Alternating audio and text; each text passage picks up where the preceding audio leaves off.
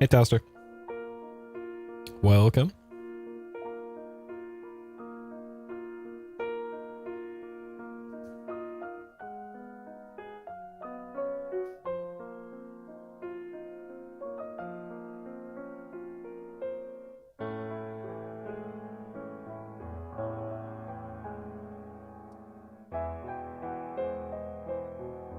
Okay. Hey, Andrew. Welcome.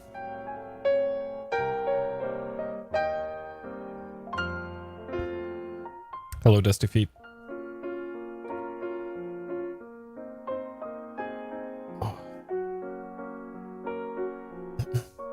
All right.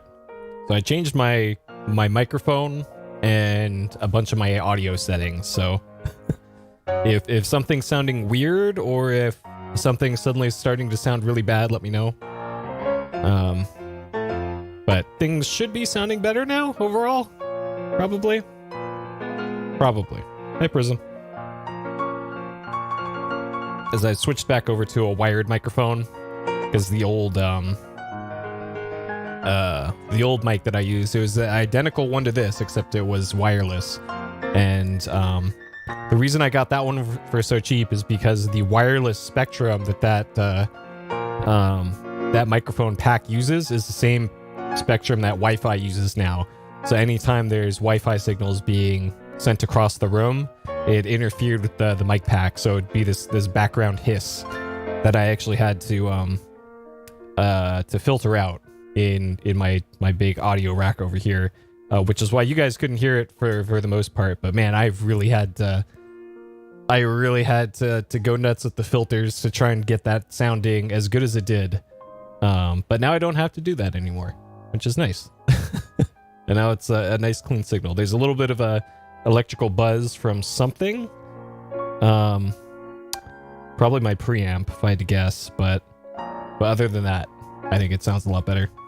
So I am again tethered to an XLR cord, but this one's long enough that it shouldn't be as big of a deal as it used to be. Oh boy. Yeah, Spy Hunter. This game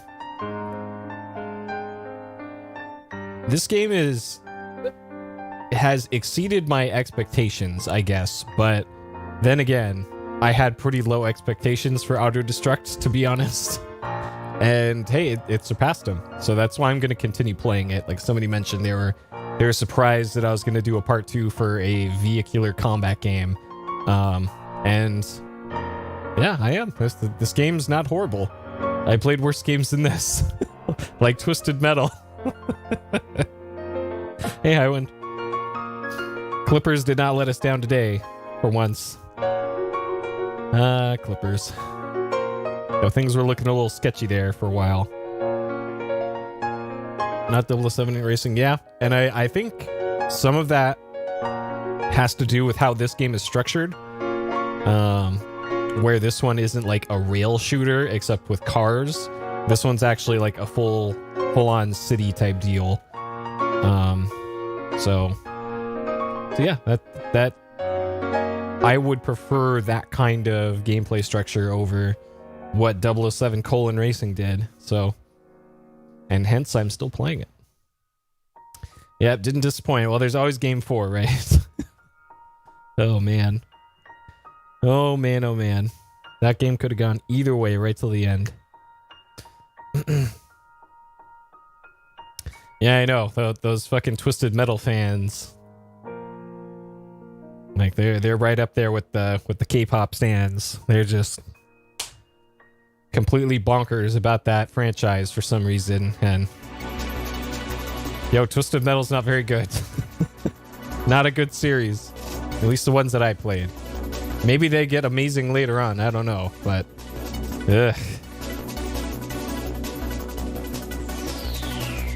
All right.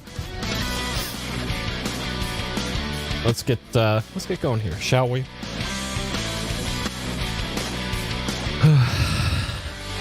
All right. Auto Destruct. PS Explosion number 207 is 1997. Action's probably what I would still call this. Like, this isn't a racing game.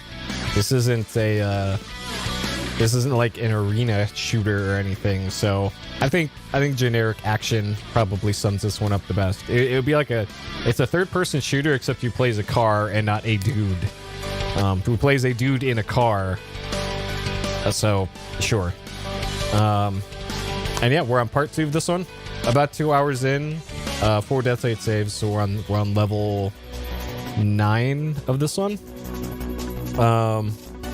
This game's got an issue or two, as much as I like it, but we'll get into that when we get into it. So, I made a brief previously for this one because honestly, there's not a whole lot to recap for this, but just in case if you missed it, here's what happened previously on Auto Destruct. Previously. Oh, I hit the button too quick. Hold on. I hit another wrong button. All right, hold on. All right, previously on Auto Destruct. Previously. I am Lazarus. I will bring death to your cities. No soul is safe. Let the harvest begin. This drum loop is never gonna get old. Careful as you'll have to consider. What can I say? Mission failed. When you reach the car bomb, park next to it and let the bomb disposal guy defuse it.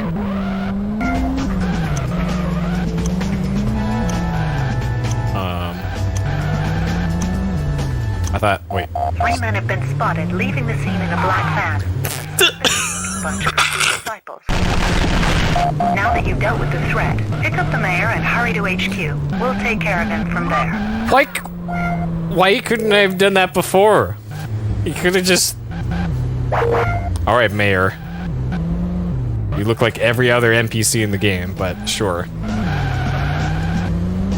Just...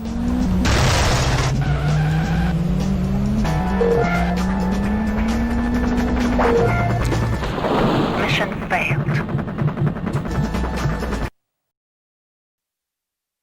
Okay. Alright.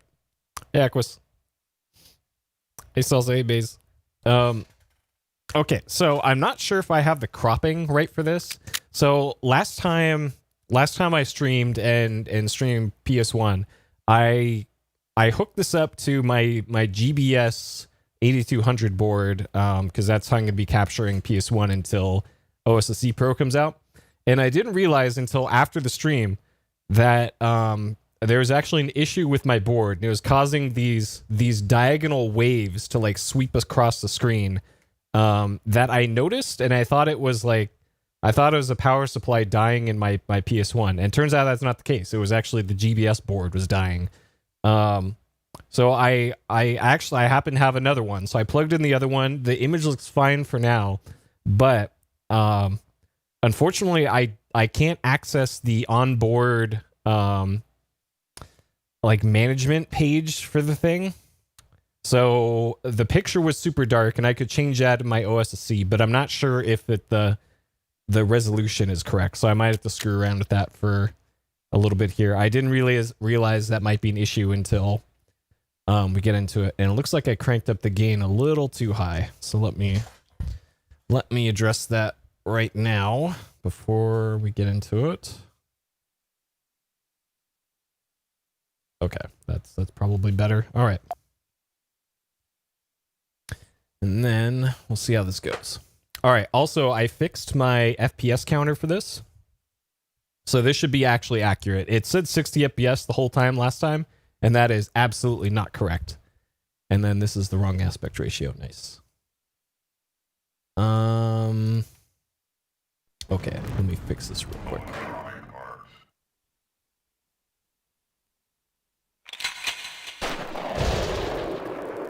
Uh-oh. Hopefully that crackling.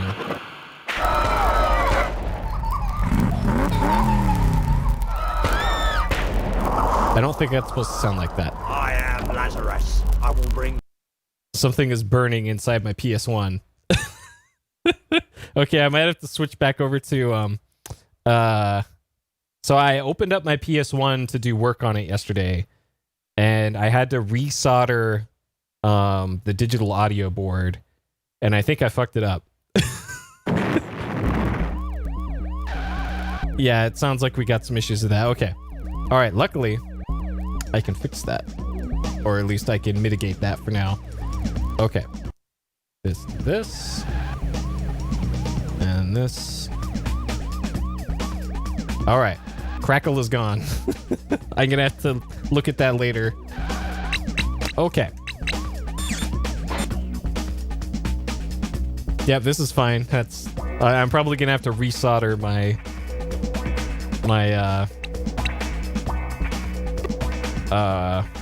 the digital audio board. This is fine. Without his allies in the police force, the situation in San Francisco has become untenable for Lazarus. He may be on the way out of the city, but he isn't about to leave without a fight. Inflict as much damage as you can on the retreating psychopath and his malevolent minions, and don't be surprised if he has a few surprises in store. Okay. Okay. All right.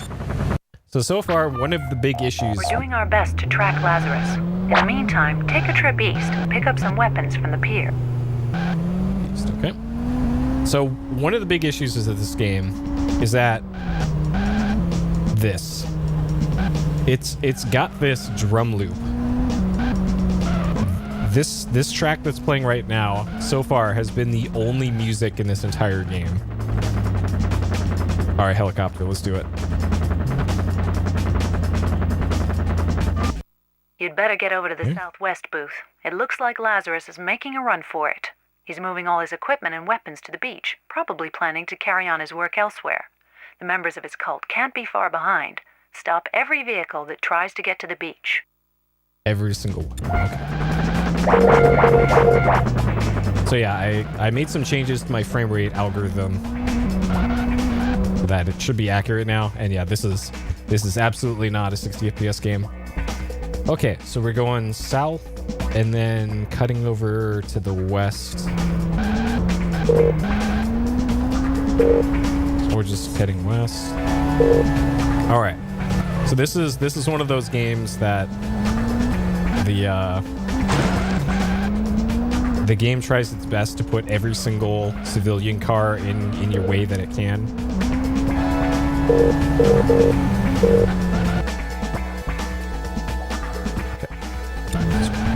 Yep, cinematic. Ubisoft would be proud. Drum bass, yeah. Yeah, I guess technically this is D&B. Technically. Only technically, though. Why is it suddenly behind me now?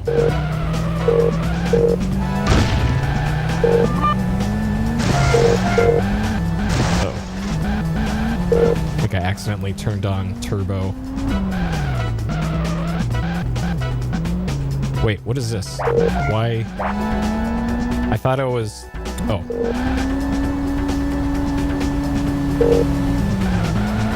The waypoint marker was to the wrong thing. Uh-oh. This might be over already now.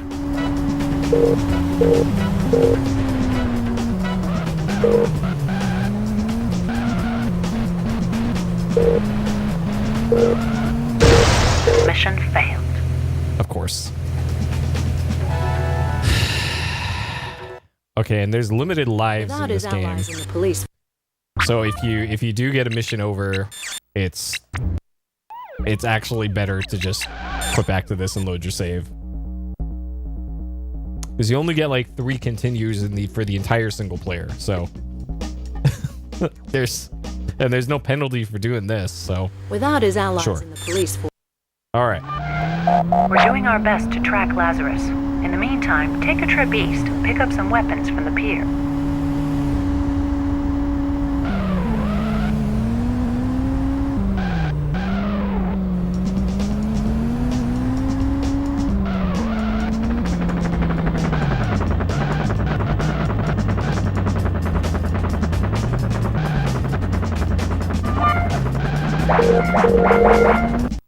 You'd better get over to the southwest booth. All right. It looks like Lazarus is making a run for it.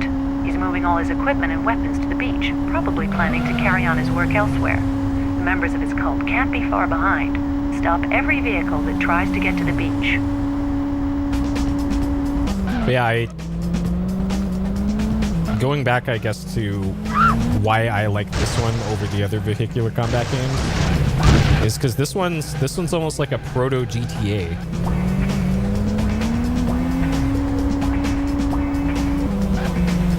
Like the PS1 GTA games at this time were overhead perspective in 2D, well, mostly 2D,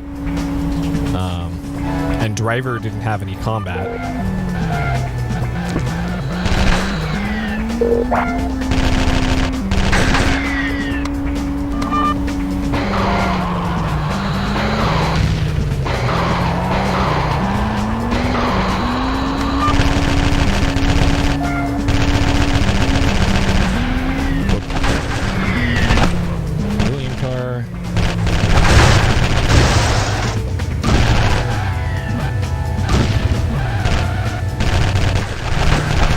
If you can't turn around. That's one down, but there are many more to come. Prevent any of Lazarus' disciples getting to their boat by the beach. Okay. Oh geez, that's way up there. Okay.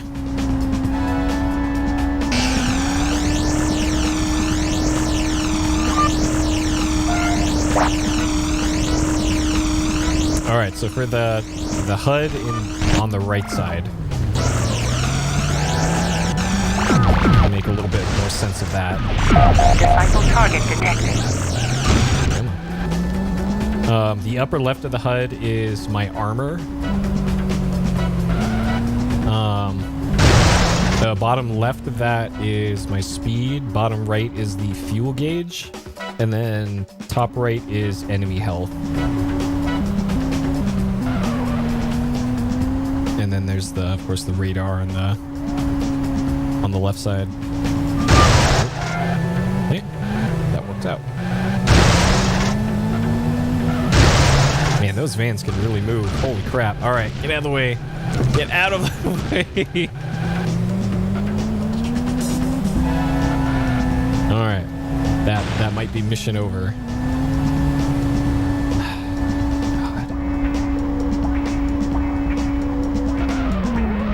Got awesome powered by that thing. Mission failed. Just like that. God. Just because one car gets in the way.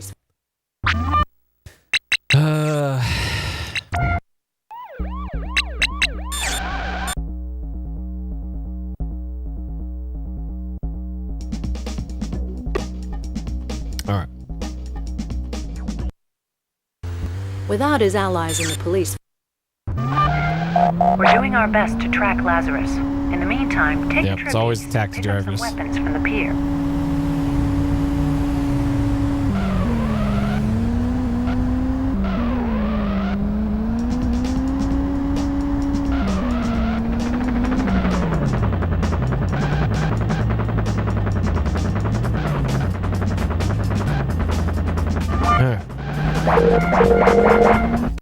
You'd better get over to the southwest booth. It looks like Lazarus is making a run for it. He's moving all his equipment and weapons to the beach, probably planning to carry on his work elsewhere. Members of his cult can't be far behind. Stop every vehicle that tries to get to the beach.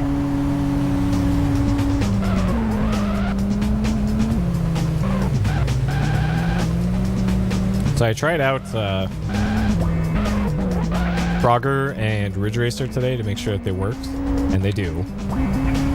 And man, those are both going to be very short games. It looks like. Because Frogger is just like, hey, here's arcade Frogger except in 3D.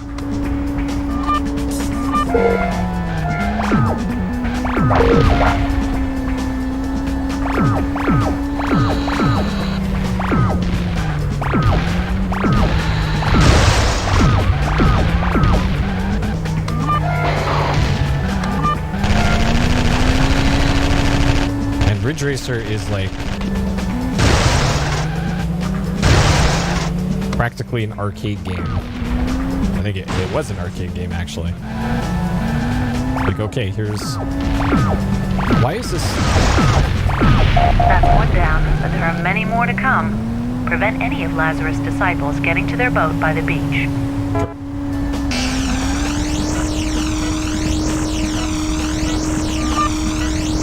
Racer is like 6 tracks, or maybe it's even 5 tracks. It's not a lot.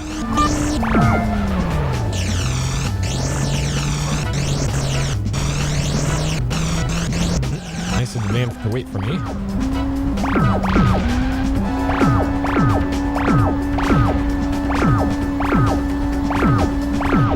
Disciple target detected. All right, no running into taxis this time.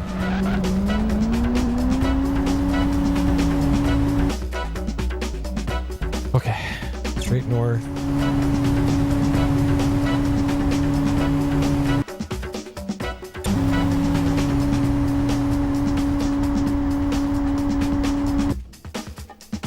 Okay, should be straight ahead here.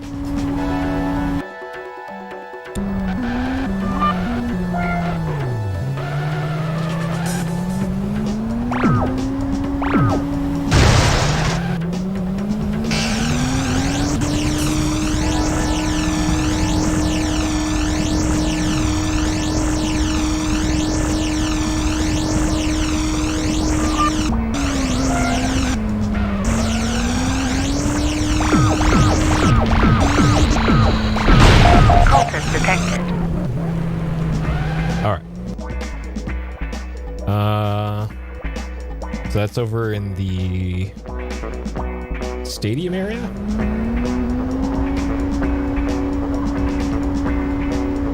So I think this is probably the last mission in San Francisco. This is the San Francisco area.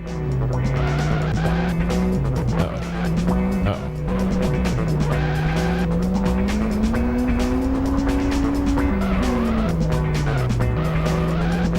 Oh, I guess it eventually comes to me. Sure. And I'm really hoping the next area has a different drum loop. Mission. You shitting me. Without his allies in the police force, the situation is... This mission is just annoying. Some of the other missions, it was like, okay, you only have to prevent one car from getting to some area, and then the rest of the mission you can do whatever, but this one, it's like nothing but Without his allies in the police a blockade. We're doing our best to track Lazarus. Time. Take a trip east and pick up some weapons from the pier. It's like, this is like the equivalent of an escort mission for this game.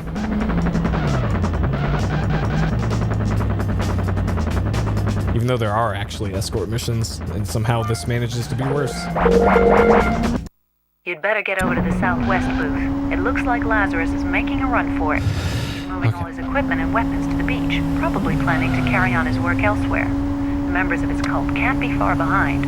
Stop every vehicle that tries to get to the beach. And I'm not sure how I would head that one off at the... on the way to the beach. Because it looks like once I get into that area where I got the last one, it'll be passing through there.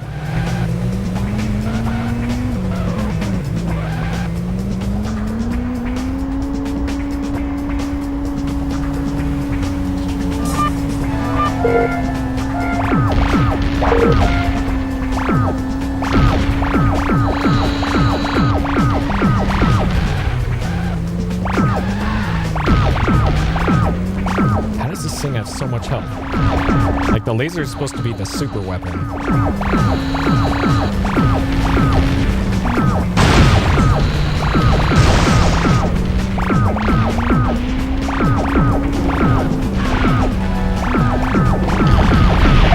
one down, but there are Man. many more to come. God, that's Prevent like... any of Lazarus' disciples getting to their boat by the beach. That's so weird that it goes from like full health to no health. And I'm not sure why.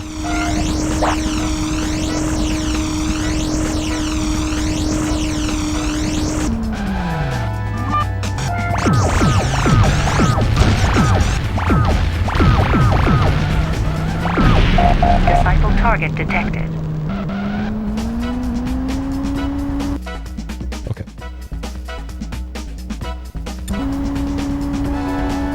And I can't really go to the healing and refueling station for this one either.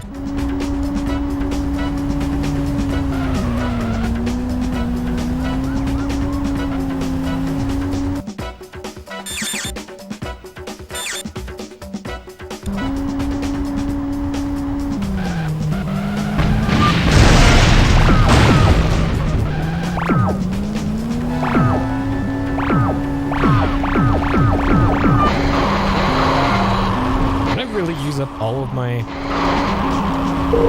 lasers already. Okay.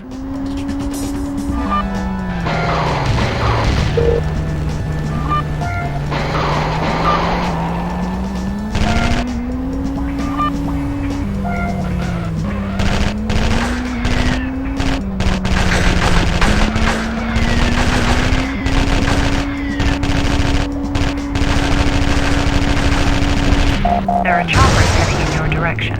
We have an armorer stationed in the lighthouse. Head up there and pick up some missiles, then take them out. Okay.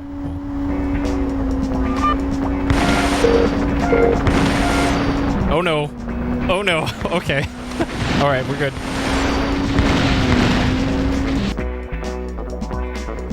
Okay.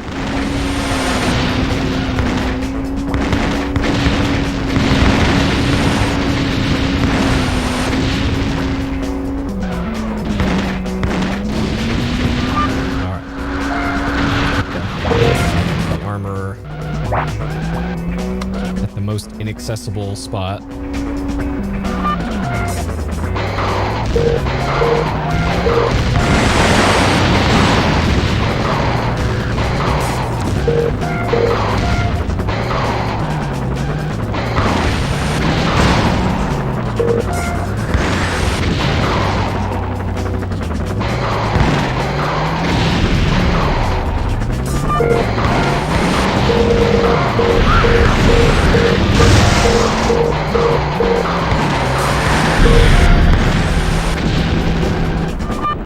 Mission failed. Oh man, this game got real annoying real quick. We're doing our... Yeah, the discard is... Yeah, it's just broken glass against retina searing magenta, which I kind of like it. Like they didn't put much thought into their save game icon, as you can see up here. It's just AD with some fake fire behind it, or no, it's just orange with AD in it. But the discard looks good. Without his allies in the police force. Okay. We're doing our best to track Lazarus. In the meantime, take a trip east, pick up some weapons. All right, I need to change my approach for when I get to the helicopter part. So after I do that, I think priority 1 should be going to a repair place. And then heading to the... Mission failed. Without his allies in the police. Yeah, PS2's got a lot of cool save animations. Yeah, that's kind of the thing that you don't really get anymore these days. Is neat little things like that.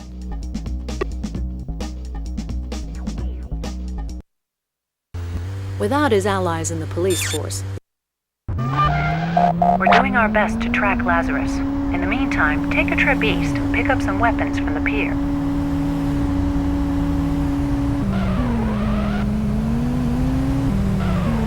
Did anybody see that that leak on Twitter like an hour or so ago of the cheaper new Xbox, the Series S? And that looks like a washing machine. You'd better get over to the southwest. And it's apparently going to be $299. That's He's moving all his that is aggressively priced for that thing. On his work elsewhere. The members of his cult can't be far behind. Stop every vehicle that tries to get to the beach. Alright, maybe I should just use the heavy homers on the first one, because that one... For whatever reason, this first van just is an actual tank.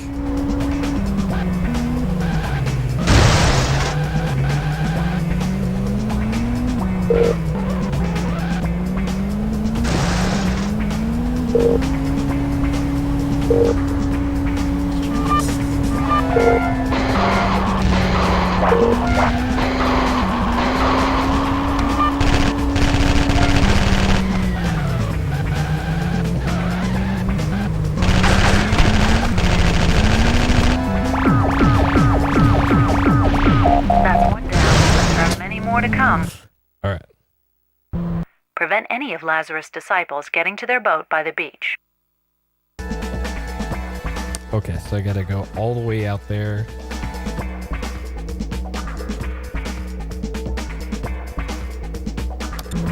Yeah, the lack of a disk drive thing is always a little off-putting, but you know, it's bound to happen at some point, right? And technically they've already done it. I think there's a version of the Xbox One that just doesn't have physical media at all. Okay, it's gonna be coming right for me. Here it is.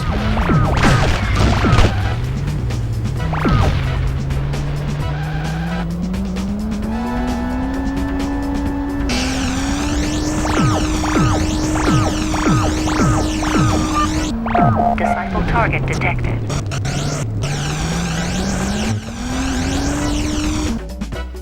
And then this one, I need to turn right up here.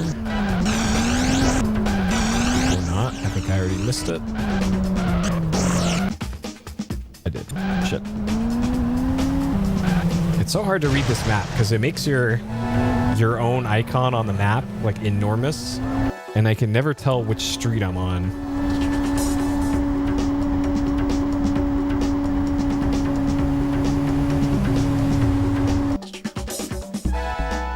Shit, it's already past me. I think this is also RIP.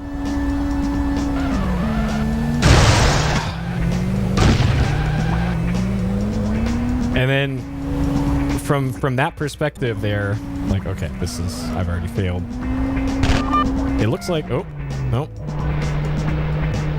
Now I have. Fuck.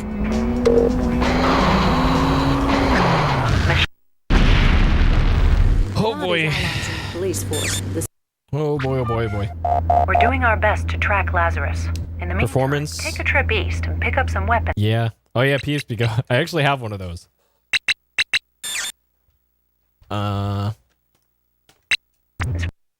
Let's see. I have it in here. I do. Here. Ha. Pretty neat little device. And for some reason it's all dusty and it's been inside of my storage thing here. I don't know how that happened.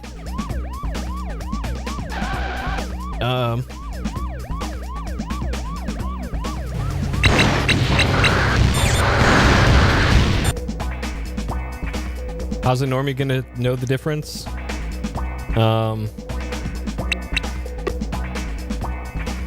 Well, for semi-informed consumers, in the police force, the situation is like let's say College Dude Bro. Doing our best to track Lazarus. If College Dude Bro is going out to Pick GameStop up some weapons from the to get the new Xbox and presented at the store between those two options, they probably still go with the lower end model. And I think the best way to compare that would be sales of like PS4 Pro versus the base model, and Xbox One X and the base model of that, or the Series S. Actually, that's probably the better comparison is Xbox One X and One S, because those came out around the same time. Stop every vehicle that tries to get to the beach. And I think the cheaper Series S outsold the one by a lot.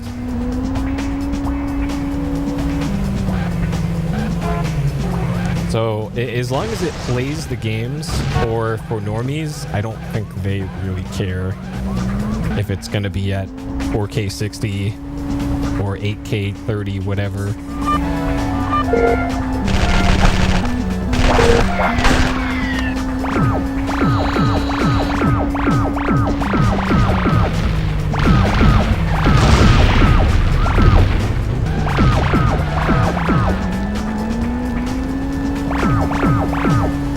And actually, kind of the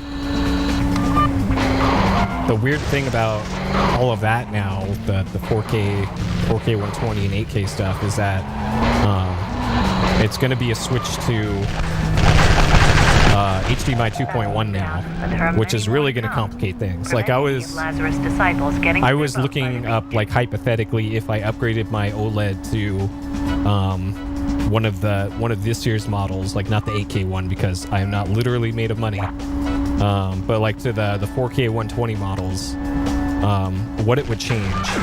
And it would change quite a bit, actually, because I won't be able to use my HDMI 2.0 gear as well as I can. Because HDMI 2.1 is different enough that it'll actually affect pretty much every single thing that I have to plug in.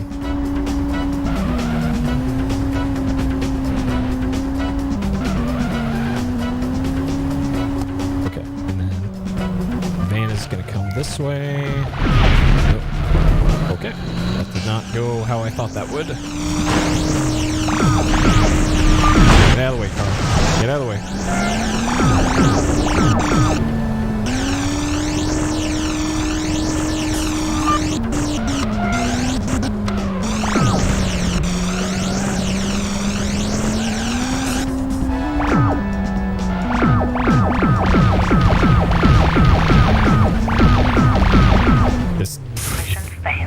Dude, this mission sucks. This mission sucks. In the police force, the situation in San Francisco is. We're doing our. Oh, okay, 3 lives left.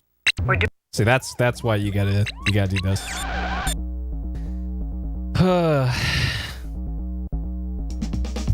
Yeah. Well, not paying $70 for it. Well, the thing is that without the secondhand prices are gonna go up as well too. We're doing our best to track Lazarus. In the meantime, take a trip east and pick up some weapons from the pier. And actually, like I've been looking at used prices for some recent stuff, and like, man, getting stuff used anymore, it's not like you can get huge bargains on things that much. And believe me, I'm looking.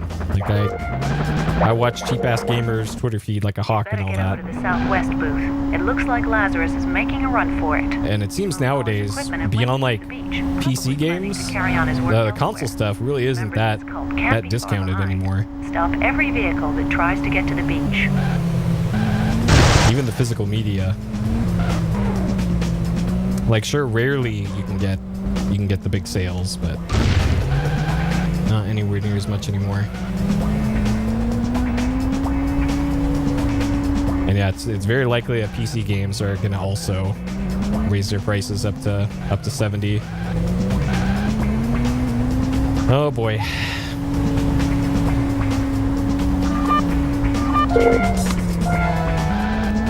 And honestly, retro gaming, not that much better if you want to use original hardware and original discs, because collectors and resellers are just gonna jack up their prices too, as they've been doing for forever.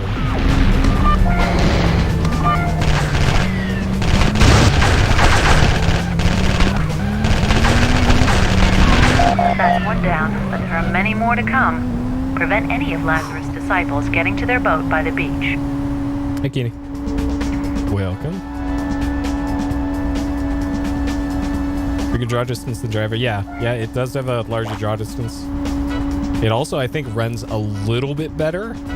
I think maybe they both run at about 20.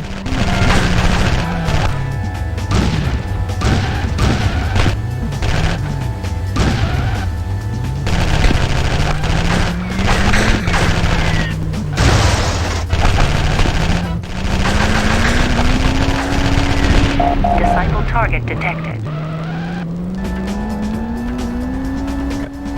This one is the troublesome one.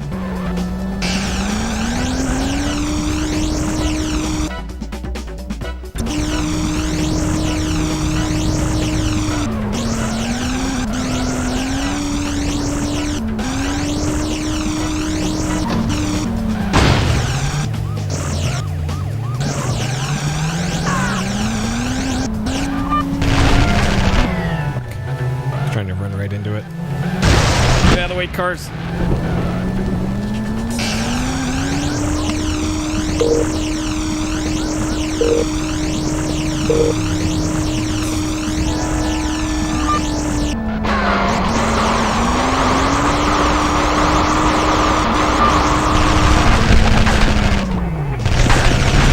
Cultist detected. Okay.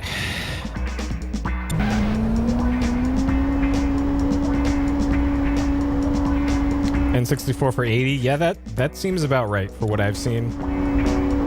For how much those have been going for. There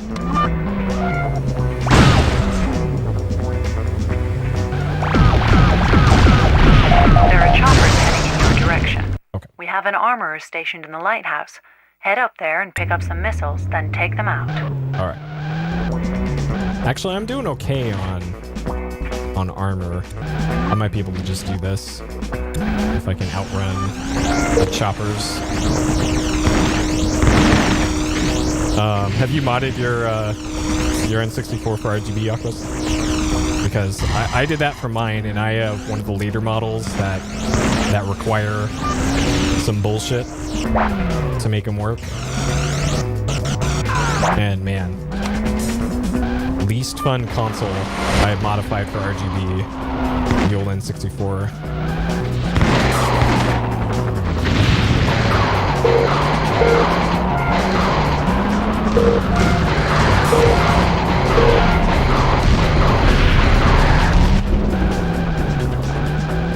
All right. Much better. Oh, don't fall in the water.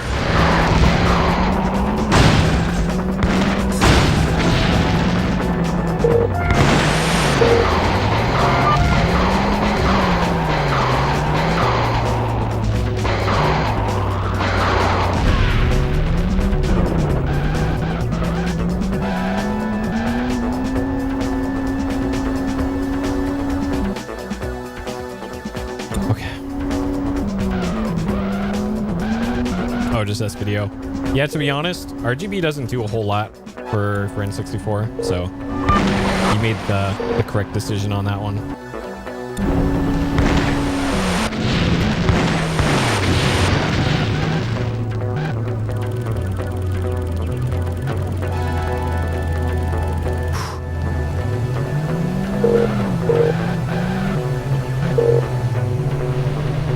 What you been playing on your 64? I think my backlog stuff is like, well, the good games on the N64. Like GoldenEye, Perfect Dark, Super Mario 64. Lazarus has gathered his remaining troops Destroy all inside the vehicles. stadium in the park. The entrance is well guarded, but you must find a way to get inside and destroy everything that moves. Huh, okay. Finish up Perfect Dark, Black Score's the left. Nice. Yeah, I've never played Blast Core. It looks neat, but I think I tried that before, and I didn't play for very long because I didn't like the camera angle of like not being able to see much of anything in that game.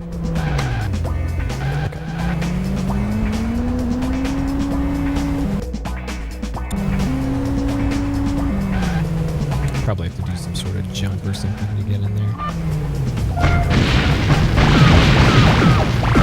Holy shit. Holy shit. Yo. Mission failed. Without his allies in the police force, the situation in San Francisco has become untenable for Lazarus. He may be on the way out of the city. All right, let's say this is the final Doing level. our best to track Lazarus. This is the final boss right here. Take a trip east and pick up some weapons from here. Because my patience for this game is wearing very thin. And this is like halfway through the game, apparently. There are button codes I can do, but if this is what mid-game difficulty is supposed to be for this, then yeesh. You'd better get over to the southwest booth. It looks like Lazarus is making a run for it. He's moving all his equipment and weapons to the beach, probably planning to carry on his work elsewhere. So I need to save some Can't be missiles far behind. for that Every final part, I vehicle guess. tries to get to the beach.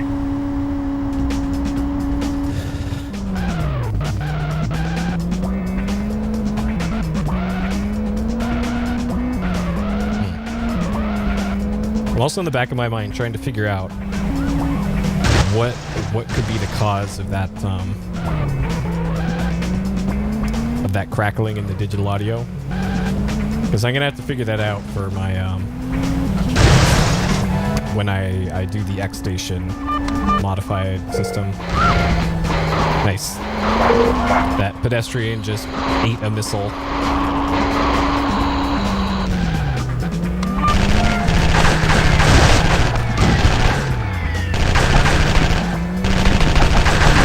That's one down, but there are many more to come.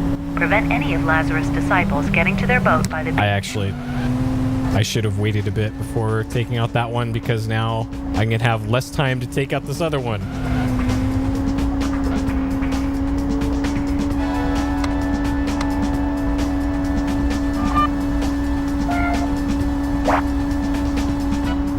Unless I hit it like head on.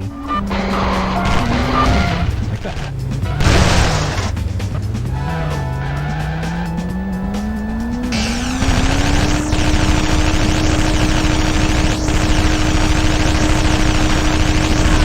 Disciple target detected. Oh boy.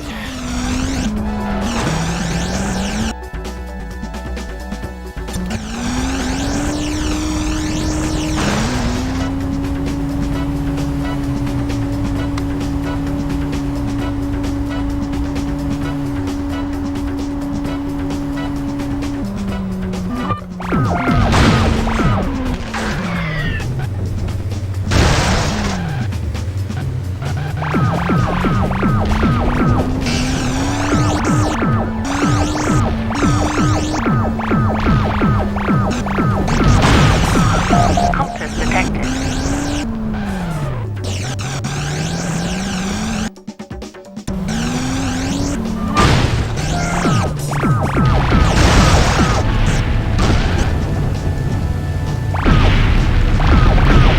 There are choppers heading in your direction. You have an armorer stationed in the lighthouse. All right. Head up there and pick up some missiles, then take them out. It's crazy how inconsistent this level can be.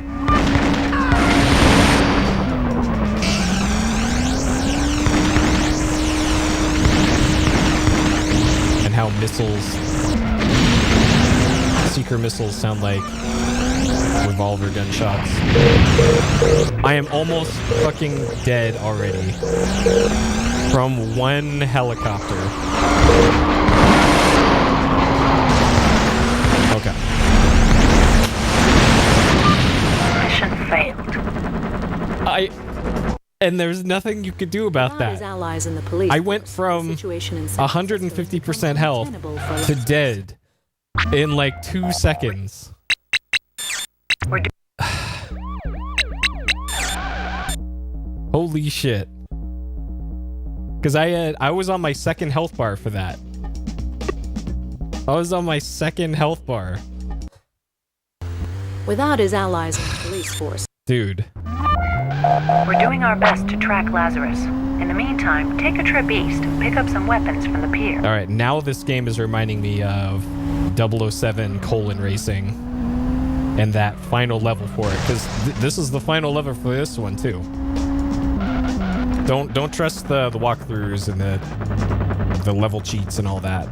This is actually the final level of Auto Destruct. That's why it's so difficult. You'd better get over to the southwest booth. Lazarus is making a run for it. He's moving all his equipment and weapons to the beach, probably planning to carry. All I want to find out is if the level after this far behind. has a different Every vehicle that tries to get to the beach. a different song for it. That's all I really want to know. And I'm gonna find out. And then I'm going to hit that power button.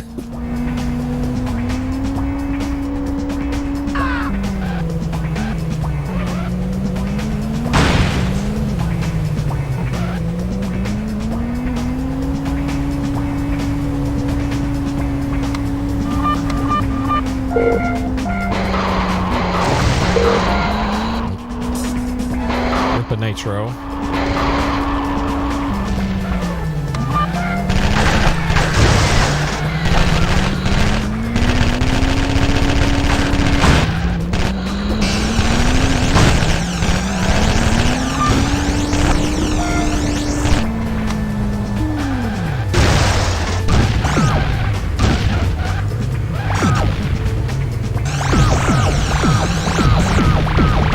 thing's almost, it was at full health. That's one down, but there are many more to come. Prevent any of Lazarus' disciples getting to their boat by the beach. How? I hit it with 12 missiles, and it wasn't damaged at all when I got to it.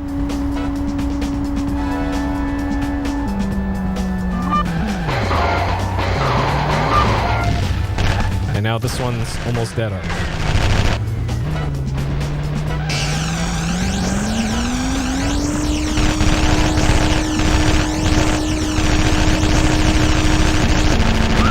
Disciple target detected.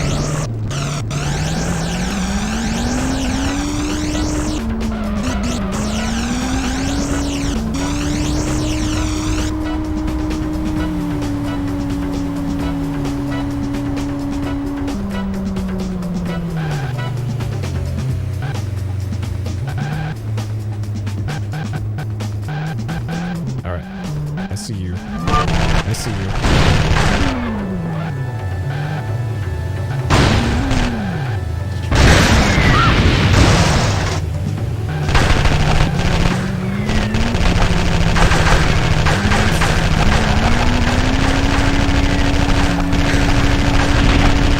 Cultist detected. Okay.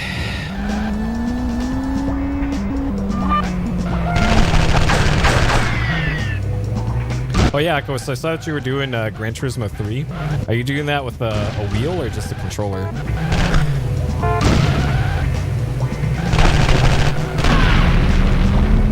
GT3. Quality choice. Love that one. Probably my favorite Gran Turismo. Like I did the thing where you... Your direction. We have an armorer stationed in the lighthouse. Head up there and pick up some missiles, then take them out. Alright, I'm absolutely getting the health back before I do this. Because yeah, I did the thing where you put a rubber band on the left analog stick and hold down the X button to do endurance races to unlock the F1 cars. Oh, just controller. Yeah, you can keep your eye out on like Goodwill for a Force GT, because you can actually use USB wheels like that for like GT3 on PS2.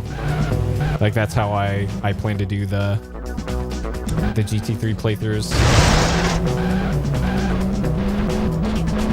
or the PS2 racing game. And those wheels work on PC as well, and PS4 or PS3. I'm not sure about PS4. You might have to use a converter.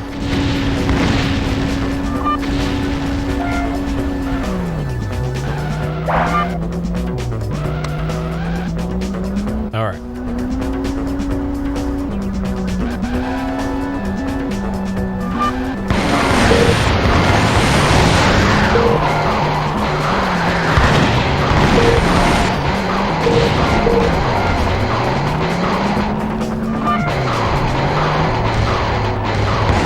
Because I think I got mine for like 60 shipped. I'm almost dead again. Holy shit. Oh, God. Okay. Alright. Don't fall in the water.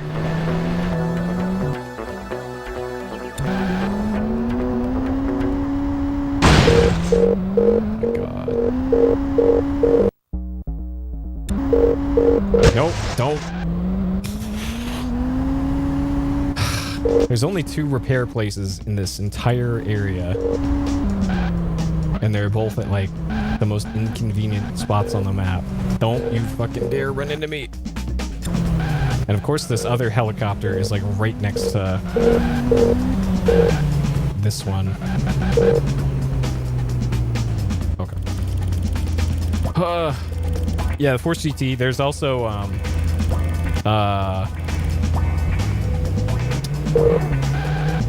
there's a few different models.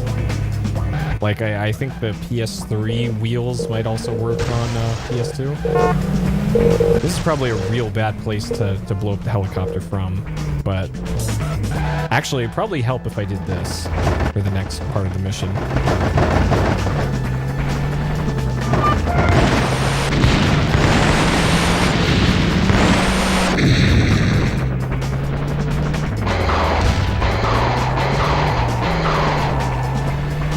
But yeah, the one I have is called Force GT, and it does work on PS2.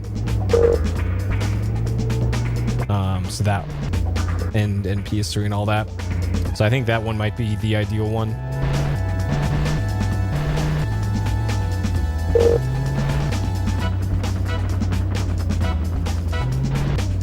All right, helicopter, come on.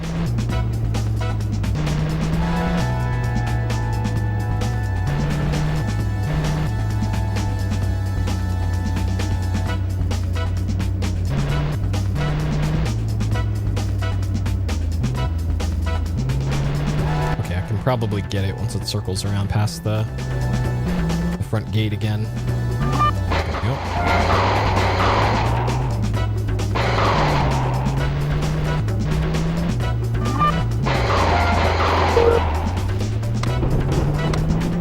All right, there we go. Has gathered his remaining troops inside the stadium in the park. The entrance is well guarded, but you must find a way to get inside and destroy everything that moves. All right, there's me. Hey, Orange Blur. Okay. Okay.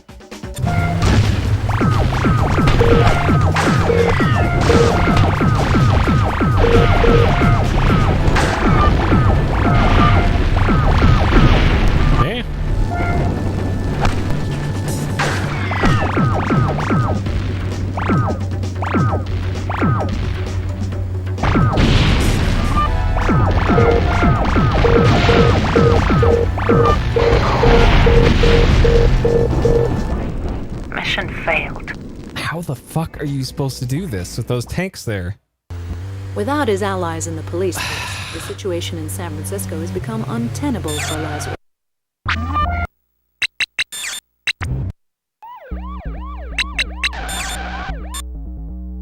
Oh boy. Oh boy, oh boy. This level. Even if you try and cheese it, the game does not let you. Without his allies in And the those police tanks normally aren't that accurate. We're doing our best to At least in track levels Lazarus. before In the this, like meantime, they take a trip east and pick up some weapons from the pier. wouldn't be blowing you up that quick. So something definitely weird here with how those are doing.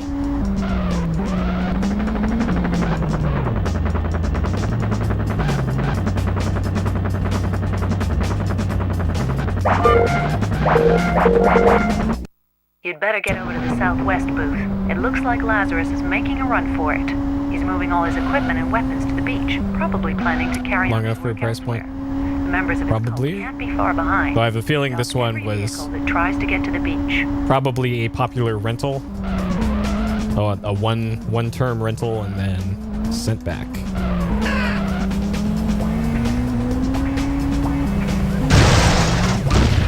Of hey, look, it's another Twisted Metal, except by EA.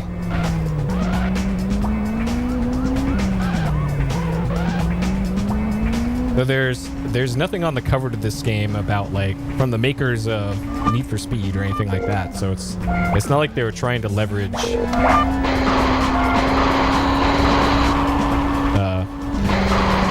brand or anything,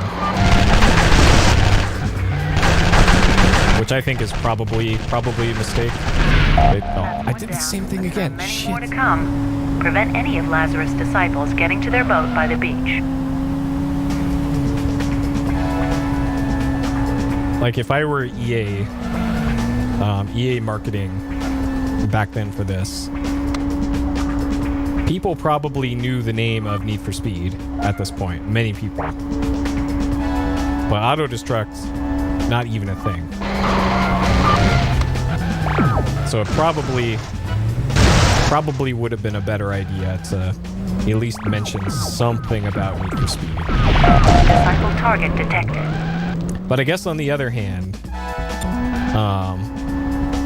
I don't think back then car makers allowed destruction of their cars in games like that.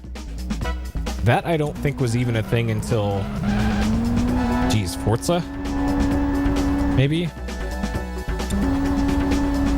Because they wanted their cars to always look pristine. Like, sure, there's technical limitations and all that, but for licensed cars, I don't think they allowed any sort of car damage for a while. Alright, man, stop it.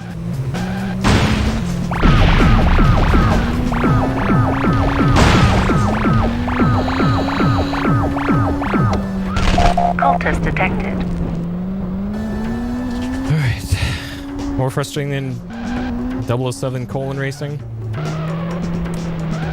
Well, I think it's a better game than 007 colon racing. But yeah, it's certainly gotten me the big mad a few times already. On this level.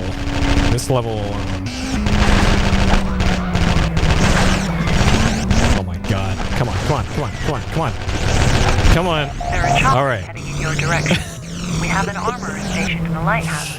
Head up there and pick up some missiles, then Okay. take them out. That is like about as late as you can get that kill. Okay. Alright, time for this bullshit part. Because yeah, the part about this part of the mission is that there's the helicopters. They could just decide to, okay, we're gonna hit you with all the missiles all at once. Good luck. And there is nothing you can do about it.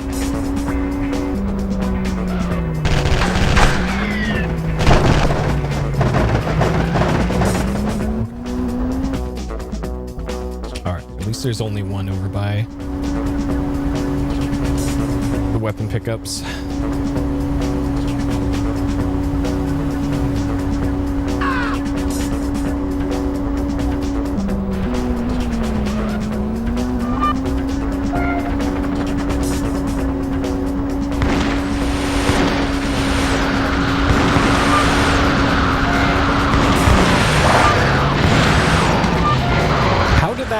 Catch up to me.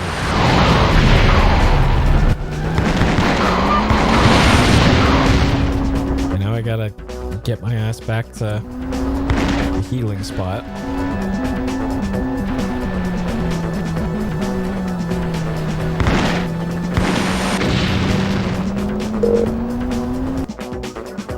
Turn left here.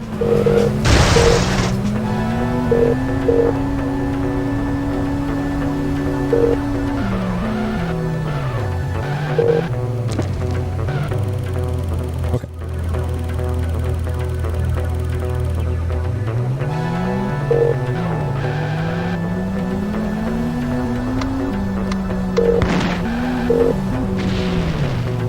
All right. There's still 3 helicopters left.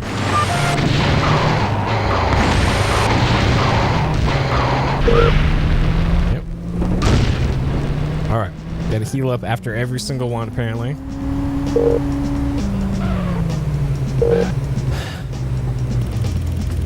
Man, what a bad mission. What were they thinking? And then that other one is just kind of hanging out down south, which is a problem.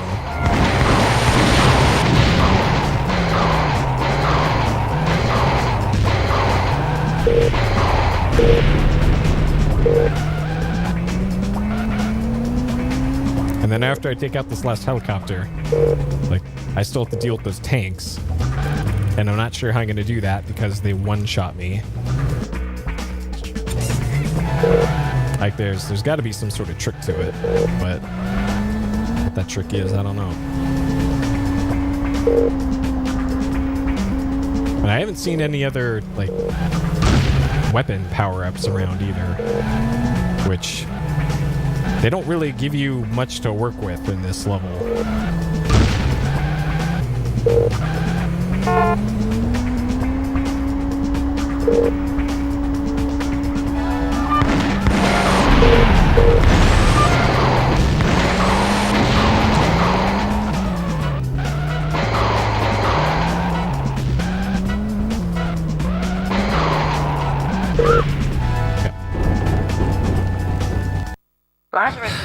his remaining troops inside the stadium in the park. The entrance is well guarded, but you must find a way to get inside and destroy everything that moves. Yeah, and I thought I did get inside last time, and I destroyed almost everything. But maybe the tanks aren't an objective, and they intend you to cheese this?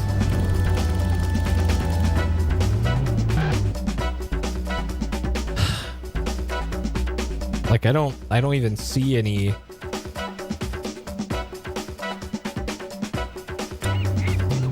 Okay. I guess I'll go over to the north side of that area.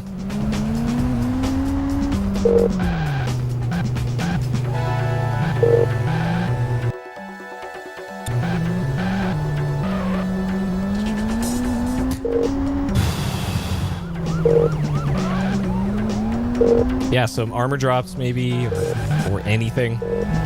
Anything drops somewhere. Like where's my helicopter backup? Okay, so the tanks are like a block to the west of here. So I can't even show my car face over there. And it seems like I need to use like a jump or something to get into the stadium area. Either that or I need to like corner peek or something to.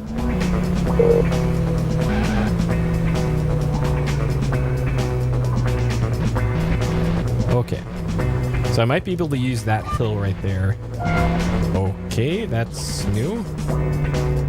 All right. Yeah, they give you a bunch of turbo. Okay. Mission failed. Without his allies in the police. All right. I'm done with auto destruct.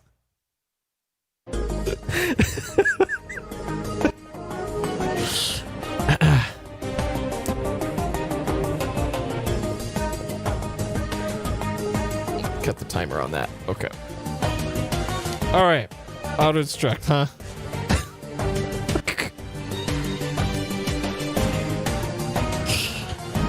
Completed? No. Cheated?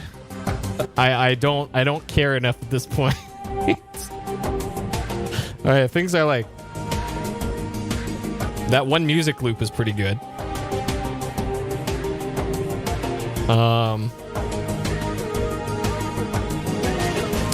Graphics are pretty decent for the kind of game that it was.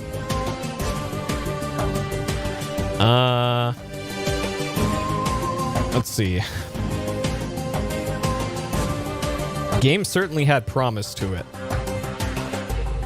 So this was like a proto GTA 3. Like Driver, which came out I think in like 98 or 99, I want to say, like a few years later.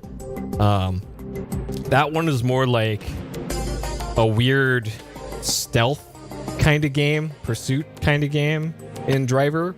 That was still open-ish world. But this game does kind of the same thing, except it actually gives you weapons, which is very different from Driver. At least Driver, the one that I played. And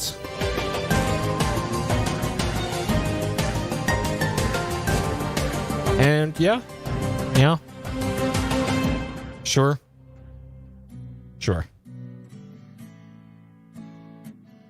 Everything else. All right, dank memes. Driving into a pond. Drum and bass loop that plays for the whole game. Nice. Microsoft. Perfect. All right, drum and bass, absolutely. Alamaus, I don't know, and I don't care to know at this point. All right, difficulty is hard. Probably a 4 out of 5 because this game's filled with bullshit. I did make it to the halfway point, and like, man, that difficulty curve when you get up to there, that's some bullshit. Like, And I think even if you do boost your way into that stadium area, you're still going to get blown up by the tanks probably.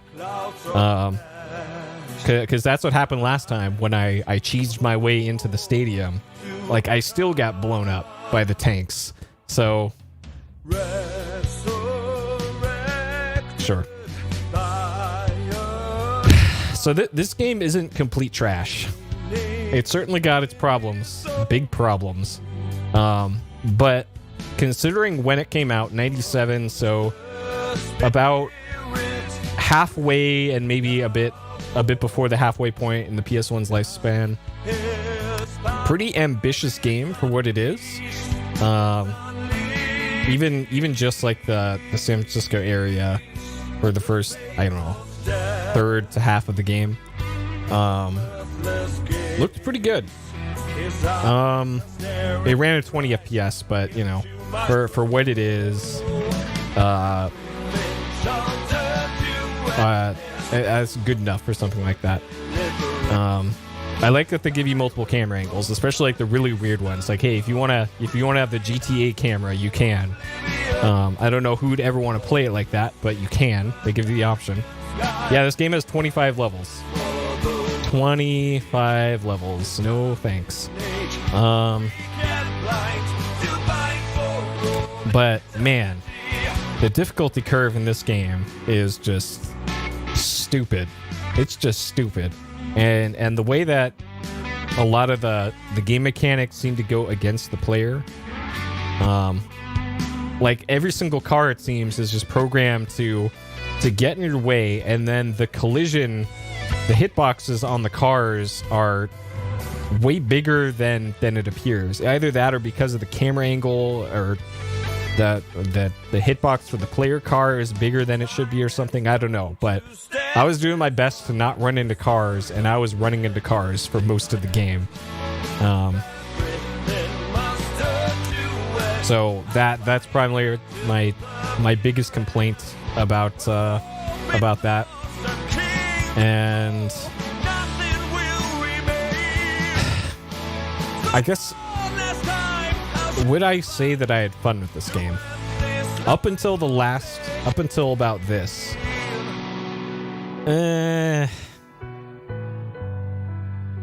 Honestly, I think this is probably still more fun than Twisted Metal, but to me that's not saying a lot.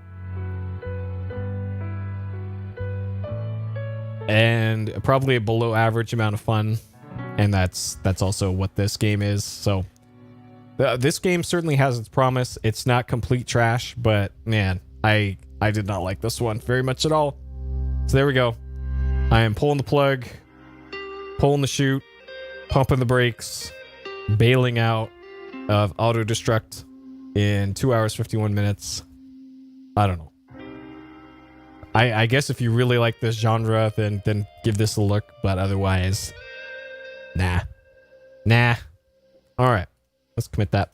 Okay, so the next PS Explosion games are Frogger, the Frogger remake, or whatever they decided to call them in 97 is I think when Frogger came out, the PlayStation version, and then after that is Ridge Racer. So those are the two upcoming, and then let's see what the one after Ridge Racer is. So PS Explosion number 210 will be, so it won't be a racing game, it won't be a platformer, because I think that's what Frogger is.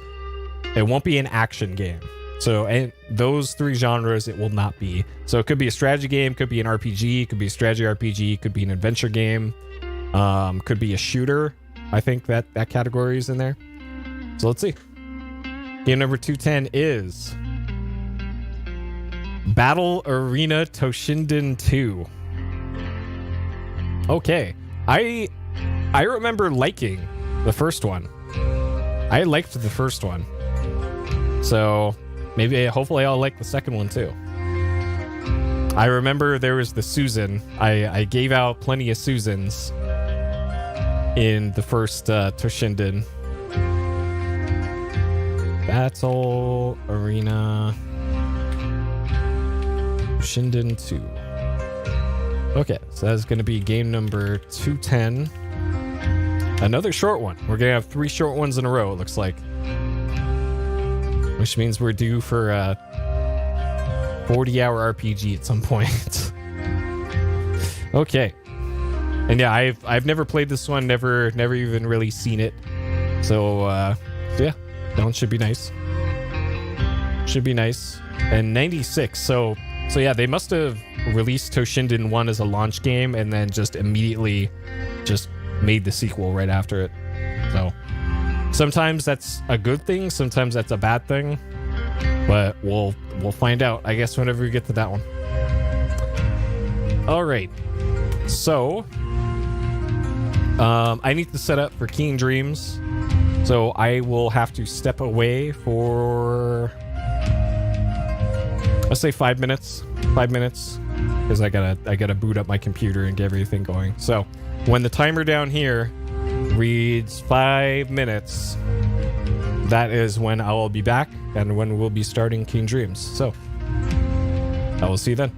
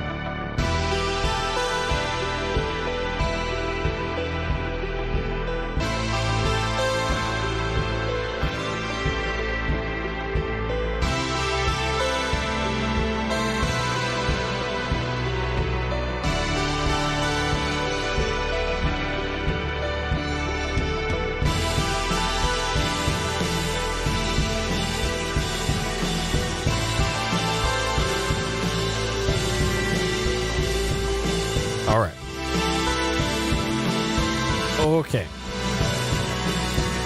Make sure my keyboard's working here.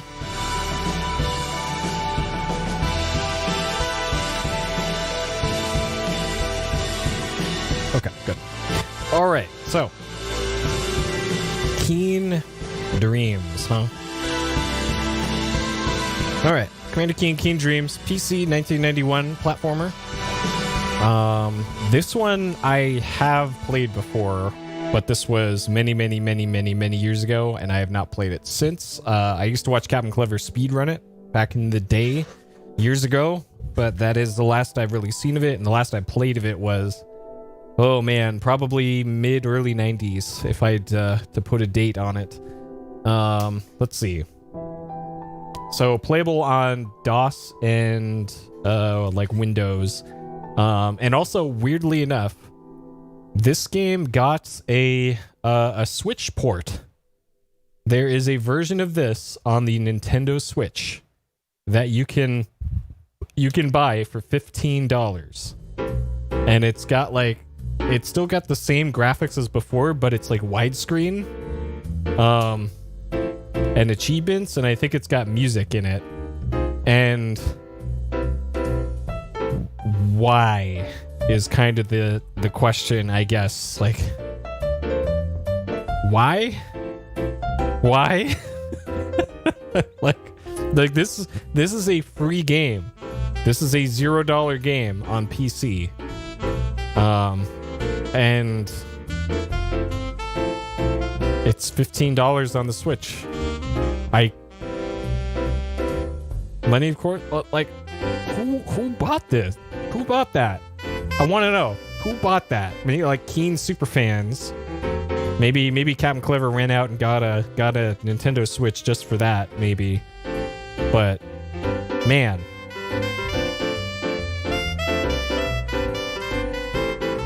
You probably don't need that. And it's not like, I don't think there's like achievements or anything on Switch. So I don't think anybody got it for like the Switch achievement points or something. Studio bought the rights. No, it's still a licensed Apogee game. Like, Apogee's still around. And the developer who did it is like Some Guy Studios. It's like Person's Name Studios. Like, I guess somebody's just really passionate about Keen Dreams, which I don't blame him. Keen Dreams is incredible. Incredible game. So maybe that's why. It's just like passion projects that they just released for money on Steam. Wii Store, right? I don't know. Okay, so I'm going to be playing this on Apogee's still around. They have a Twitter account. They actually had a press conference yesterday or the day before, and they actually announced there is an HD upgrade to an HD remaster HD to Crystal Caves. I am not joking. This actually happened. If you search for Apogee Games Twitter, and it'll bring up their Twitter account, there's tweets about their announcements they did the other day, and one of them is Crystal Caves HD. It's just the most random thing. Like, it is an actual thing. It's great. Like, I love it that this is a thing that's going on. And I think that one's also coming to Switch. So yeah, Apogee Games still around. They're still kicking. They're still doing their thing in the game industry. Okay, so I'm gonna be playing this on real hardware. And last time when I streamed Keen 1, 2, and 3, my wrists and my fingers were actually hurting because I was playing it on the single large 108 key keyboard that I use. And my fingers and wrists weren't having a good time with it. So here is my solution to how I'm going to handle that this time. So previously I played on that thing, and now I'm going to be playing on these. So I'm going to have one hand right here, and then another hand here for the pogo and all that. Because these two keyboards, I replaced the keys on them with clear switches that are super easy to press down. So this should make my hands not feel like they've been slammed in a car door after after the end of the stream, which is what they felt like after playing however many hours of Keen 1, 2, and 3 I did last time. Okay, so I already got the computer booted up here. Let's get into it, shall we? So Keen Dreams does not have music, just like Keen 1, 2, and 3. But it does have ad-lib sound effects, so that's kind of the difference here. Okay, let's not run over my mic cords here. Alrighty. Hands playing on the Switch. Yeah, I really don't like playing games on the Switch controllers. I'm definitely gonna have to figure out some sort of alternative thing. Yeah, the old school Windows look. Here, let's go for ultimate old school Windows here. Here.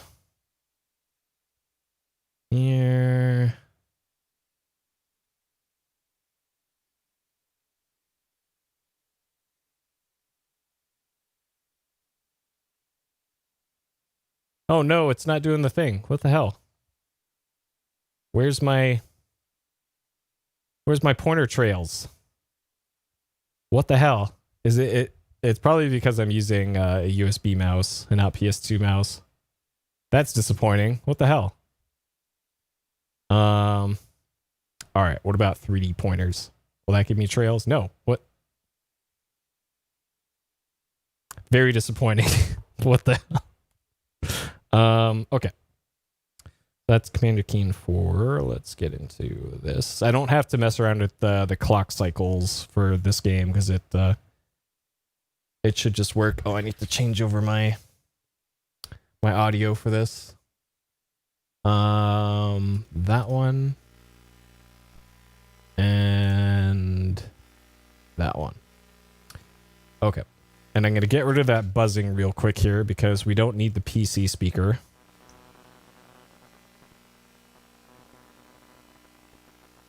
Okay. Well, the buzzing's still there, but whatever. That is way too loud. Holy shit.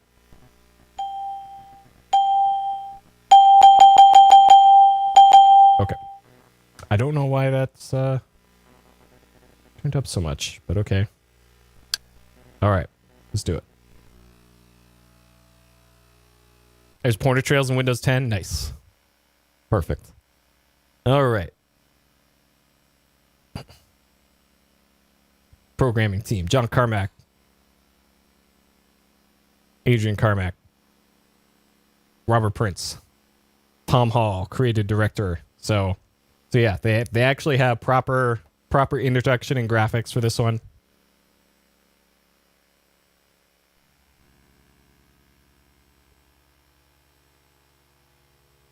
Proper title screen. Pretty good. All right. Wait, we're doing Keen Dreams. So what am I doing in this one? I completely forgot. We are in Keen Dreams. There we go. Okay. So the weird thing about Keen Dreams. So detected sound hardware, Sound Blaster, PC speaker. We have all this memory. Joystick mouse.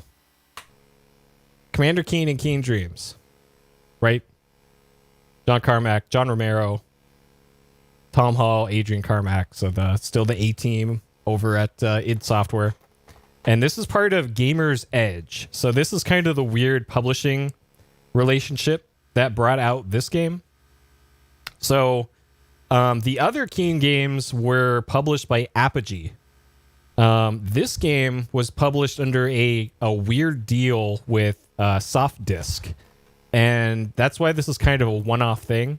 So this game, Keen Dreams, is kind of like a weird beta for the second Keen trilogy for 4 through 6.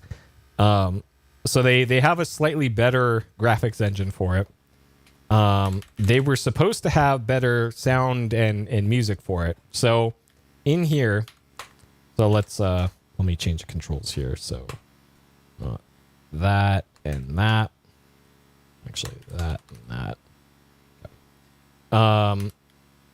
So sound device, PC speaker, ad-lib, we'll use ad-lib. And then turn music on and off. So ad-lib and Sound Blaster music is enabled right now.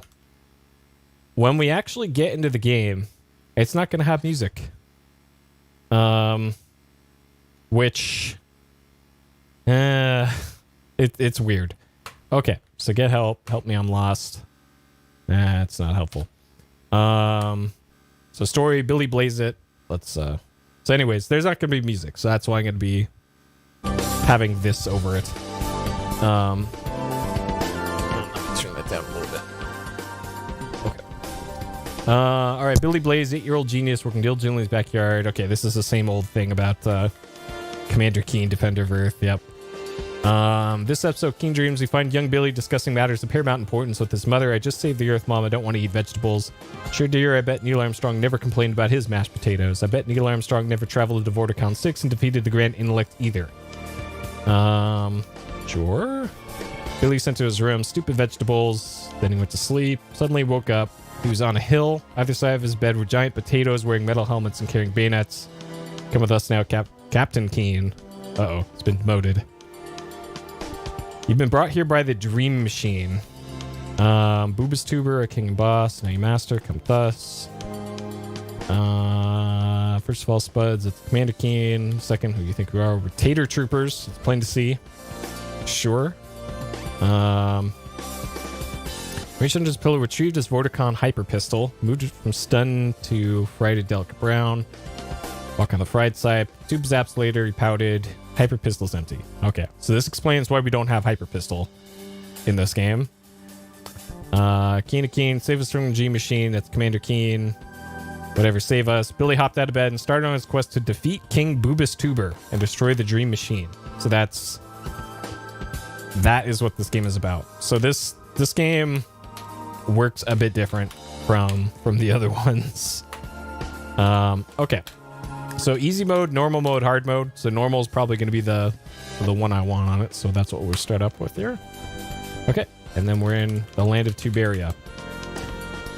Yes, this is PC DOS. Let me tab out here.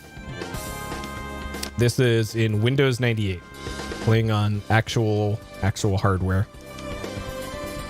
Yeah, the old Boobus Tuber. Okay. All right, so there's our sound effects. All right, so we don't have any Boobus bombs. So I think most of the enemies in this game, kind of like Commander Keen 1 or the original trilogy. This has got some weird stuttering going on here. Yeah, that click sounds pretty good, right? All right. So if I remember correctly from Captain's speed runs of this, oh my god.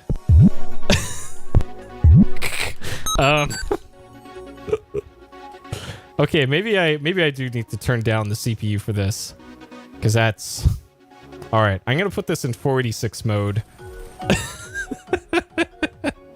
All right, 486. Let's see if that helps matters. All right, so my CPU's been downclocked now.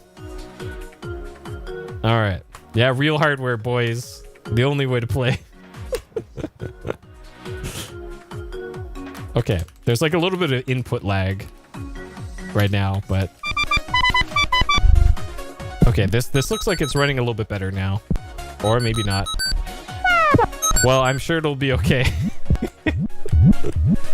I doubt it's like my DOS machine overheating or anything. It's probably some weird video card thing, or like just Keen Dreams has issues. Okay, so those things give you five bombs. Oh. Yep. All right, you can't look down apparently.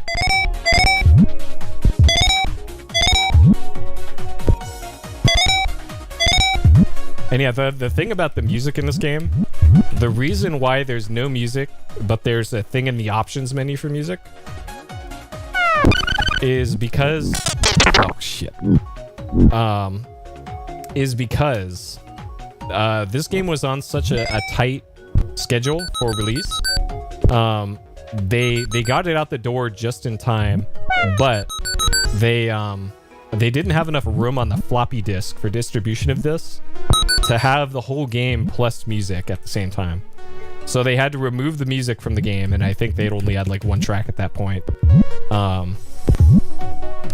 they didn't have enough time to redo the menus for the game, which is why there's that misleading menu of, hey, turn music on and off, even though music does not exist in Keen Dreams.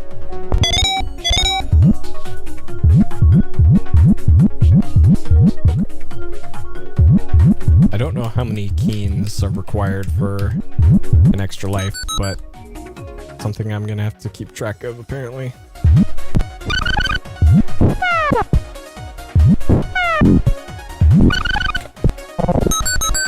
Alright. Shouldn't be dying so much in stage 1, but it is what it is, I guess. So if I remember the speedrun correctly,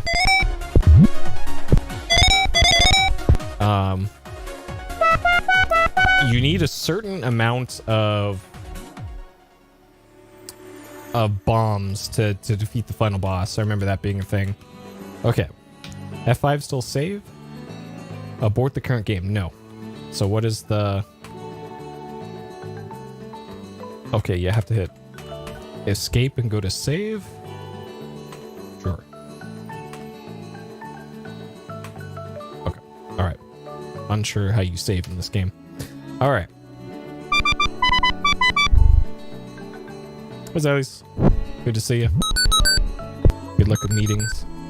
So another thing that sets this Keen in particular apart is that you don't have the pogo stick in this game, because we are Pajama Keen that does not have the pogo stick. Okay. So the levels for this game are also quite a bit simpler than the other ones. Kind of shows how much effort they put in this one compared to the other ones.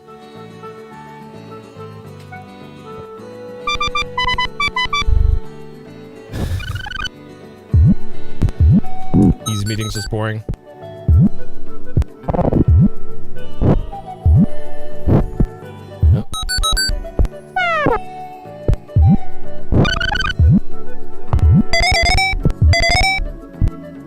I finished up auto destruction, by the way, in case anyone is rolling in here after I did all that. I did my best to get through auto destruct, but auto destruct, oh geez, auto destruct was not cooperating. So I remember this room from the speed run. Oh.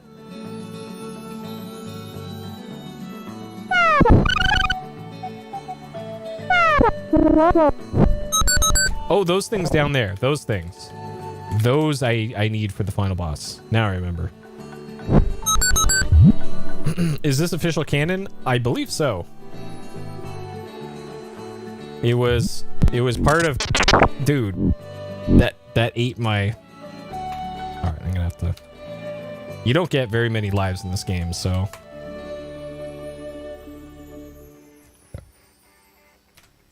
I'm gonna do this anytime that happens.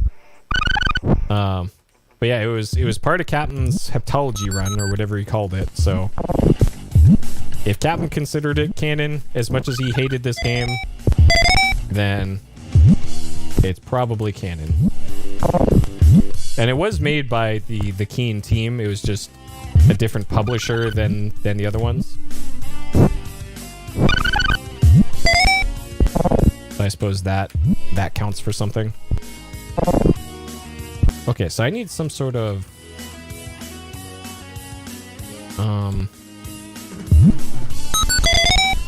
okay, so I need that key, and then I could have sworn there was a way to climb up ledges in this game.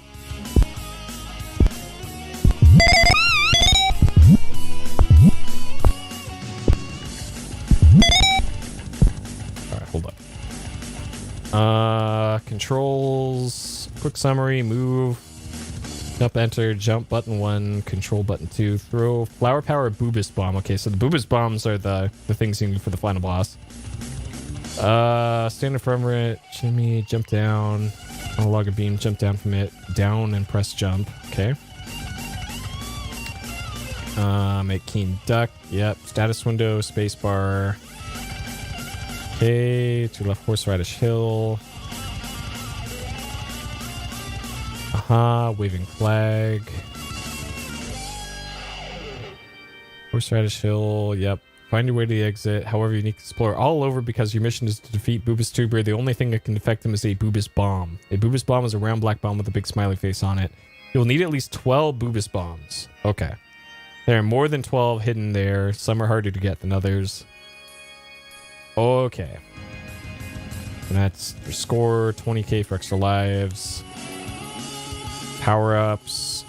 Okay, this doesn't say anything about climbing up ledges, which don't assume anything.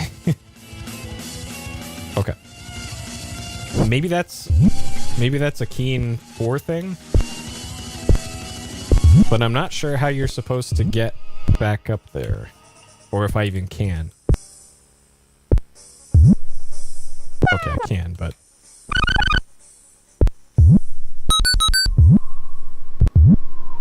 Alright.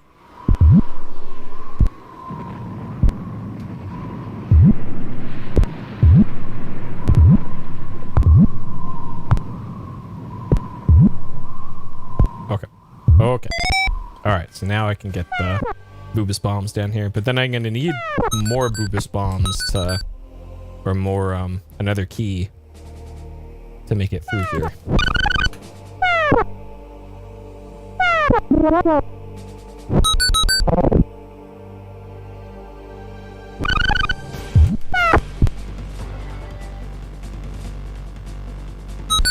Yep. Oh, no. Okay. Oh, that's how you get out. Okay. No way!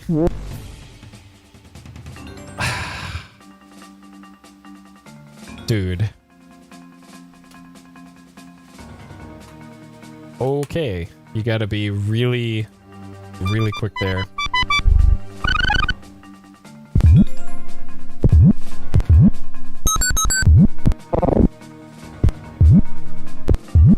Alright. So already substantially more difficult than Keen 3. Especially when you don't have the mobility of the pogo. And the jumping is a bit harder because you don't have the different physics. So the physics in Keen 1 through 3 were a bit more forgiving. And you also had to kind of charge up your jumps. Alright, come at me over here. There you go. Alright.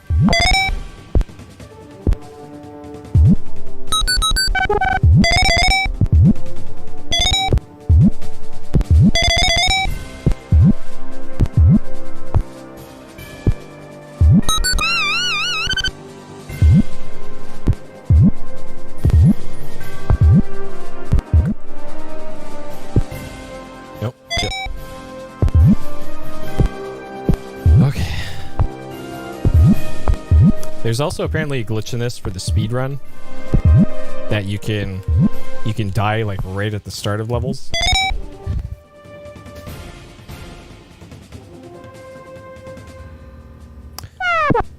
Yeah, Keen 4 was technically shareware. So yeah, those were available to be part of big collections. Like that's how I got Keen 4. Actually no, maybe I got Keen 4 from just a regular floppy. Because like grocery stores had floppies with shareware back then.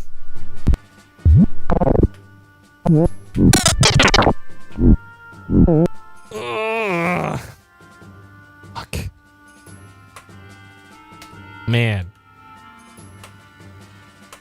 Because I remember, God, it probably would have been like 1994, 3 or 4, maybe even 92. Going to the grocery store and getting, there's a floppy disk for like $3, I want to say, that had this incredible game called Gulf War on it, and it was real bad. It was like Choplifter was kind of the gameplay for it. So that was a low jump that time. Okay, so apparently those guys can have different jumps. Sure.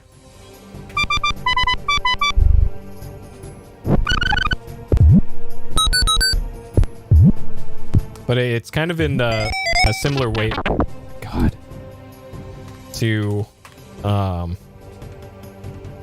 like grocery stores selling like, hey, here's some Fortnite E-Bucks or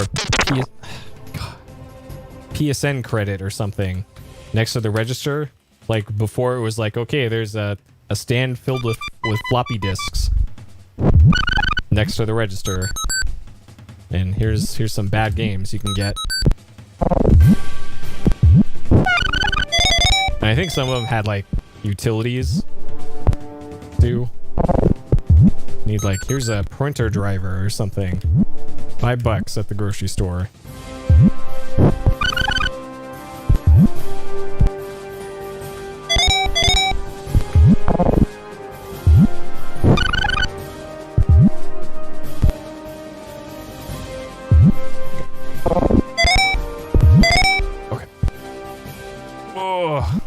Pogs. No, the Pogs are sold at the those were at the card shops. You didn't buy Pogs at the grocery store, or at least I don't think I ever saw them at the grocery store. Those you got at the baseball card store, which later became the TCG store. We'll get some X-Men trading cards, or the Alien 3 trading cards, which I actually got a pack of those. I don't know why I did, but I did. I was mostly into the X-Men ones. Those were neat. And I got nowhere near a complete set of those. You can probably get those complete set on eBay for like $10 now, but back then, if you had a full set of X-Men trading cards, you were the coolest kid in town.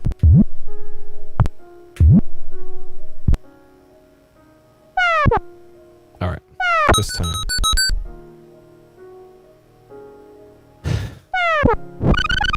Yeah, in comics too, though. I think the store I went to was strictly trading cards. I don't think they actually sold comics.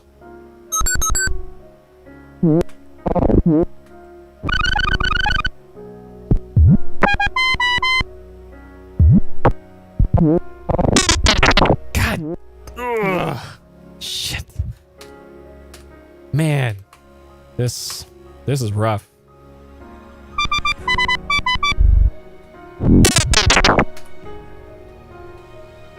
This is rough. AOL discs? Yeah, they had those too around here. That's kind of funny that the UK would have America Online. There wasn't a UK equivalent of that.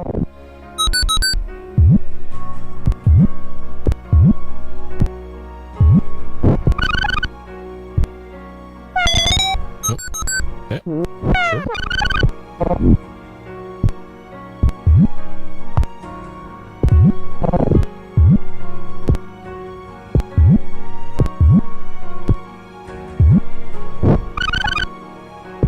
Yeah, my family used AOL as well for a while. Okay. Until we, oh my god, they can jump up there too. Until we switched over to cable in, when would that have been? That was maybe 99 when we switched over from dial-up to cable, and man, that was quite the speed boost. Going from 56K to I think it was 5 megabits down.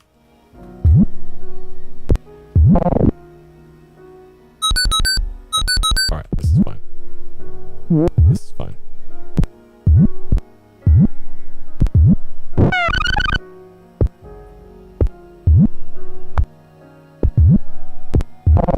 And that was one of the...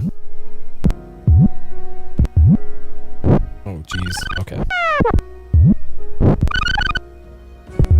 That was one of those weird times when the internet was still geared around most connections being dial-up.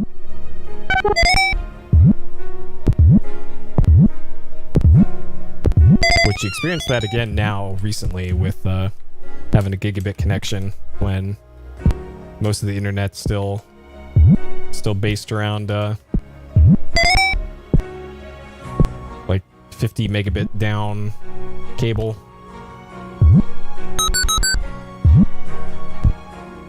I'm gonna be real sad when I move in like 5 or 6 months back down to LA because they don't have gigabit fiber where I'm going. I'm gonna have to get a crappy cable connection again, and that's gonna be a bummer. I've been on gigabit fiber for, geez, like 6 years at this point.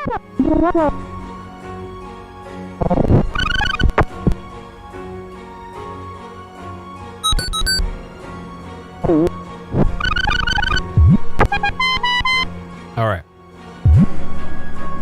So I don't think there's mid-level saves for this game. Oh, you can throw those up. Okay. That's... Did not know that. Alright. We might actually beat this level.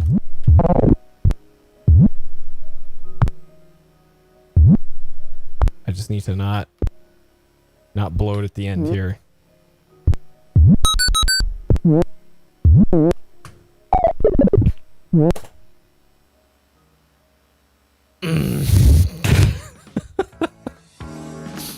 Oh, that's... I just remembered from the manual. You can hop down from a thing above it.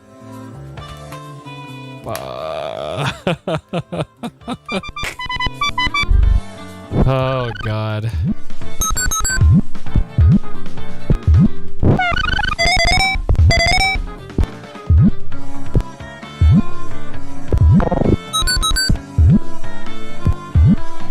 Alright. Yep, Keen Nightmare. There's actually a, there's a Keen fan game that might as well be Keen Nightmare. Okay. Alright, we got rid of that guy.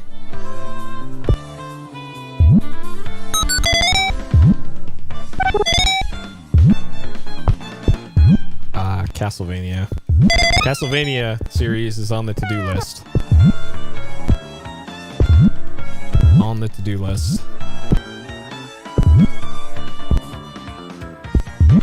But I'm not sure I want to play Haunted Castle or whatever that original arcade one is.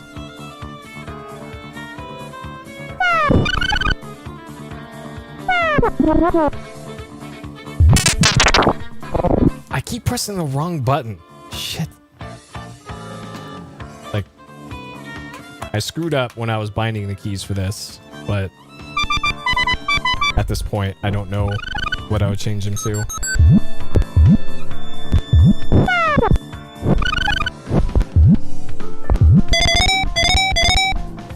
Okay.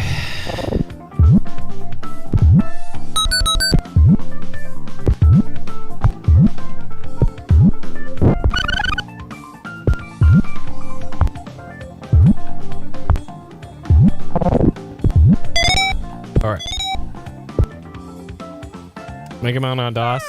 I actually played that one, I think.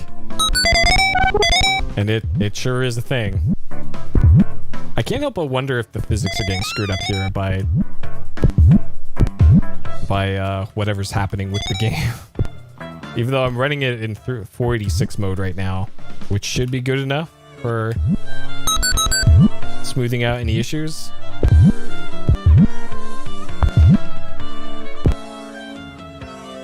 But something's definitely weird with how the game is running.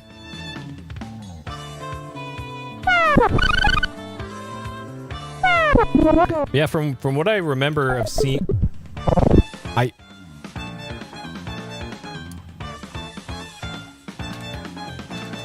I hit up and I hit the throw bomb key.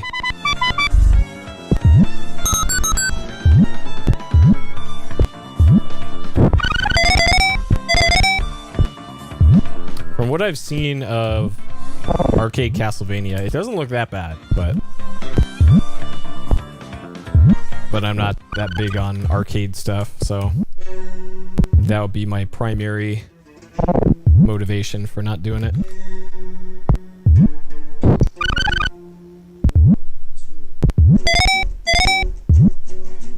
And I think that one got a console port on some sort of collection.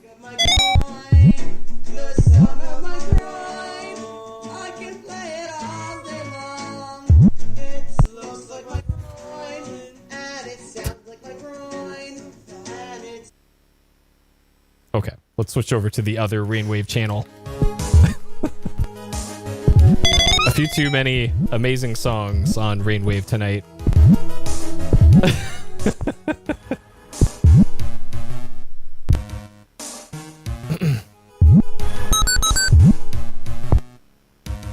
Yeah, whoever's curating Rainwave, what are they doing?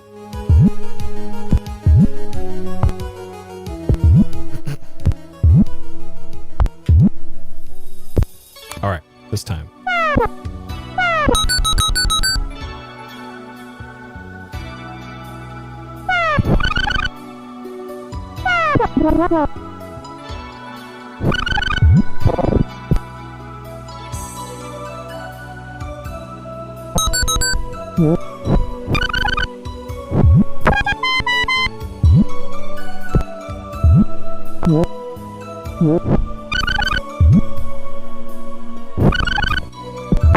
All right, this time. Arcade Classics Anniversary, okay. I'm not sure I'd call it a classic, but sure.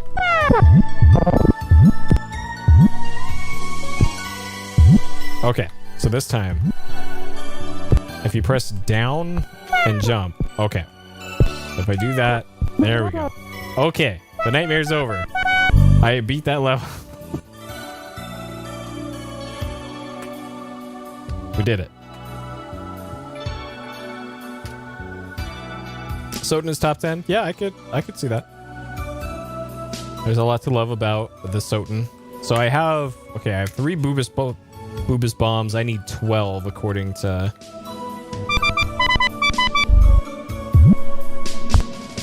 If I remember correctly, these drop on you. Yeah, okay.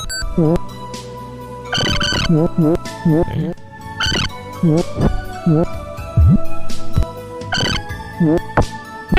And you can't touch them at all. Jeez. Okay. Sure.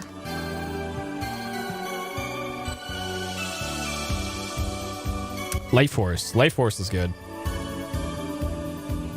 AKA Salamander, I think. It's got a good soundtrack, at the very least. I don't know about the game is a shmup or not. Okay.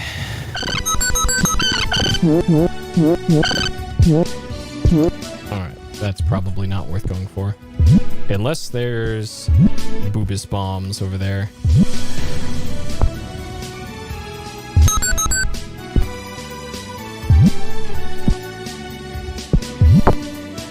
Uh-oh. Uh-oh. Okay. The walkable area for that is very weird.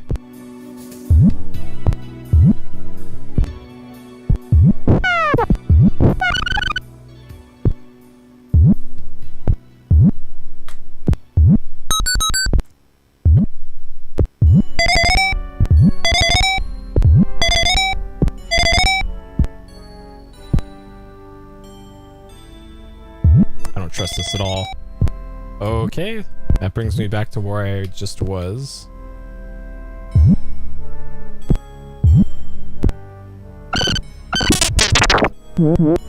I let go of the move key. Dude. Please.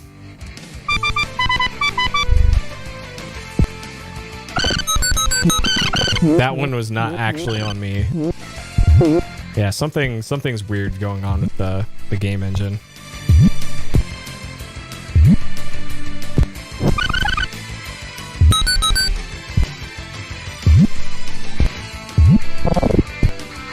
Definitely not me making excuses.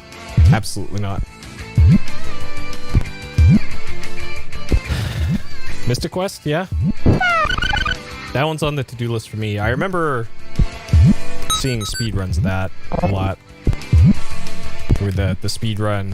The speedrun's supposed to be like super technical or something, but every time I used to see it, it was like, okay, the run just comes down to Pazuzu, I think. Whatever the Birdman is. That's all I really remember. Is there's the Birdman, and then the end of the game is on like a boat. Okay, can I? How are you supposed to do this? I can't like. Oh, you're supposed to just do this quick. Okay. And then that one's too close down. Okay. Because, yeah, like, Pazuzu's position is random. Yeah, the elevator. Yep. That is about all I know about Mystic Quest. And that apparently the game kind of plays itself, but still requires some skill.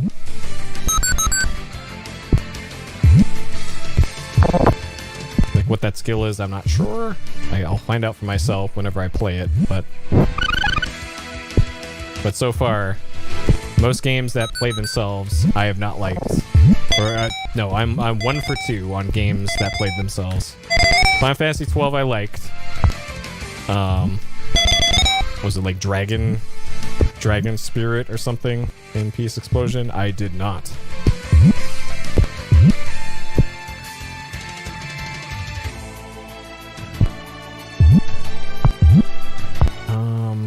We're supposed to what? Drop down? Okay, I wonder if I can go to the right from there instead. You party member? Yeah.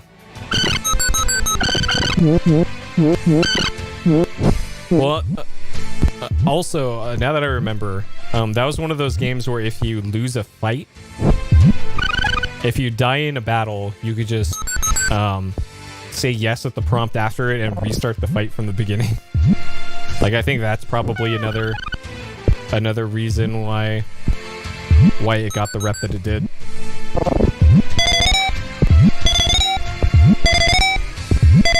Or at least a game like Super Mario RPG, which I think had the better way of dealing with that, was sending you back to the last save point you were at, but you kept all of your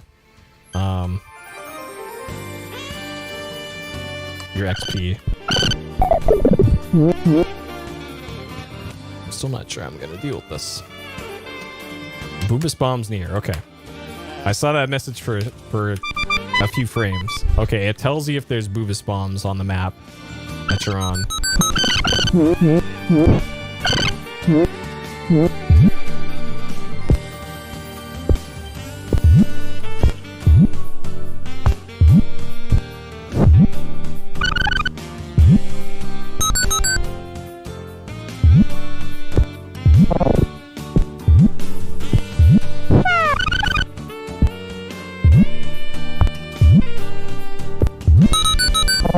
Oh, it actually came out in Europe. Yeah, that would be a good reason to like those then. Yeah, and wasn't that the first Final Fantasy in Europe? And then like the next one to come out was like 8. I want to say. Okay. Ooh, this is.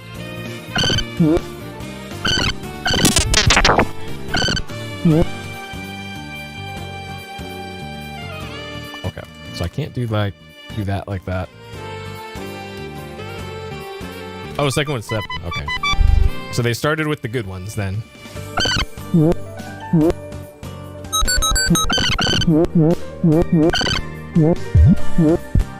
They didn't inflict Final Fantasy VI on you until years later.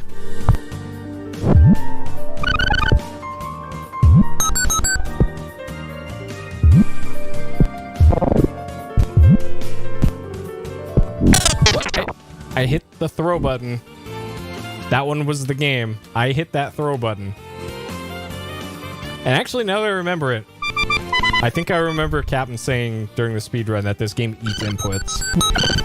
And I can see why, because it's like... You could probably tell... Oh, I just realized I still have the crop on from PlayStation earlier. There we go. That's how that's supposed to look. There we go.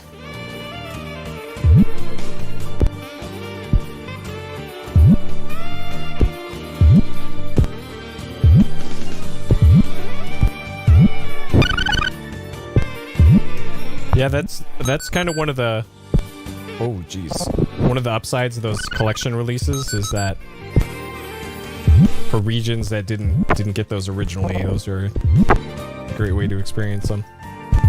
Even though they're kind of the inferior versions. Because they don't have the instant loading and all that.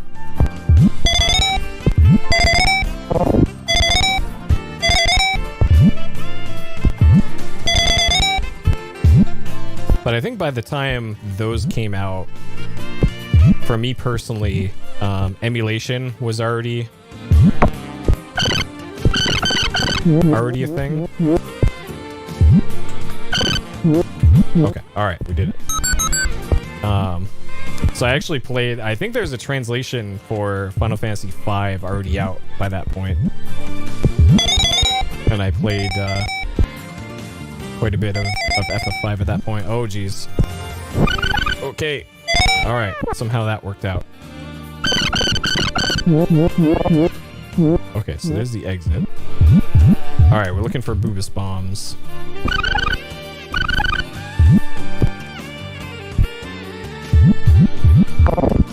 There we go, okay. Alright, if I just run straight left, I should be able to... Can I save in mid-level?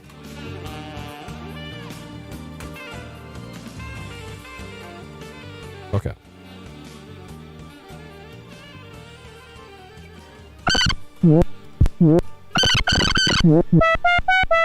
Okay. If I can save a mid-level, this will be a lot easier.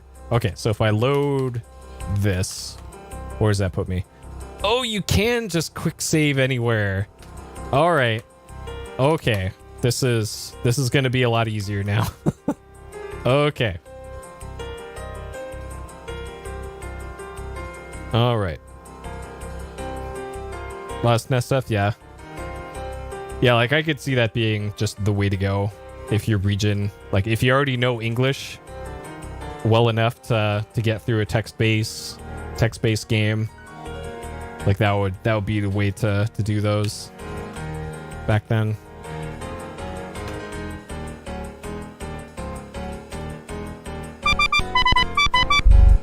Yep. We save scumming now, boys. I just gotta remember to save scum in a spot where it would make sense to do it. And not like right next to an enemy or something.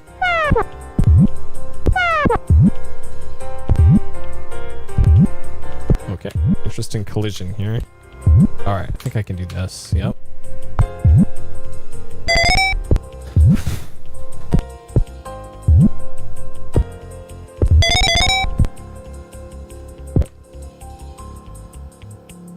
So you learn English? Nice. Yeah, that would be the way to do it, and a good incentive for learning a language. Like a lot of people learn Japanese to play the Japanese exclusive stuff.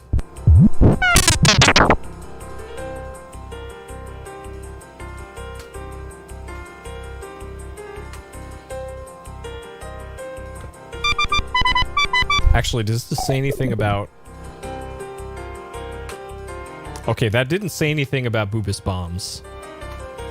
And this level...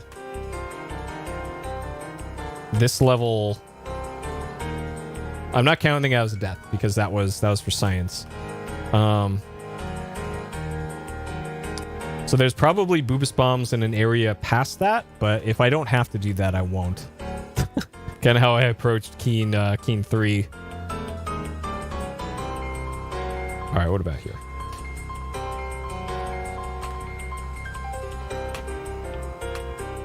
Yeah, and I guess it also depends if you're trying to learn Japanese and you come across... Okay, Boobus bombs near, so there are some here.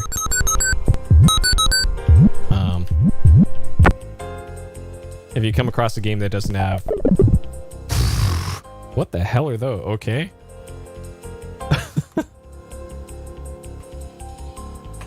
Sure.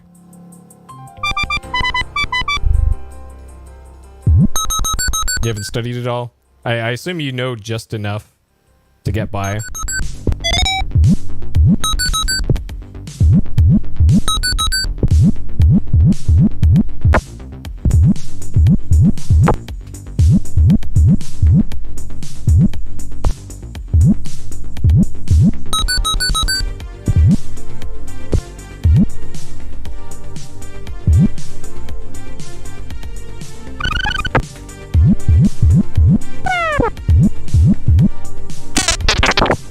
Dang.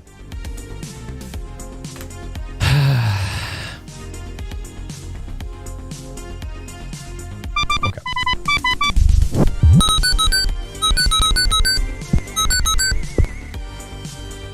PC 98 visual novels. The greatest games.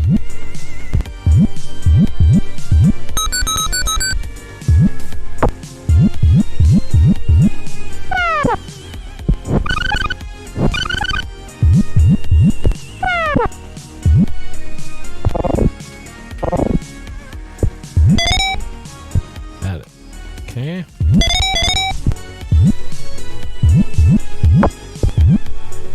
Alright. Boobus bombs are probably underground, if I had to guess.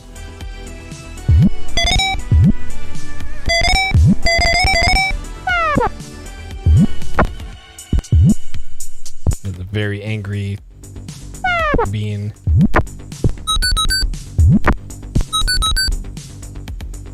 I probably don't want to land on that. Oh, it's an extra.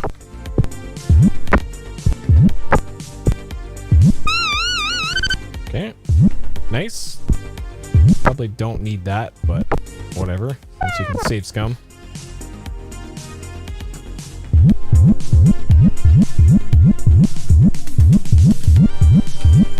Okay, let's do our mid-level save here.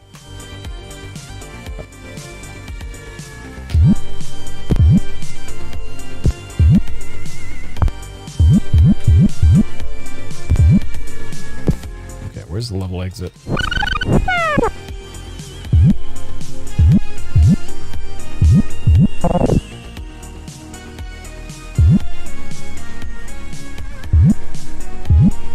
Points give extra lives? Yes. So 40,000 for the next one.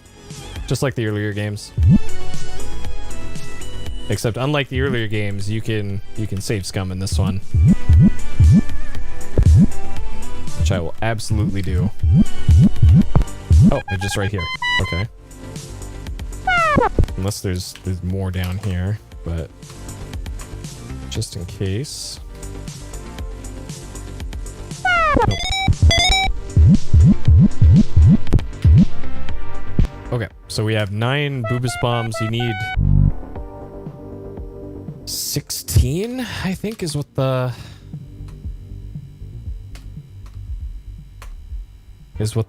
thing said, I think.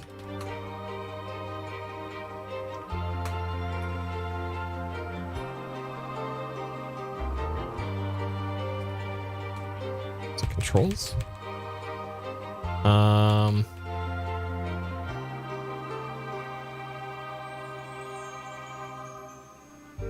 Boobus tuber. 12 Boobus bombs. Okay, at least 12. And I think if you have only 12, then you can't afford to miss the boss even once. So this is the final level. Hey, it's going. Is it going well? Kind of. Good enough.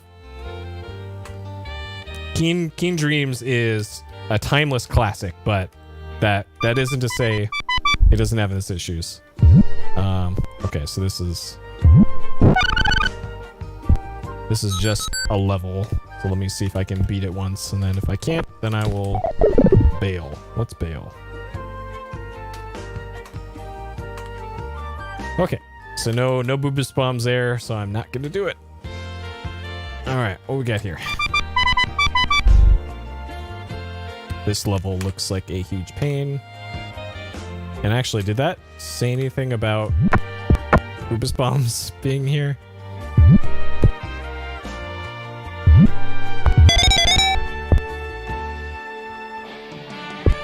Beat Fury and started Hyper Light Drifter. I know of Hyper Light Drifter. That's been on my to-do list for a while because it reminds me of Alundra a little bit. And I think I got it free from the Epic Game Store.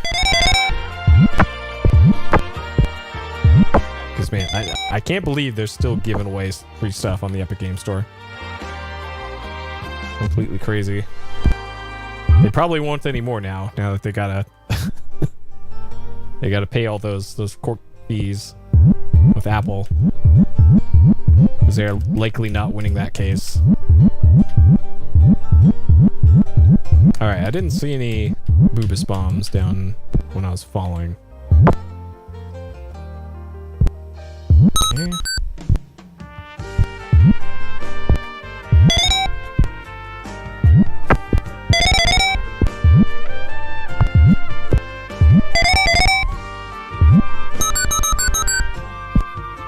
Like it, maybe there's a, okay, if I hit up here, okay, that must be a one way down.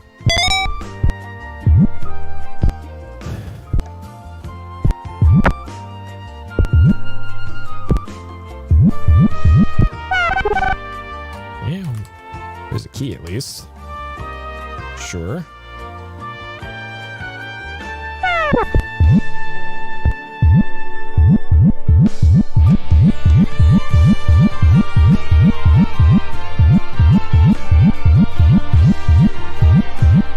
Oh, that's the exit? Okay. So there's mine carts here. Okay. Okay.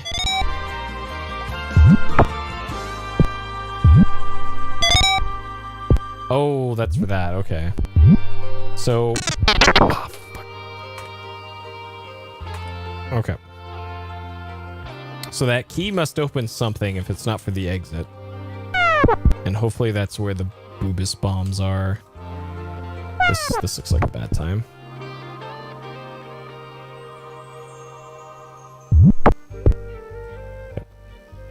Sure.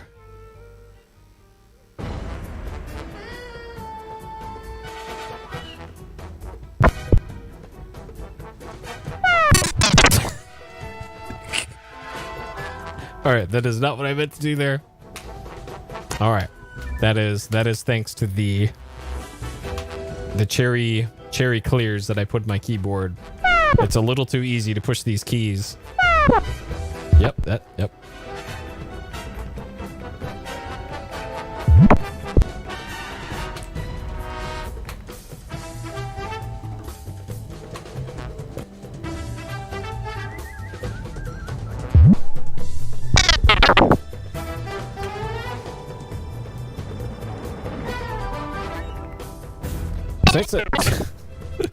It's nice that it pauses when you load a save.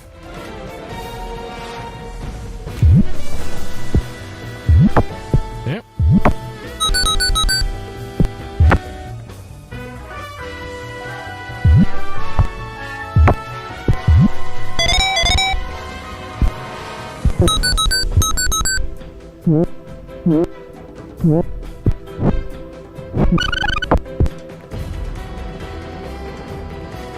There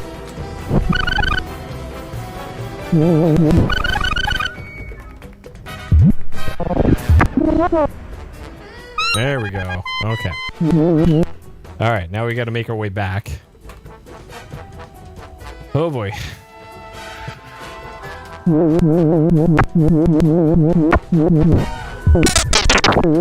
Perfect.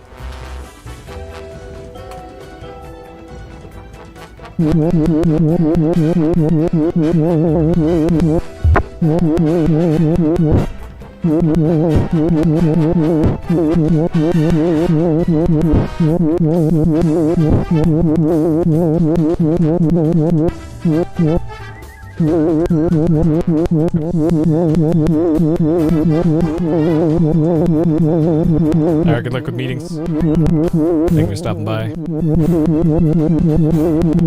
Alright, I might be able to bounce one onto that one.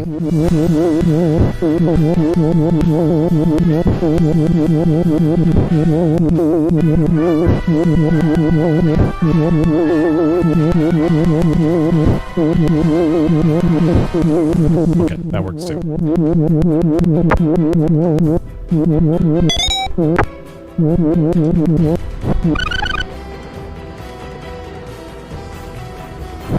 Okay. Alright. So I should have enough Boobus Bombs to theoretically complete the game now. Okay. This song sounds like it would come from like No One Lives Forever, which is on my to-do list. That and the sequel. I remember playing the demo for it and being really impressed with it.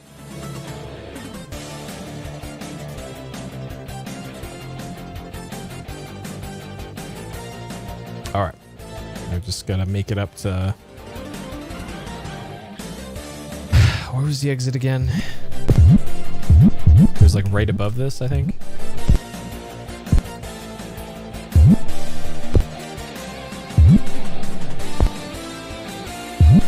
Or no, it was to the left of here.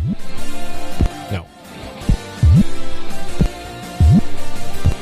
The exit is somewhere.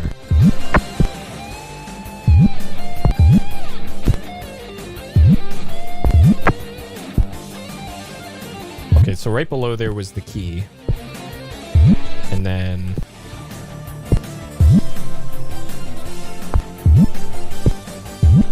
Shit. Where was the exit?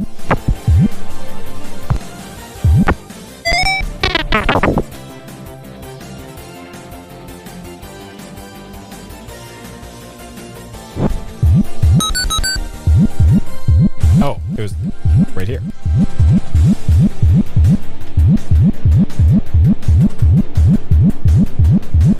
Okay, we did it.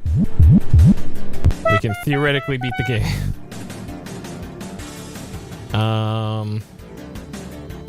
Yeah, because I think the only level left is the one down there on the right, behind that that other level that I didn't want to do.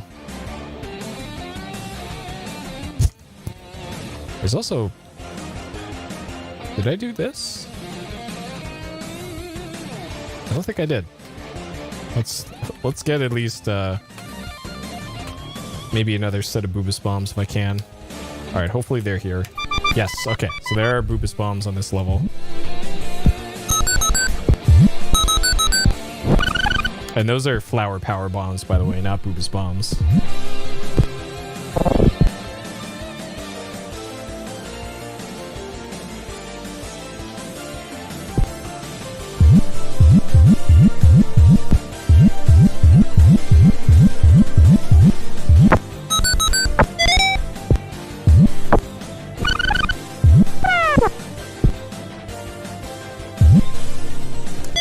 Okay. Okay. Well, I know where they are now.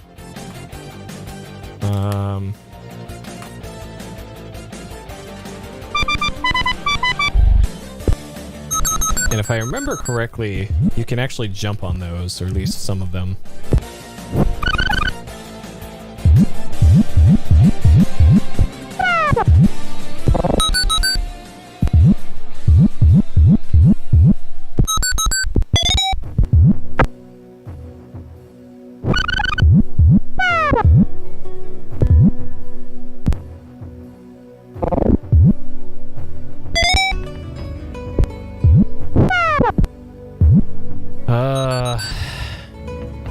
maybe you get to those from the left rather than the right? Yeah, okay.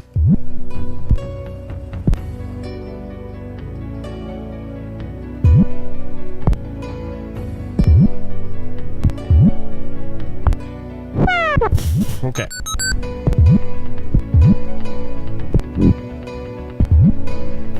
Man, this is a big level. Yeah, so right here, that you can jump on with the purple wings.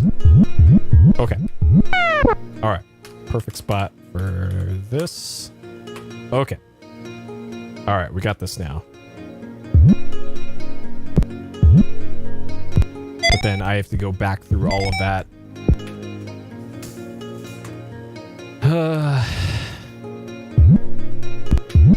To get to the exit.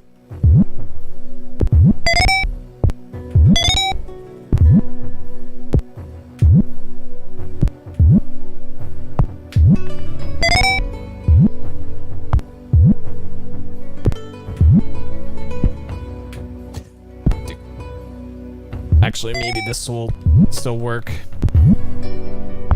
No, it's not. Okay. Probably going to be worth saving after a few of these.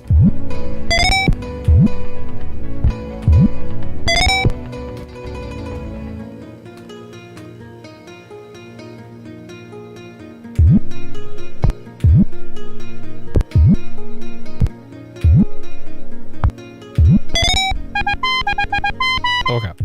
All right. We have enough of those to beat the game now.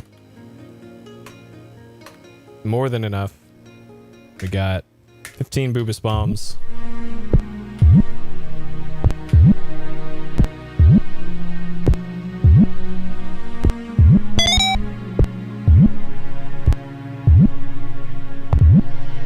So does this seem like a $15 Switch purchase to anybody?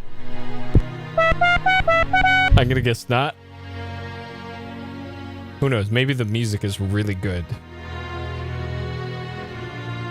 For widescreen, 1080p Keen Dreams. Sure. Okay.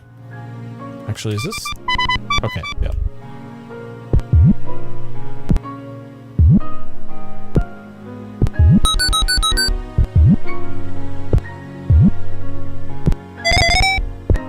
I can't remember if the suits of armor hit you with their axes or not.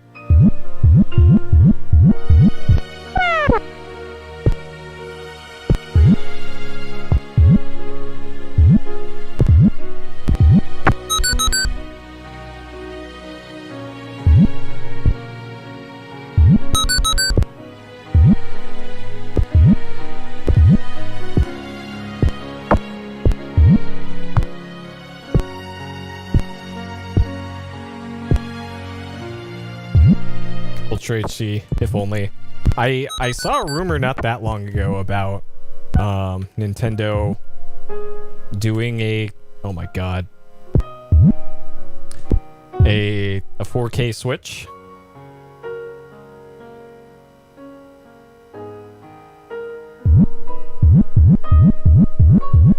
I don't know if there's any credence to that, but I think where I saw the rumor was from a reputable like industry thing. It was like Digitimes or something where I saw it. So it's not like some random forum post that they're gearing up for something like that. So I don't know. Like I still don't I don't really feel the need personally. Okay, so I need a key. I don't really feel the need personally until like I have a Switch already, but I don't oh my god. Until there's like more than 3 games that I care about on the Switch. Come on game. Like even if they did come out with something like that, I probably wouldn't upgrade to it immediately.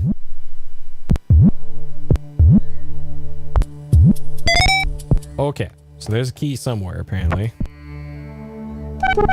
There it is, okay. I don't remember the speedrun getting that, so I'm not sure how important that is, but sure, I got it now, I guess.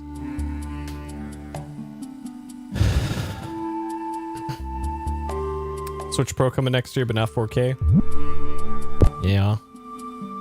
Yeah, there's the Switch Pro rumors have been going around for a while, but I think only recently has the 4K stuff been a thing.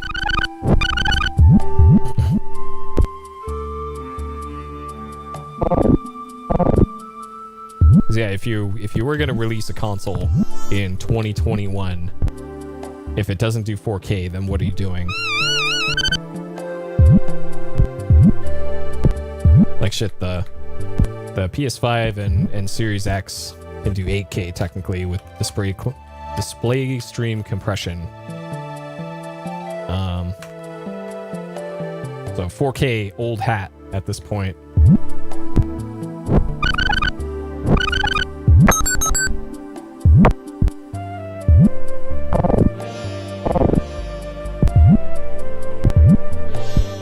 Yeah, that's true. Consistent 1080 out of the Switch. There we go. That's their thing. So there's another key there. Huh. What's the...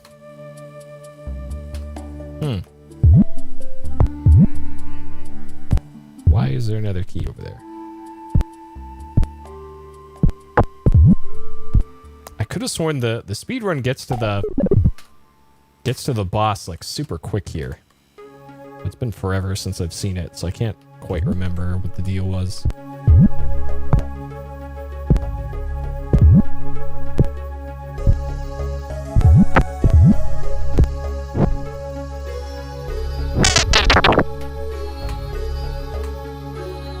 Man. Yeah, I guess at some point I'm probably gonna have to get that new Pokerman game. I guess it's probably not new at this point. Whenever Sword and Shield came out, probably a year. How did those not hit that guy? What the? Come on, game. Give me a break here, because I have officially entered the Pokemon Emerald information into the database. I grabbed the cover and cartridge art and all that. Oh my god, of course.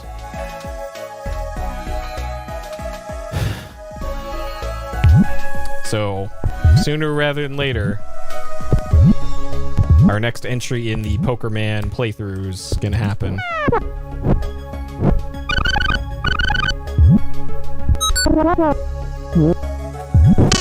God damn it. Hit the wrong button again.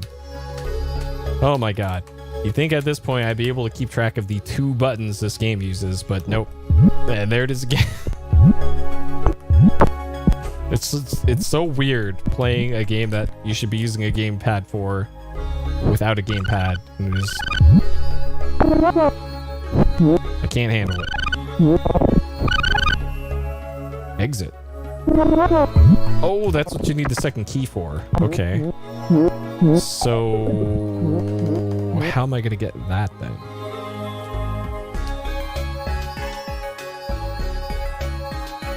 Oh, I remember what the speedrun does to get to the boss. It uses the glitch where you die intentionally. There's a weird glitch with this game where if you die, save the game and reload it, I think it brings you to the exit. And I think in that point it just brings you to the final boss. But I'm not going to do that trick because I actually want to play this game. But now I remember that's how that worked. Okay, so I need this other key over here. All right. Good music in Sword and Shield. Nice.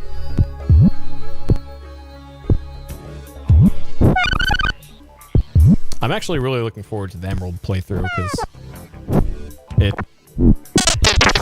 looking at the stuff on the back of the box, it looks like it's significantly different from Gen 1, Gen 2. Whereas Gen 2 just felt like, here's Pokemon, but there's more of it. Emerald looks like legit. Oh my god. Legitimately new stuff.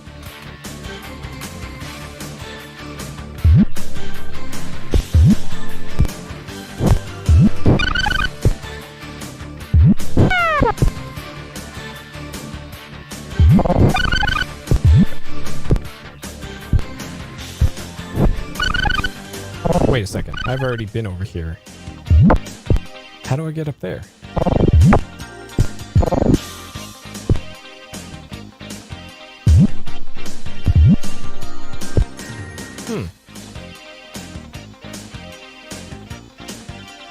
Yeah, new game. Yeah.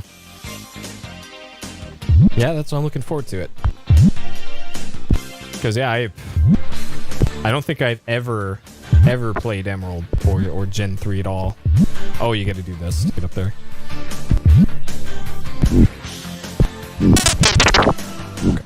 Alright, that's how you do that.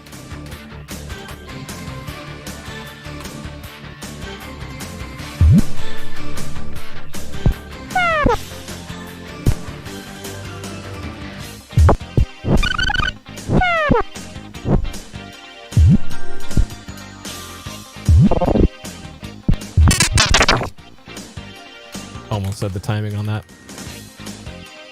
Okay.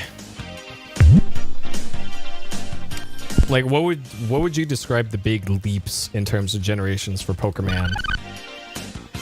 So going from Gen 2 to Gen 3, probably going to be a big leap. And then what's going to be the next big leap after that one?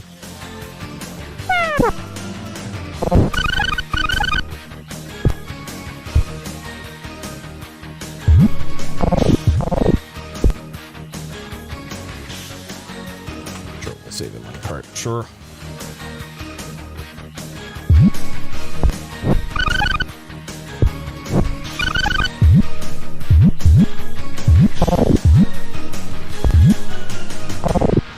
He was on the left side of one of these. Why can I not? Hello? Didn't take any of my inputs there. Oh, good. There's grapes in here too.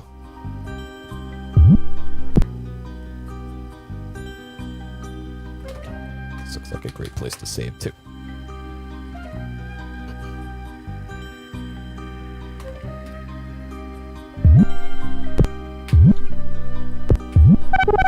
Yeah. Perfect.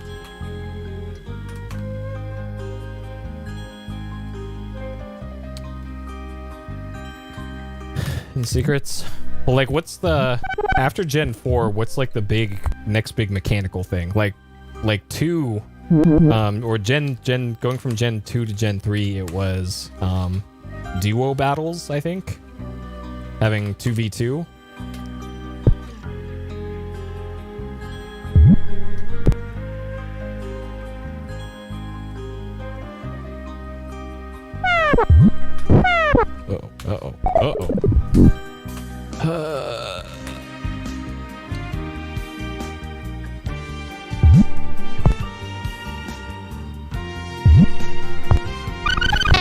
Dude, come. Man, there's like a little delay before it throws the second one.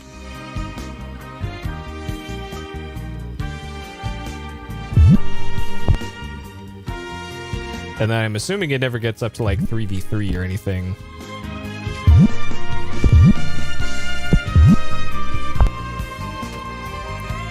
Alright. Save scum. Save scum to victory.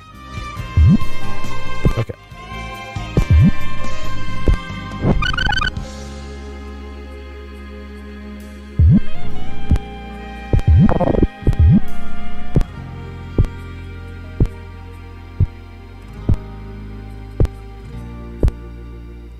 No. Shit. Okay.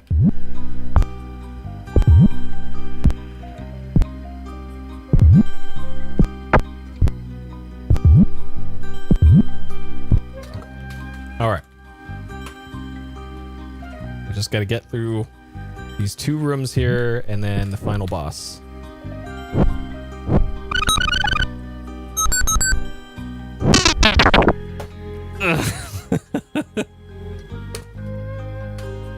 Come on, game.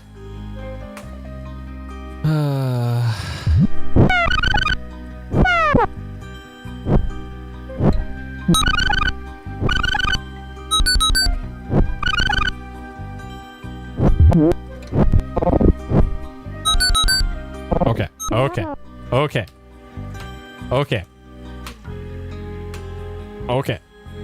All right, we did it. Oh.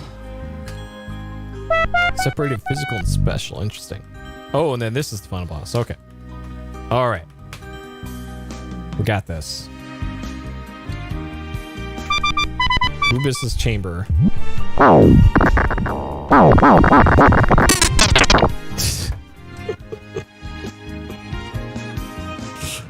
Try again. Okay, so it starts the off.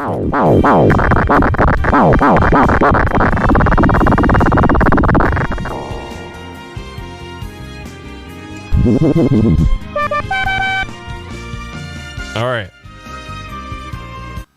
Yes, Boobas Tubers hash brown like remains rained down from the skies as Commander Keen walked up to the dream machine. He analyzed all the complex controls and readouts on it, then pulled down a huge red lever marked on-off switch. The machine clanked and rattled, then went silent. He had freed all the children from their vegetable-enforced slavery. Everything around Keen wobbled in a disconcerting manner. His eyelids grew heavy, and he fell asleep. Billy woke up, squinting at the early morning sun shining in his face through the bedroom window. Nothing. No vegetables to be seen. Was it all just a dream? Billy's mom entered the room. "Good morning, dear. I heard some news on TV that you'd be interested in," she said, sitting by him on the bed. "What news?" Billy asked, still groggily. "The president declared today National I Hate Broccoli Day. He said kids are allowed to pick one vegetable a day and they don't have to eat it." "Oh, Mom, I'm not afraid of any stupid vegetables," Billy said. "But if it's okay with you, I'd rather not have any French fries for a while." "Okay, honey," Billy's mom said. Mom, what were we having for supper tonight?" Billy asked. "Oh, we're having liver, dear. I hate liver. I don't have to eat liver. I save the earth." The end. Possibly in Commander Keen Meets the Meats. Commander Keen will definitely return in Goodbye Galaxy. Watch for it. But from a different publisher. All right. We are not as good as Geordie Woolworth.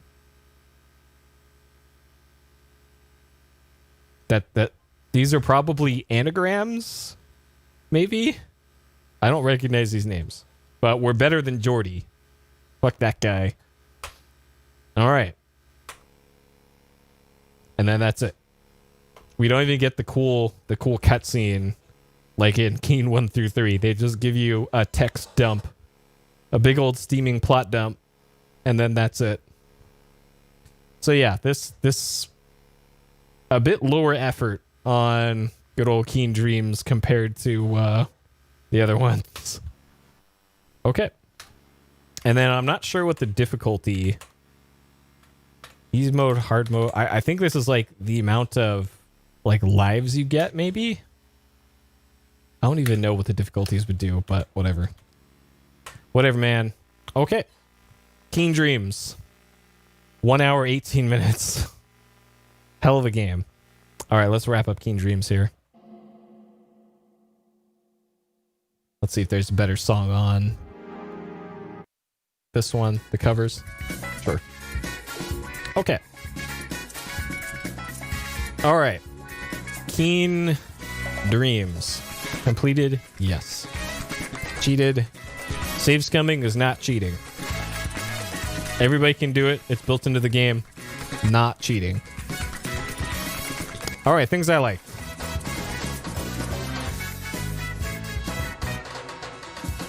More enemy variety than the original trilogy. Why is the potato purple on the cover? Artistic license. Artistic license. Let's see.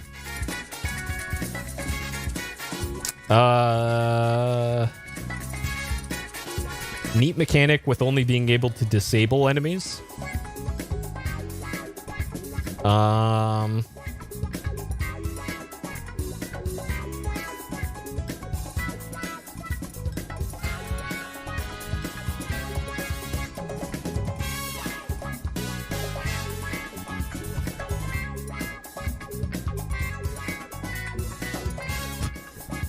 Ugly game. No music. Too short. Not fun. No pogo. Game of the century.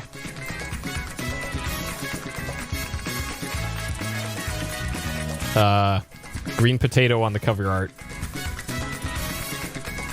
This game got a Switch port in 2019.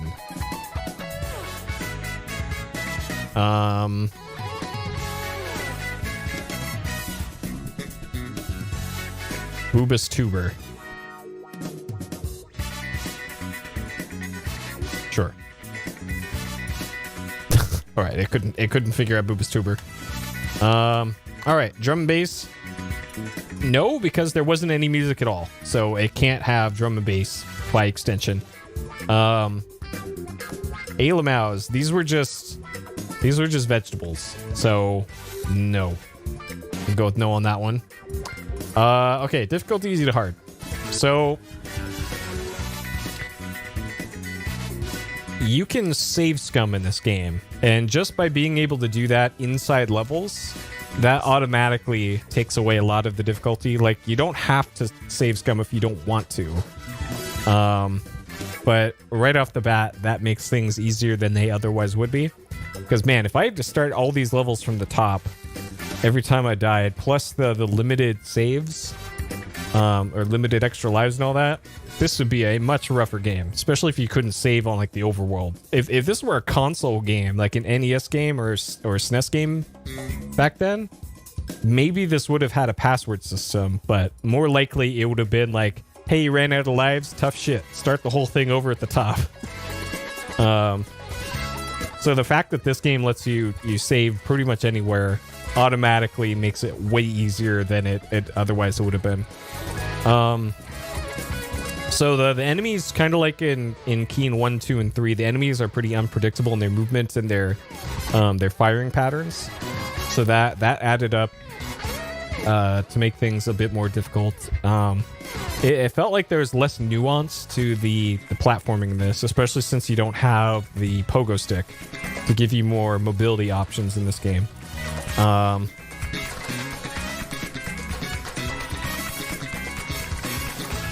So that kind of limited what you could really do.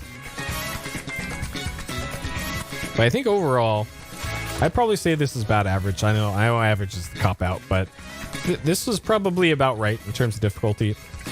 And especially because the final boss, you can just spam the fire button while standing in place on the final boss and just kill it right at the start. So, sure. And then rating 1 to 5. So this so far is the weakest of the 4 Keen games that I played. And yeah, even though it's got the new graphical engine, like almost everything about it is a step back from the first 2 Keen games. A 2? I'm considering giving it a 1, to be honest. Like, with the technical problems with it, which I'm not sure if that was because of the PC that I'm running it on, the original hardware, or what. But, like, man. Like, the fact that it has the thing in there for music, but there isn't any music. And I know the story behind it, but still, that's really disappointing. Like, I spent... This is actually the second or third time that I've spent probably an hour of my life looking up why Commander Keen Dreams does not have music. Because I keep thinking, oh man, maybe I'm missing a sound driver, or I set up an IRQ wrong and all that. And then I search for it and there isn't an immediate answer.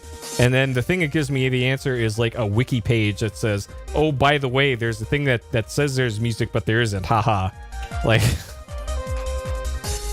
So yeah, that I don't appreciate that they left in the fucking music menu.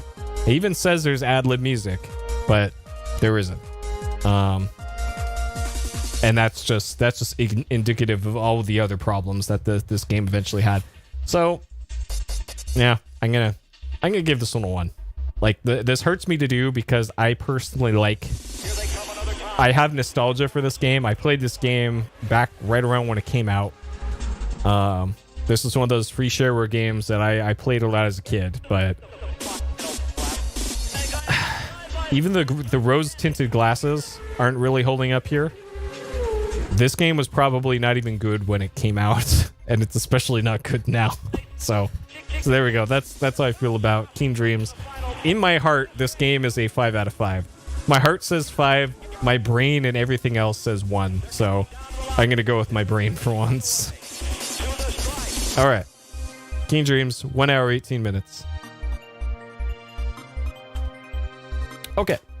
All right, let's move over to Keen 4 through 6. I've given quite a few games a 1, actually. Like, there's most of the games that I pump the brakes on and just don't finish them most of the way through. Those games are usually 1s. Like for instance, let me pull up my completed games list here. Sort by rating. Rating 1 to 5. So I have given Battle Tanks. Battle Tanks I gave a 1. How many games did I give a 1 to? I gave 19 games a 1.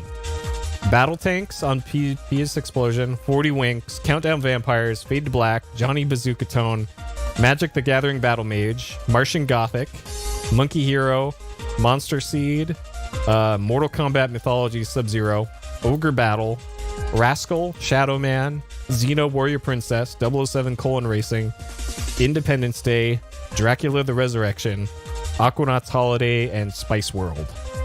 Those are all the games I gave it 1 to. Okay. All right. So, Commander Keen 4 through 6. I don't think I tweeted last time when I changed over to the Keens. Let me tweet that real quick. Okay. Yeah, Monster Seed, hell of a game. All right, Commander Keen 4 through 6. So this is 1991. This is the same year that Keen Dreams came out. This came out after Keen Dreams, and they obviously put a lot more work into this one than they did in Keen Dreams. So developed by id Software, published by Apogee. Keen Dreams was soft disk, so that's the difference in publishers for them. They had this weird like one-off deal with soft disk, and that's why they kind of slapped together Keen Dreams for the soft disk deal, and then actually put their effort into the Apogee games because they had been working with Apogee a whole lot previous to that. So this is what it would have come on. So there wasn't any real official box for this game, as far as I know of. This is still kind of like a shareware only type deal for Commander Keen 4 through 6. Like, I know you could get a disc mailed to you for episode 5 and episode 6, because that's how shareware works. You get the first episode free, and then you'd have to mail order the remaining parts of the game. But this is kind of how the game would have been distributed back then. You'd either get this from a magazine, a store, whatever, for a small amount of money for this, or you could copy the disc from a friend. It was fine because it's shareware, and you could do that. And like this is the disc, the same exact disc that I had for Commander Keen 4. I had a MicroStar version of Commander Keen 4. So you put the disc in your computer into the floppy drive, go to the A drive, and then type in MS, and then it would, I believe, just run the game off of the floppy, is I think how that works. And if you wanted to, you could copy the floppy onto your C drive at the time, and then play it off of the hard drive. Though, if I remember correctly, it wasn't like a really big difference. So yeah, it wasn't a big deal if you wanted to run off the floppy drive for something like that. All right, let's get going for this. So this game actually has music, so we do not need to run the OC Remix radio station for this one, thankfully. Okay. All right. This is not 144 FPS. Okay. All right. So Keen 4. I have played. Oh, geez. Nice job, mouse. Keen 4. Okay. So what is going on? What? Am I holding down a button accidentally? Hello?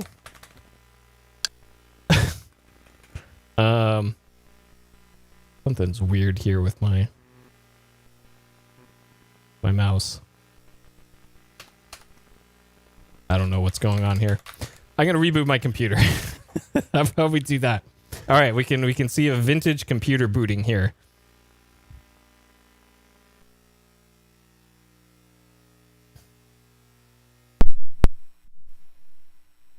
All right, and it's gonna blue screen once it gets past the floppy part. Yeah, Keen Dreams broke my computer. All right, so I have an AMD K6 450 megahertz in this thing. Okay.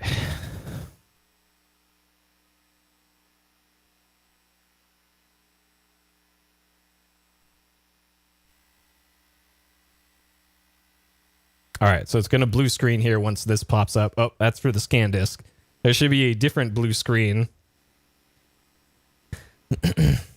Yep, good old key nightmare. Yeah, stuck control and alt key. I'm not sure why it would be, because I didn't use those keys at all.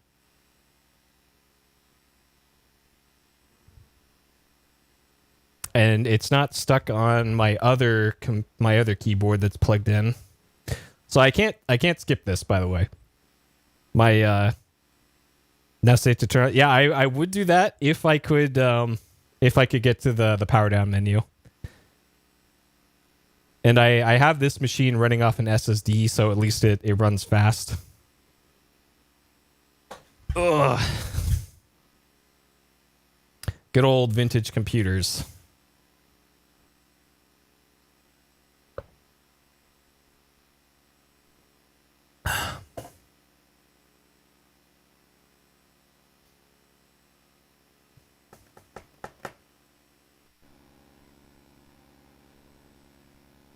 All right. Actually, maybe this isn't going to blue screen on me. It usually does, and it's because of my weird USB card that I put in this thing.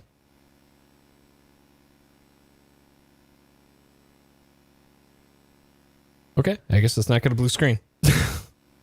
That's good. For once, it's actually not going to cause more problems.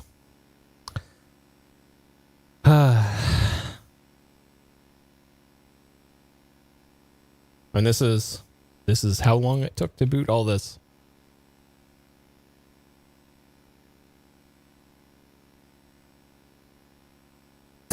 Rotated 100A mirrored it. Nice. I assume it's just a BMP file that's just sitting in the Windows directory for that.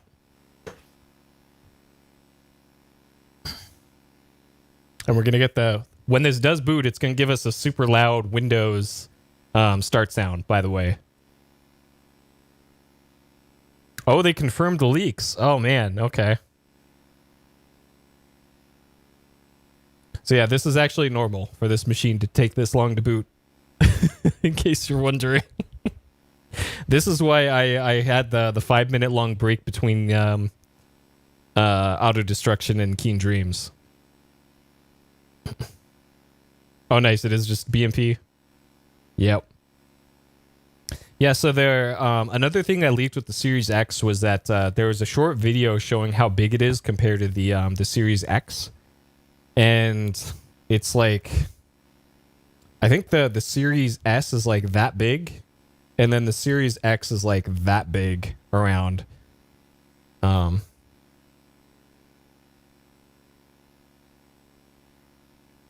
Okay, now this is taking longer than it should, but I think if I reboot it now, it's gonna give me the scan disk again.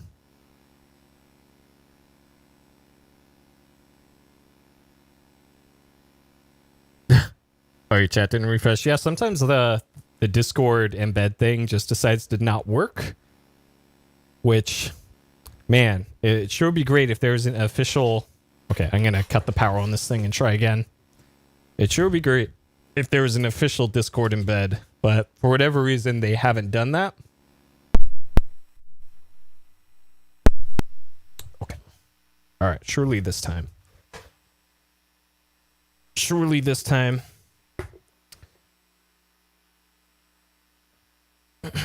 They want people to use their crappy Electron app, I guess.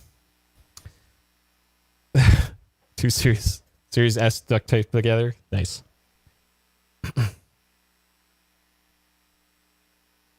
That's pretty much what a Jaguar was. Now I think about it. It was like 2 systems slapped together. All right. Oh no. I gotta use my other keyboard for this. Okay. Normal mode. There we go. Can't use USB keyboards for that. Okay. All right, here's the blue screen that I told you about. There we go. This is looking more normal now. Okay. All right, now we're good. All right, get ready for super loud Windows sound. Here it is.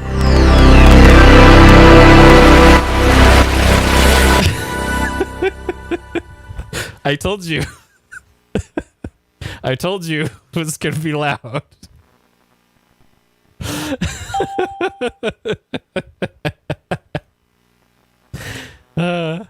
I told you. I gave you the warning. All right. Keen 4. There it is. Okay. Let's do it. Yep. Sorry about your ears. Okay. All right. Commander Keen 4. I should probably turn down my mixer a little bit because I think that's my mixer being turned up a little bit too high. Okay. All right. Ugh.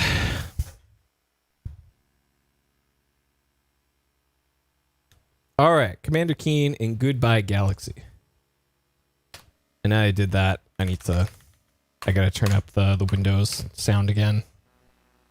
I turned it down. Okay, there we go. Yeah, I had my mixer cranked up all the way for some reason. Okay. All right. So let's see here. Adlib. There's adlib and then quiet adlib. I'm not sure what the difference is. So I'll just go with regular. And then music. Obviously we want music. And this game actually has music. So thankfully. Scorebox on. So 2-button firing. So one of my big issues with Commander Keen 1 through 3 was that there was only 2 buttons supported. There was the jump button, and then there was the pogo/blaster button. And in order to fire the blaster, you had to press down both buttons at the same time. And for this for this one, they changed it so that there's actually three buttons that you can use, which is nice. So you don't have to screw around with that. So this I'll change to that.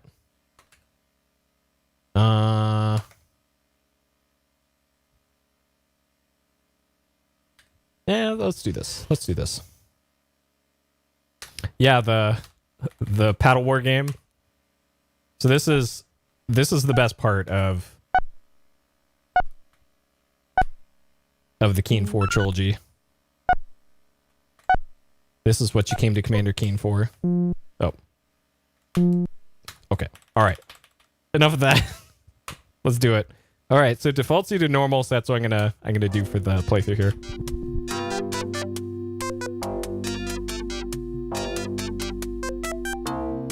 All right. So this is ad lib music, and this is coming straight from a.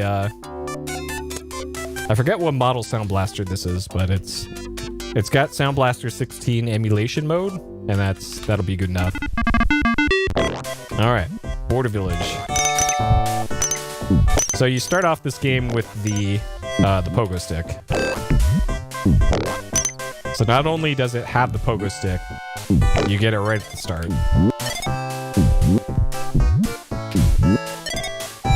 All right, so you can see the art in the background already way better than the other Keen games, and we got fully baked tree in the background here. Yeah, the sprite for Keen is I think the same or very similar to Keen Dreams Keen, but like the background art, the textures, I guess if you want to call it that, with the area around the player is just so much better than Keen Dreams.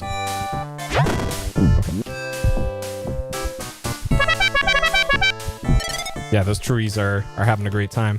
So once we get back to the overworld here, I need to look up exactly what you have to do in this game, because I've never beaten this game before and I forgot what you have to do. You have to get a bunch of things to beat the game. And I remember last time Hidden, oh my god, Hidden mentioned that there was a trick he had to do at some point. So great, can't wait. And I think in this one, unlike Keen Dreams, if you use the gun on an enemy, they are incapacitated for the whole level.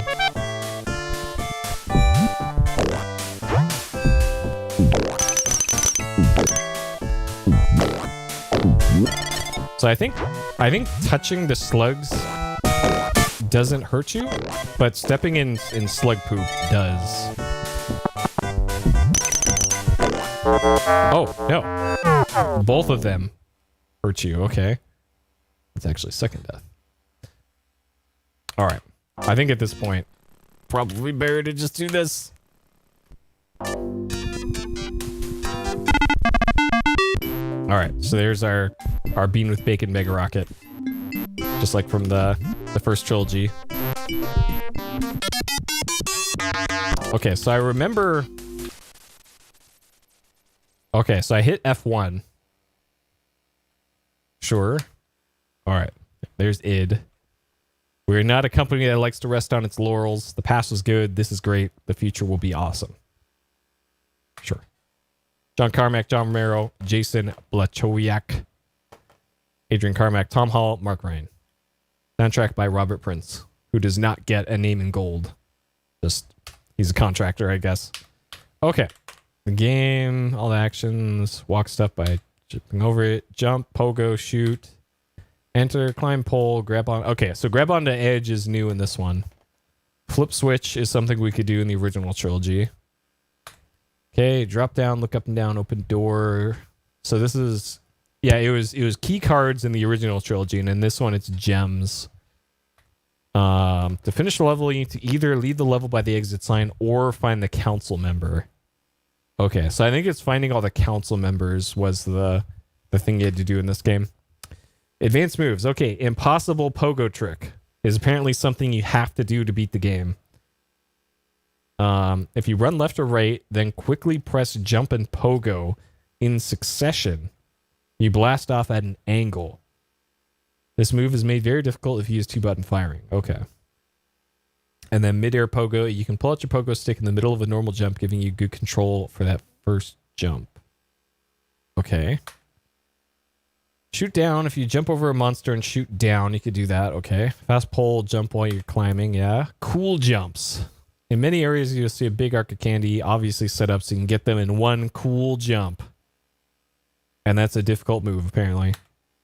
Okay. Donut, ice cream cone. Okay. All right. Rule stunner, gems, life waters, extra keen. Okay, so those are extra lives. Okay. And then that's just... There's our boy, the dope fish. We'll get to him.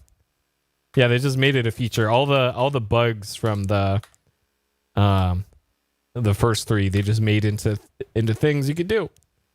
All right, remove your TSRs. So TSR in DOS is terminate but stay resident. It's like a driver, I guess, is the best way to describe that. Like you'd load up a TSR for your sound card, or for your gamepad, or any other extra thing. Like I have TSRs for like entering in keyboard commands easily in DOS, and that's what they is. That's what they are. But they take up memory, so that's why they say if you're having memory issues, get rid of your TSRs.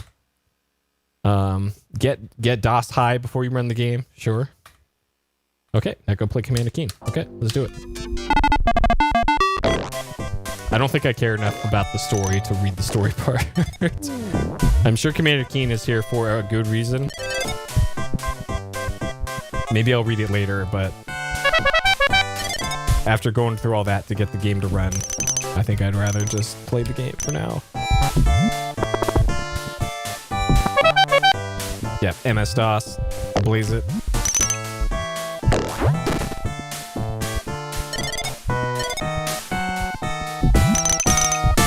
All right, we did it. Yeah, and just like the earlier games, the intergalactic standard alphabet is still a thing in this game. Oh, okay. There's probably a good shortcut to get to the save game thing. Okay, F2 brings you there, F3 brings you there, F4 brings you there. F5, F6, F7, F8. F8 does nothing. F9 is the... Maybe that's the boss key? That must be the boss key. Oh, okay. Okay, so that brings you to a fake DOS prompt. Hey, Hidden. Okay, so if you hit F9, it brings you to a fake DOS prompt. So if you're playing this in the office, you could hit F9 when the boss comes by and be like, yeah, I'm waiting for something to compile. And if you hit escape, it'll bring you back to the game. All right, F10 doesn't do anything. 11 and 12 don't do anything. Yeah, Keen Dreams was a real good time. Okay, so I'm assuming there's no good way to get to the save game prompt then. Okay. All right, sure. All right.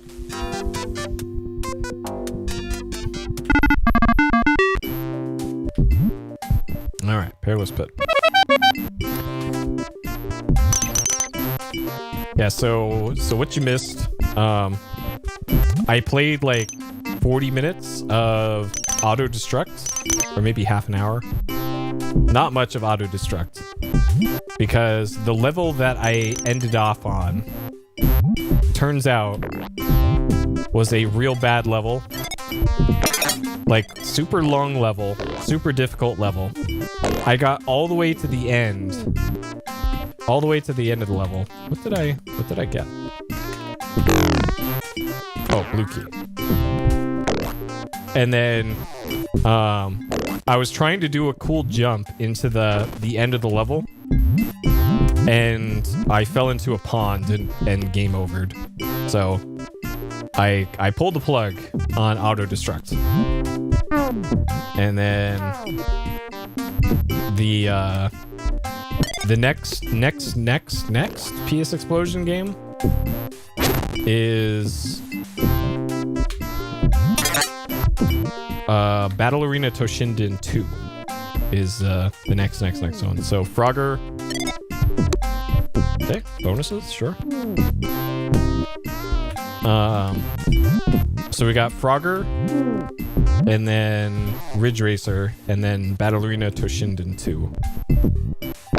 And I think I'm gonna have to look at my algorithm for generating new games, because I don't know, something seems up with that. Okay. All right, so that says something, but I don't know what. Probably something important. I like the little touch here with the little sluggy boy off in the background. Oop.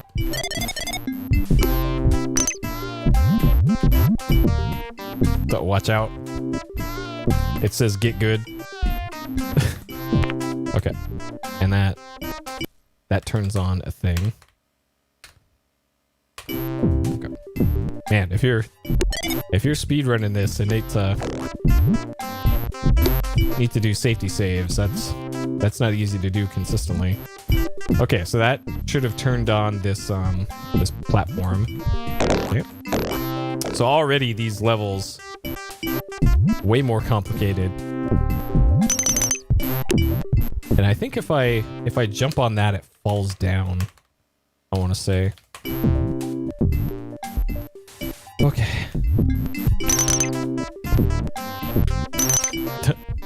You missed speedrunning it? Well, to me personally, speedrunning's the thing that you just do until you get bored of it, and then it'll always be there for you if you ever decide to come back to it. Okay. Thank you so much for rescuing me. I'll return to the Oracle Chamber immediately. Says man with beard.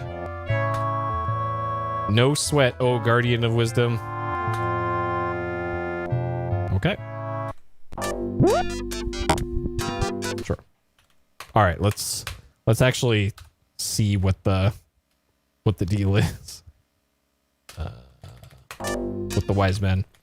All right, story. Billy Blaze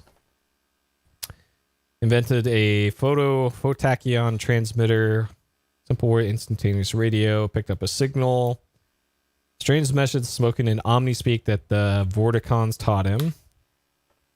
Own a great triumph. Milky Way destroyed. No one can stop us now. Remake the galaxy. Power to the Shikati. So the Shikati are planning to destroy the galaxy. Sounds like a job for Commander Keen. Okay. Billy once again dons the helmet. Who the heck are the Shikati? Where are they? How are they planning to destroy the galaxy? Climbing aboard his ship. He goes to Gnosticus 4. Home of the Gnosticines, Guardians of the Oracle. Owe him a favor.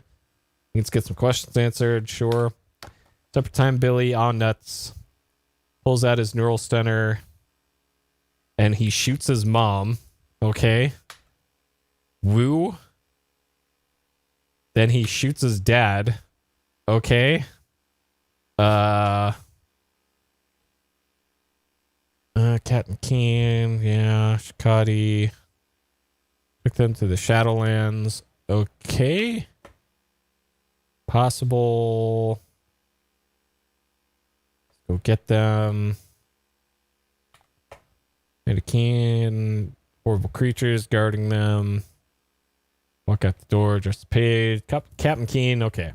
Captain Keen. So they started doing that in Keen Dreams. They call him Captain Keen. Obviously not his title. Okay. Alright, so that's the deal. Is that the Shikati have kidnapped the Oracle dudes? He can't swim. Okay. So we have to learn to swim, I guess. Oh. Okay. Oh no. Uh-oh. Uh-oh. My keyboard. Alright. Shit. Real hardware, boys. For some reason, alt-tabbing caused my keyboard to stop working. Oh my god, I gotta restart my fucking computer again. Why did that do that? What the fuck? Oh my god, yeah, none of my keyboards are responding. The fuck is going on? Alright. Now they're working. What? What is going on here? Okay. Okay. All right. Minor hiccup. Real hardware, boys. You don't get this kind of stuff with DOSBox. Okay. It's probably doing this because I have 3 keyboards currently plugged into a vintage computer. If I had to guess, that's why this is happening. Okay. All right.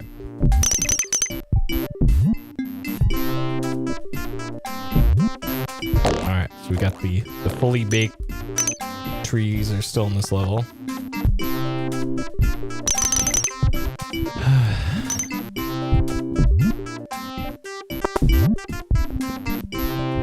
So this probably doesn't do the thing that Dreams does, where it tells you if there's an objective on in the area.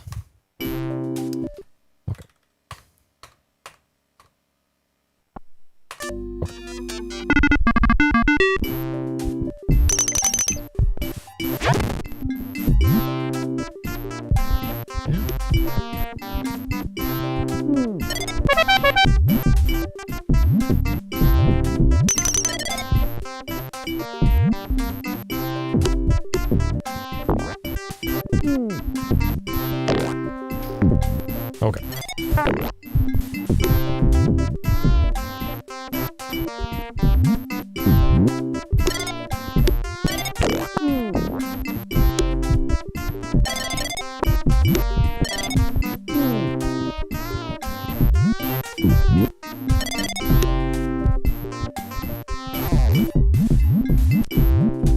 But I guess the way to tell if there's a wise man in the area is if there's an exit or not.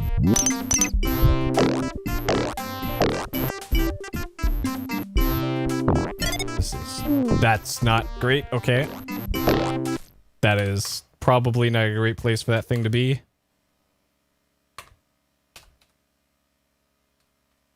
Okay. Shoot it at least? Yeah.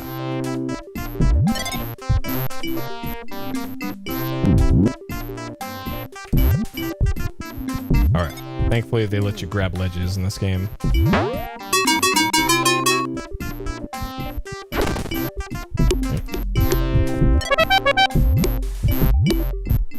All that for that? Oh, and that. Sure. Man, way more hidden items in this one.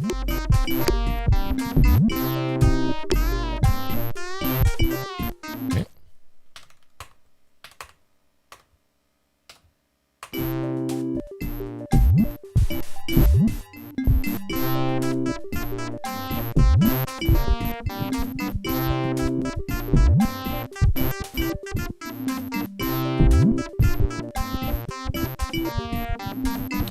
Did I come from here?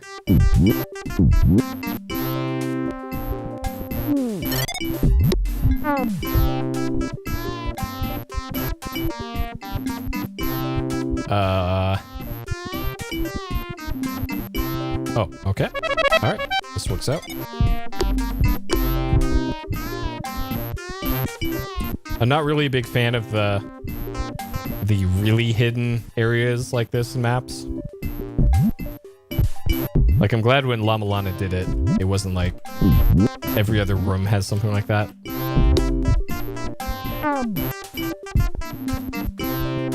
I would also totally understand if they did.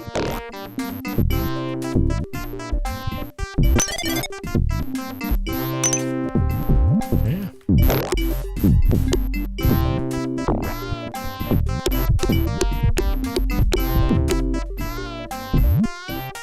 Okay, I'm guessing the exit is just up on the surface on the left. Hopefully I can make it up out of there.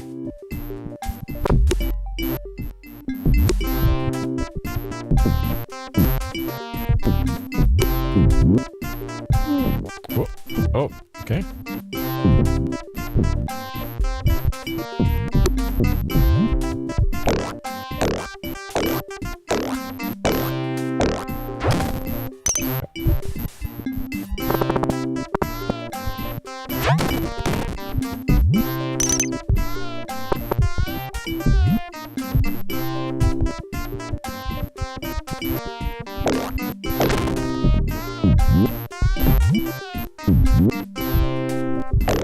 Then I remember there's also another speedrun glitch for this where you intentionally die at the start of the level or something. There's some sort of weird glitch you can do to beat the levels pretty much instantly.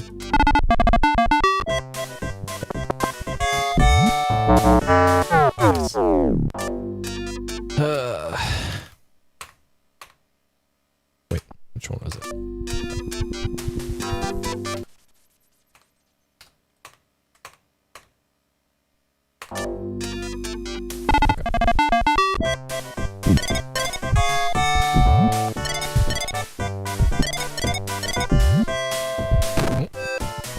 those don't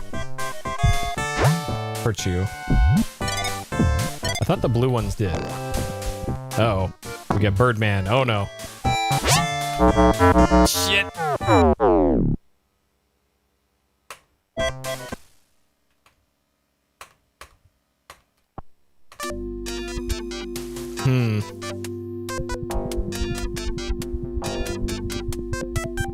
I'm trying to remember. There was...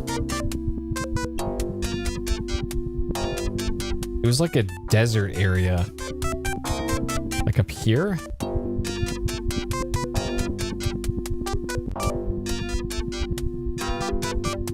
Like there's a level here. Yeah, that thing. It's just spawning in.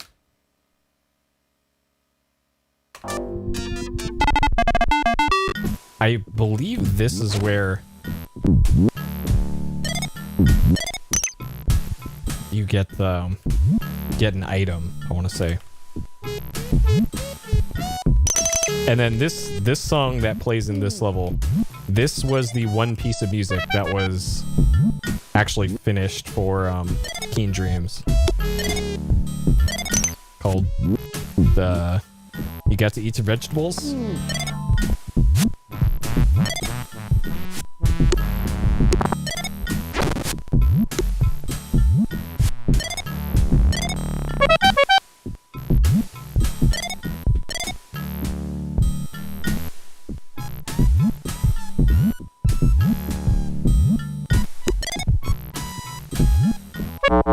No, come on.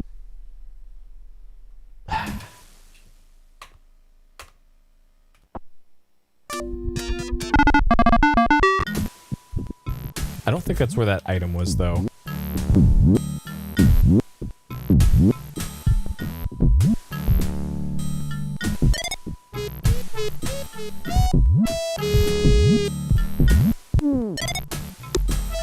Like, I was trying to grab onto the ledge there to get that ammo.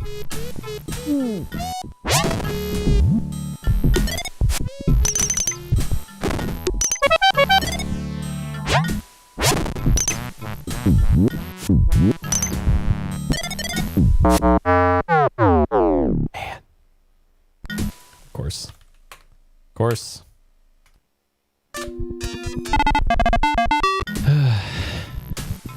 And then these things, yeah, you can just stomp on them. The rare enemies in this game that you can give them to Mario.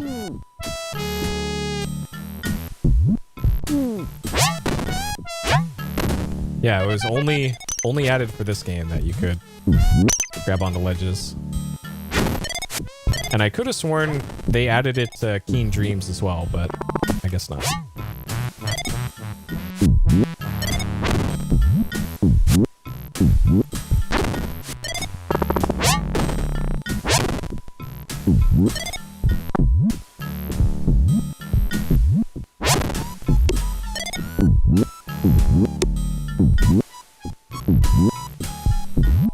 There it is.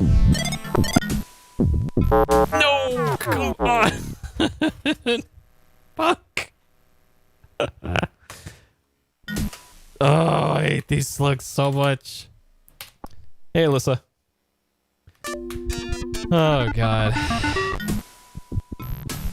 Of course.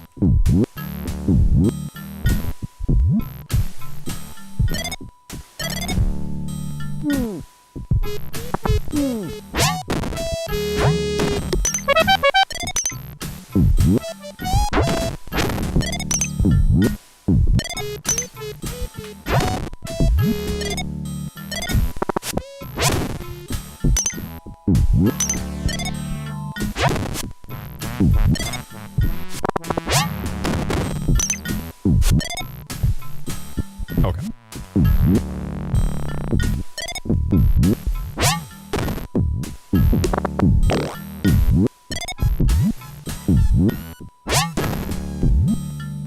All right. I'm pretty sure there's slug poop right underneath where it is. I can give this a few seconds here. All right, we did it. Cool, I can breathe underwater now. Thumbs up. Okay. All right, and then that gives us access to that area near the start. Okay. And now I gotta remember... Only a few of these levels have a wise man in them.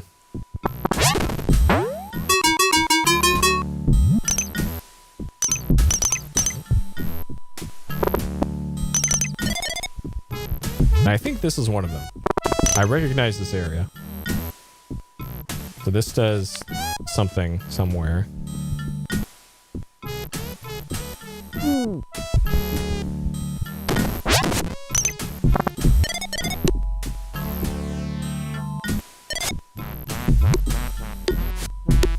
Okay. Left.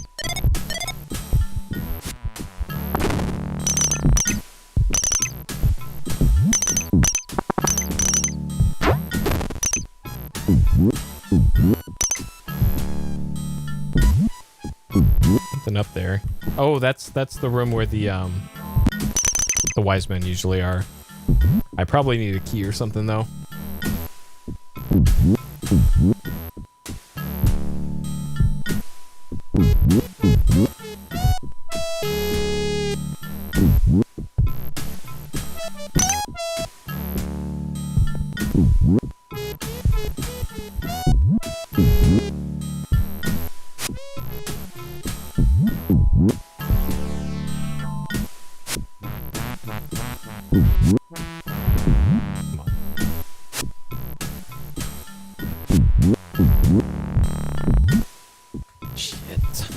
Hey, Ed.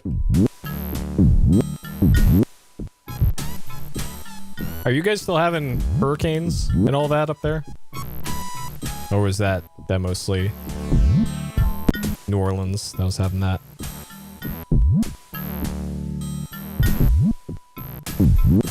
Because we're good old California, where we had like a week, I think, without everything burning down.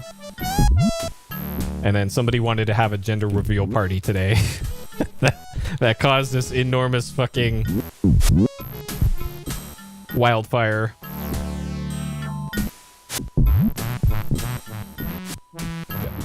It just now occurred to me that I could look down for this part. New batch coming, nice. What the hell? What is? I've never seen. Okay. Angry Cloud is a thing in this game? Yeah, that was pretty great, right? What the fuck? What? I guess I should have read that list of enemies in the game.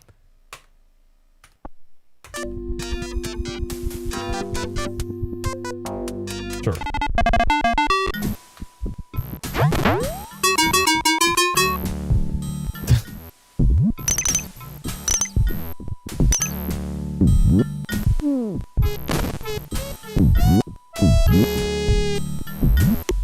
Yeah, I just like Angry Cloud, I had no idea ambulatory rock was a thing. It's like this is a Dark Souls game or something.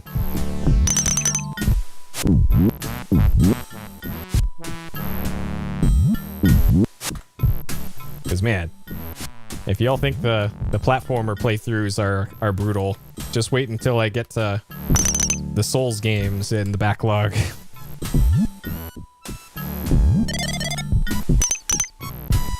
Oh, okay. That is exactly what it is. I do need a key. Okay. Oh, there it is. Some of the sounds are super loud. Yeah, that's just the game. I put this on quiet ad-lib Sound Blaster, I guess. But this is just Commander Keen for you. That's just how it do.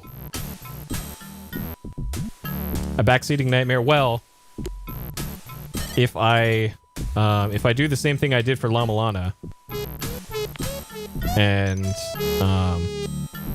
just use spoiler tags in the Discord chat and then completely turn off YouTube chat, which, come to think of it, I didn't even open YouTube chat today, whatever. I think we'll be fine.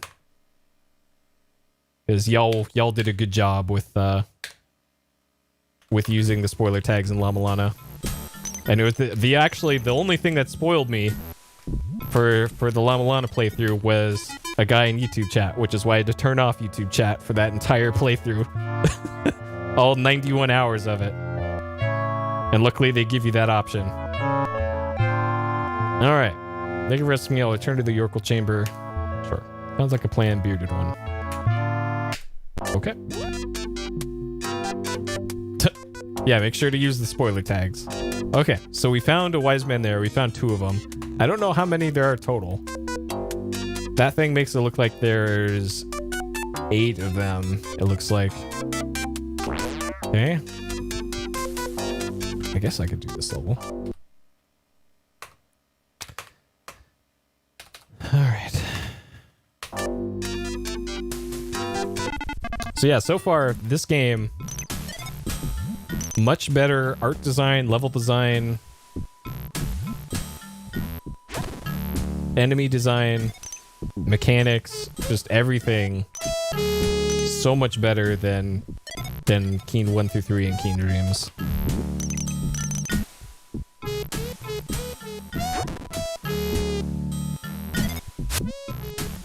And there's only a 1-year difference between those games.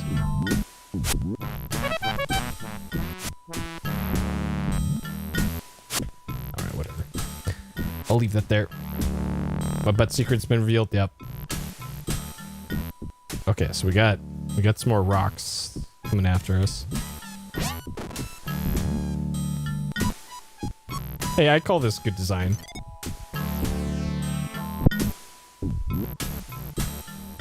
So it looks like they only move when you turn your back. Walked right into that one.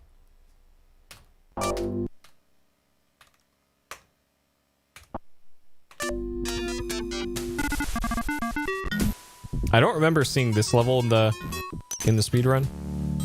So this is unlikely to be required in any way, but if I'm only going to play Keen 4 probably once, I should probably play levels.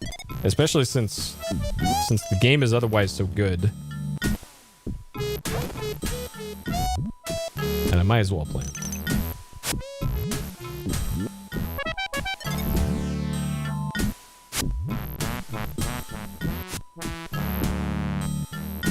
Okay, let's just see what's down. So are the sound effects good now in terms of volume? Now I set it to quiet ad-lib. I guess that's the reason for them to have the quiet ad-lib feature.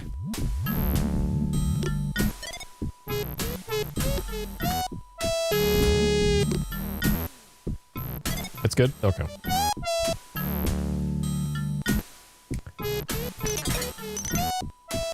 Is this where you win by poking heads out of bounds? Maybe?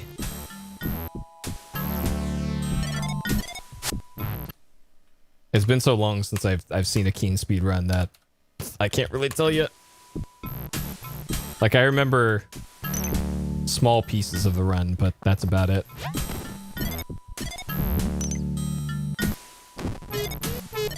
Okay, so I need a green key somewhere. Oh, that I already have? Okay, I don't remember getting that.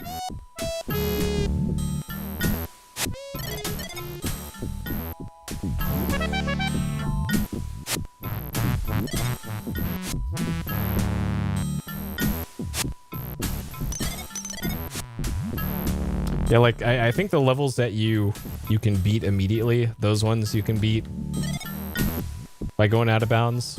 But then there's levels that that you need to do something in.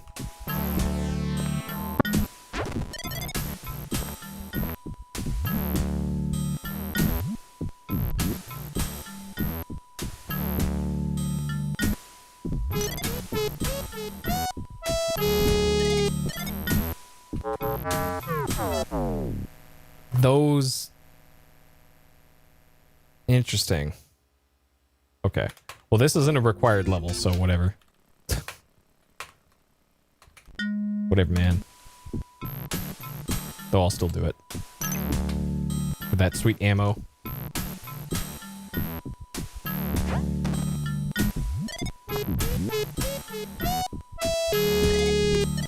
I think that might be too close to the edge. There we go.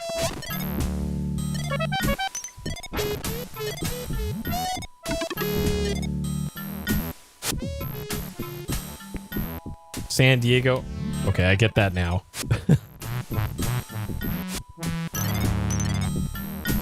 That actually went over my head initially. Okay.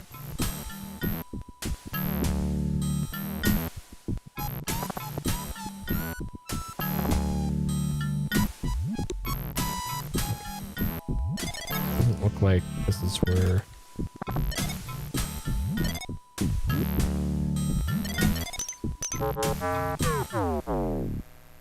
Huh. Where do you even go there?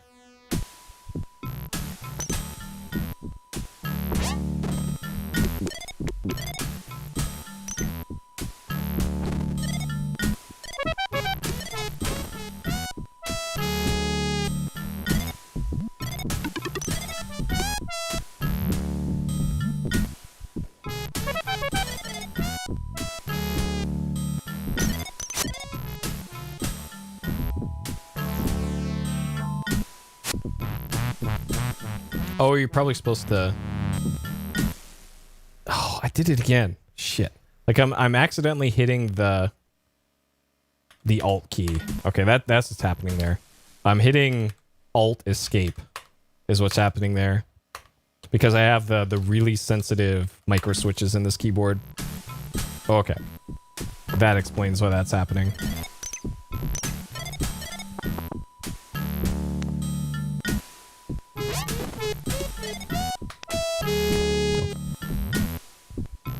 Because yeah, I was gonna use this keyboard for a lot of like text input, text adventure stuff, and I wanted to make it as easy on my fingers as I could, so I put in really light switches in them.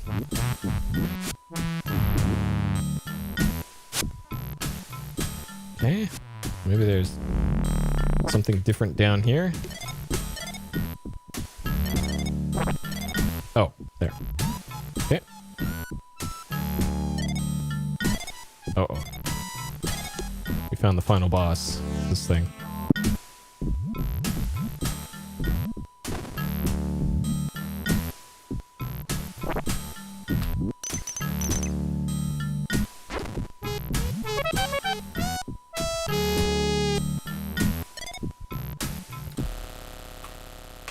That's a pleasant sound.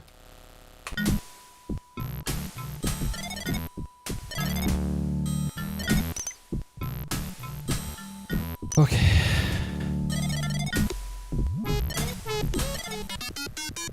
Alright. Cool level. Let's never do it again. And then this one... I think this one is required, and... I thought I already beat this level. Didn't I beat this level already?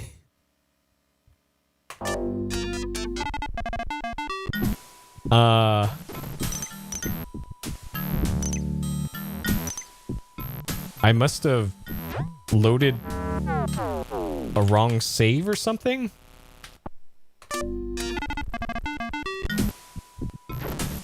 Fuck. Okay. Well, it appears I have to do this level again. Alright, hold up. Yeah, I only have one rescue. Okay.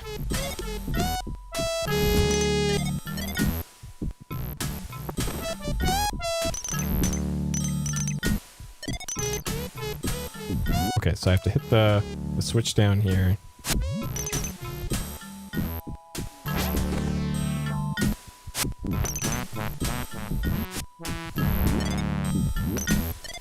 Or not. Here's I've already forgotten how to do this level.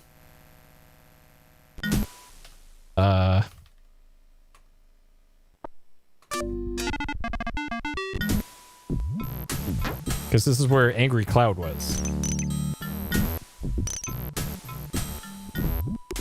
Oh, it was up here. Yeah, do this, and then...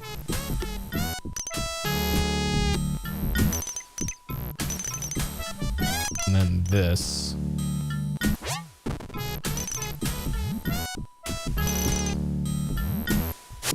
Okay.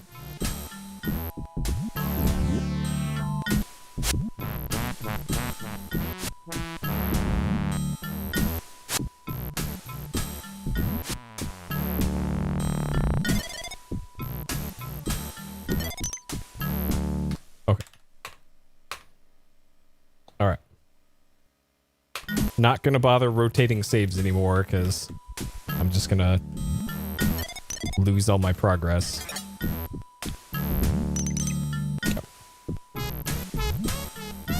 Old Animal Crossing? Yeah, I could see that.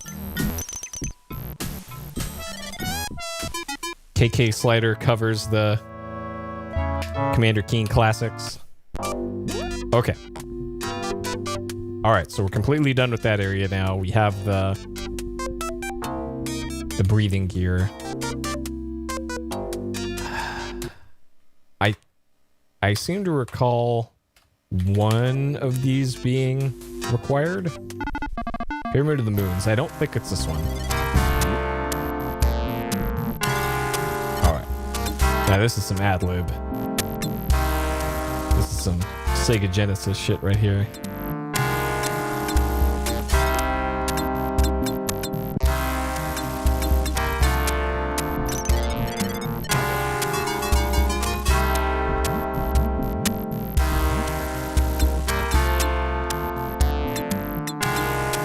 And if you're wondering why I don't use my... I don't know what that's about.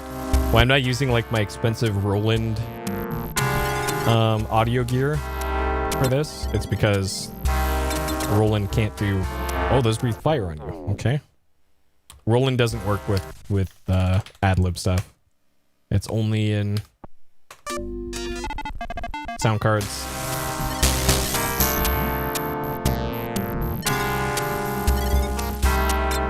And it was pretty much only Sierra stuff that supported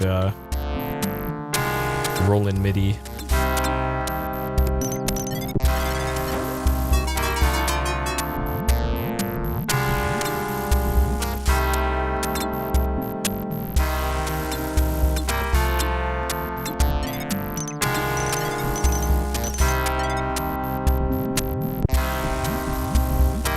So they have these moon markers on the ground. Okay, so there's an exit thing up there, so this is not a required level. And as I suspected. And I have a feeling this just is a back connecting hallway. God, this... We'll probably get the key.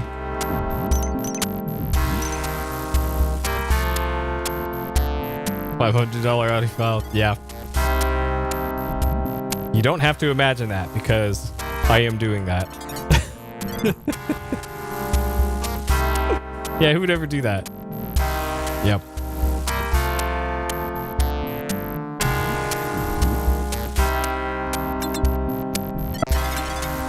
Uh-oh.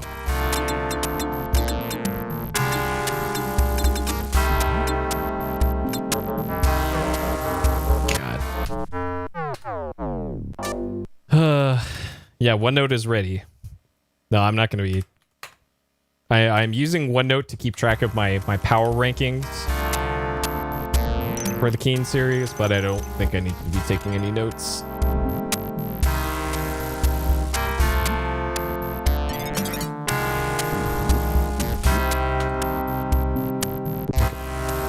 So I can't just drop down into that. At least I don't think.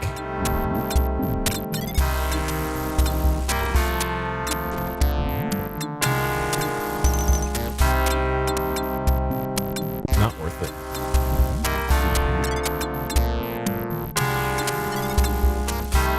Shit.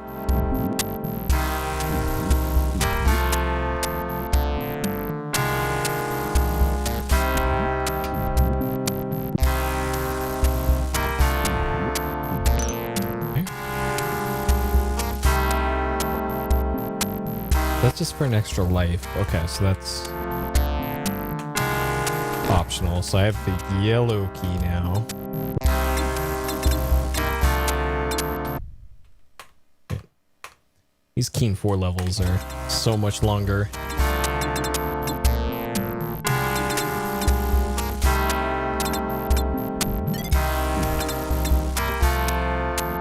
Okay.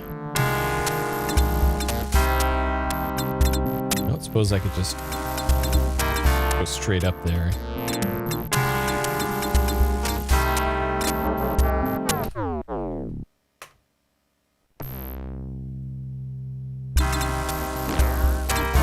Dude. Of course. Of course.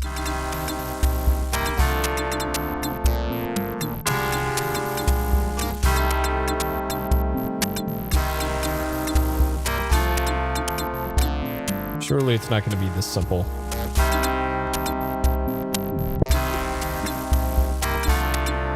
No. Okay. Oh, that's where I've been.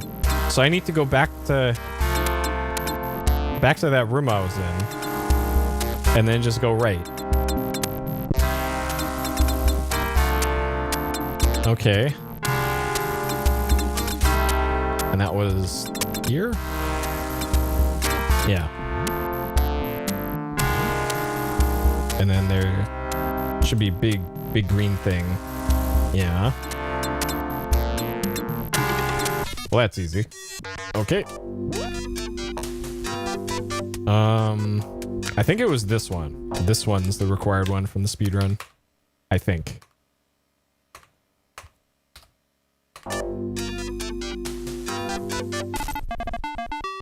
Alright. Pyramid of the Gnostocene Ancients.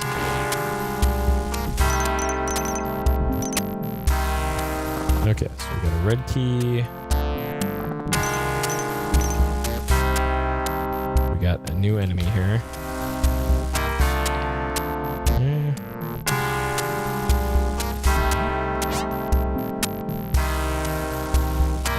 Alright. Don't like the look of that.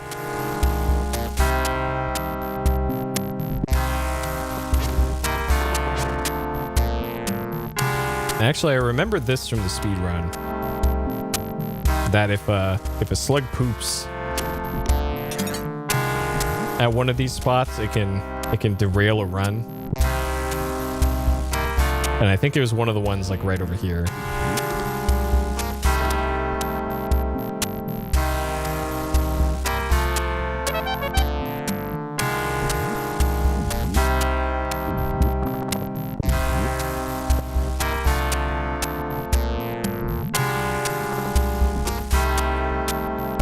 Looking for a switch to hit to open up some of those. Yep, good old slugs shitting on speedrunners as always.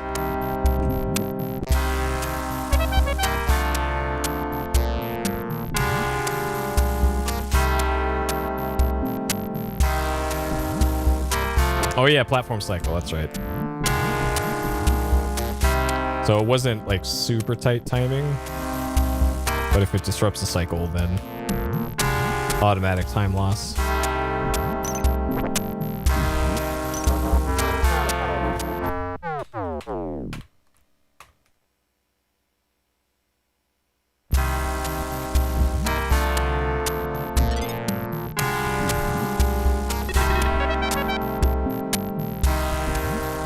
That jump feels nice to hit, because you gotta hit both the pogo and jump keys like a frame after the other.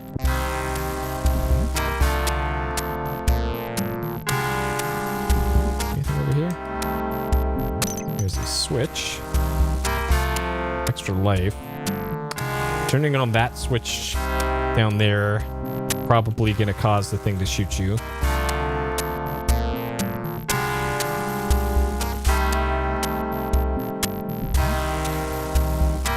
Nailed it.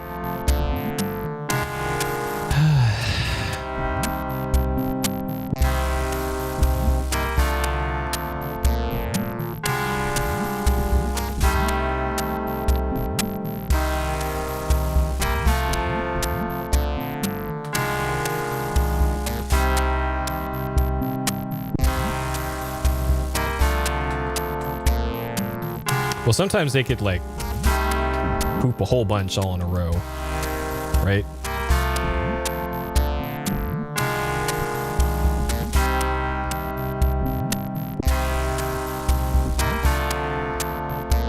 Okay.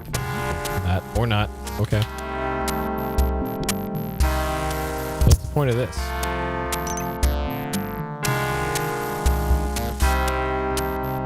Is this to get to the thing that I already got? Oh, okay. Something else. Oh, it's just...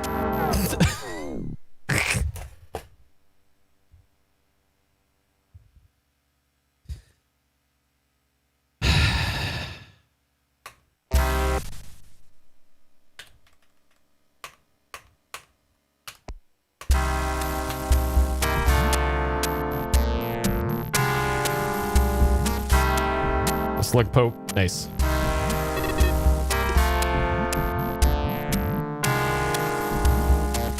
Okay.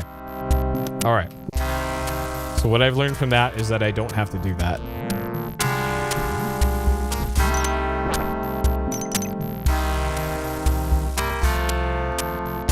All right. Come on down, bug burrow.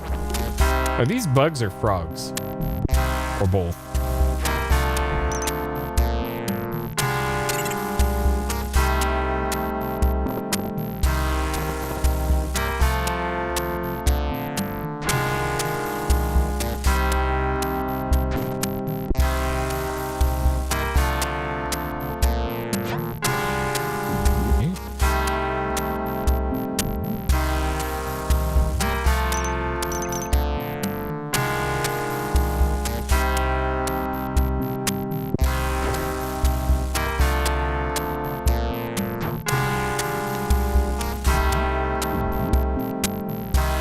Alright, so that did something somewhere.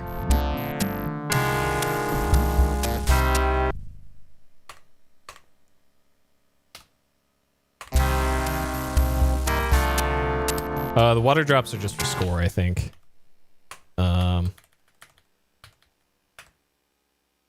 Right? Aren't they for score? Because the life water flask is an extra keen.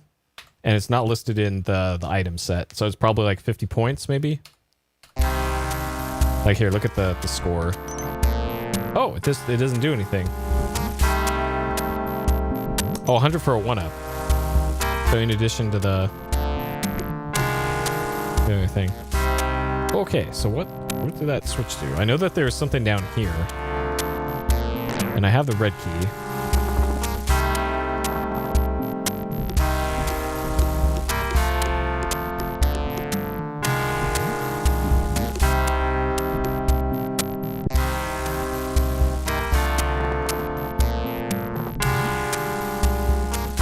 Okay, so that's where I use the red key, but...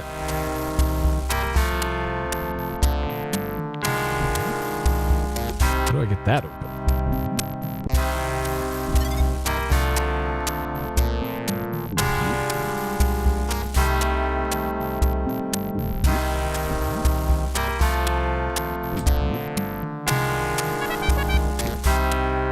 There must be another switch that I missed somewhere.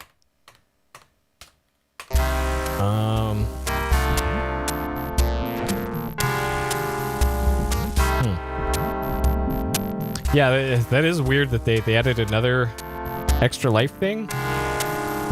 And all that in a game that lets you save scum. Like... bizarre.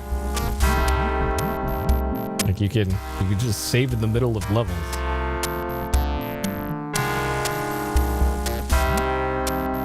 So surely these traps on the walls are probably going to activate at some point.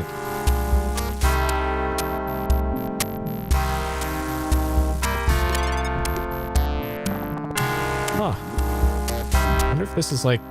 if there's something... a hidden passage in a wall that I missed. Also, for these things, is this a green face with a, like, a gun for a nose?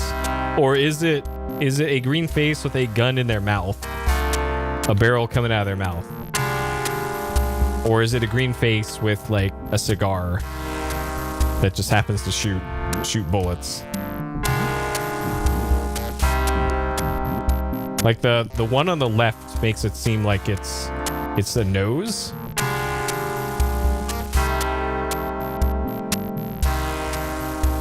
You think it's a mouth? A blowgun? Yeah. Because the one on the left make it look like a nose, but the one on the right looks more like it's a blowgun.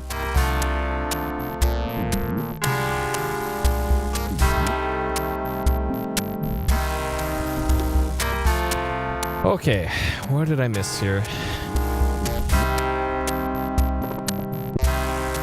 Maybe you're supposed to write this down and then...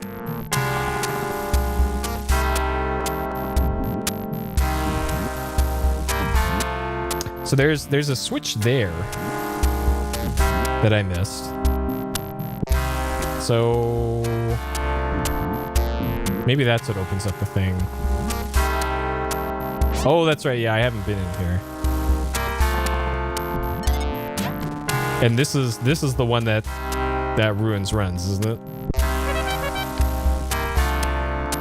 Because if that's if either of these poops, you just can't get past them. Okay, I think that probably opened up the thing I need.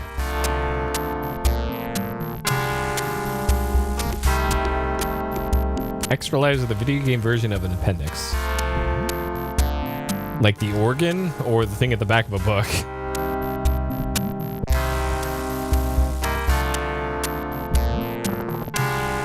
Because there totally is room for extra lives in a modern game. Oh, and this is the platform cycle. That's right. This is the platform cycle you're talking about. I remember, because you have to ride this off to the left.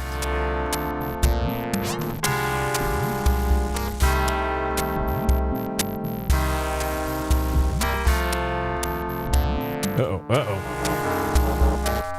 You got me. Got me.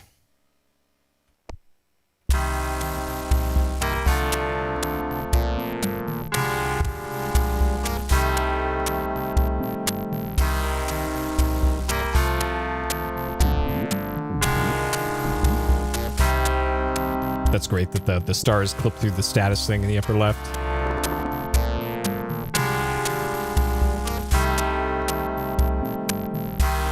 Well, I guess like score could also be argued as something like that. That's also unnecessary.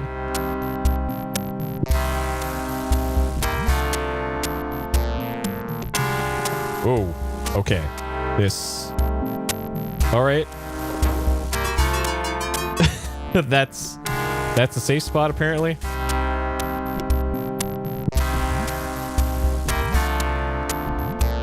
I don't know where I am right now. Okay.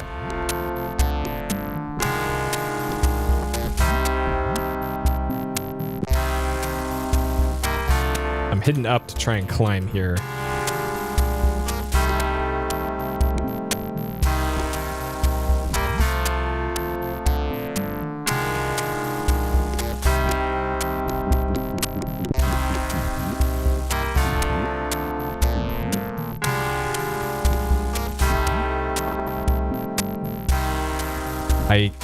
I don't know where you're supposed to go from here. Maybe I screwed this up by falling off the platform. Either that or there's a switch I was supposed to hit, maybe.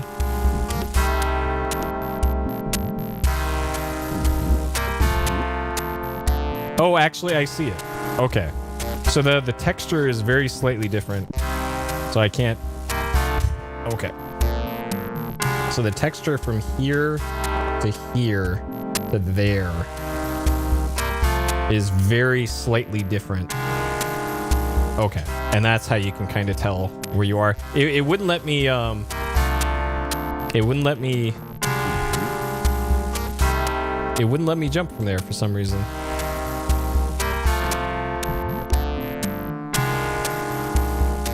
All right, my score is already at the perfect number, so I don't want to ruin it.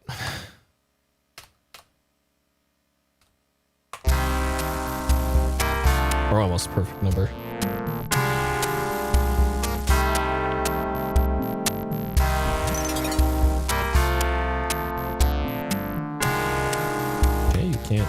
look around. Sure.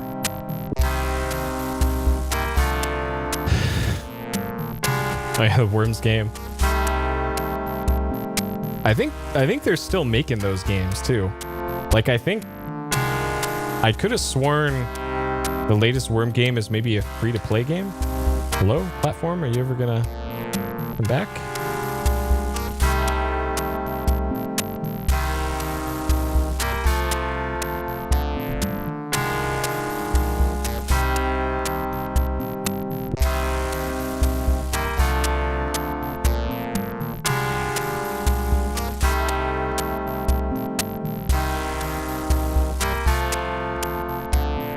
Pit. Maybe I should come back in here.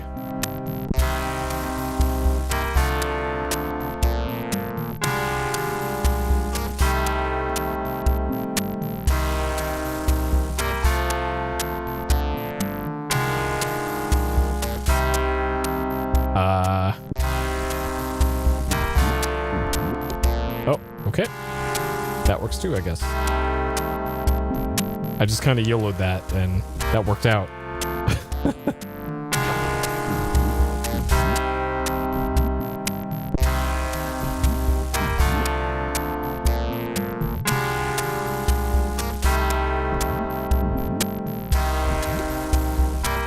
Okay, good. If I didn't have the green key, I would have been upset. All right. Thank you so much for rescuing me. I'll return to the Oracle Chamber immediately. No problemo. Okay. And then there's the hand temple down there. Let's get to that somehow.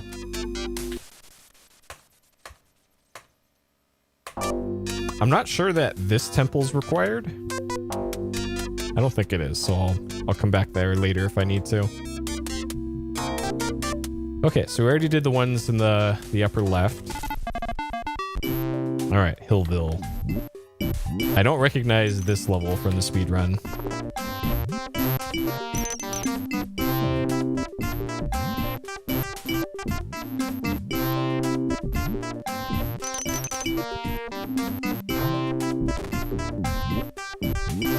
These even... Okay, they're just critters, I guess.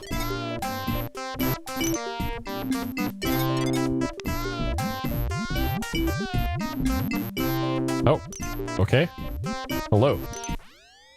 Princess Lindsay says, there's gear to help you swim in Three Tooth Lake. It is hidden in Miragia. All right, well, thanks, Princess Lindsay, but I already found it. Sure.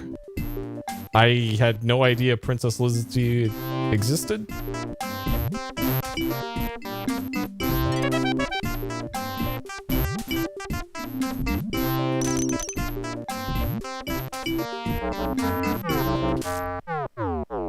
Of course.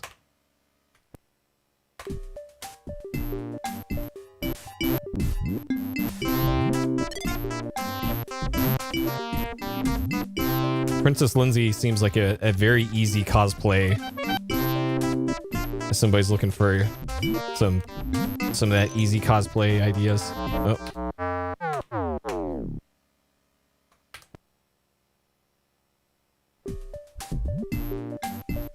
And I guarantee you there will not be another Princess Lindsay at whatever event you're going to. Or Commander Keen, for that matter.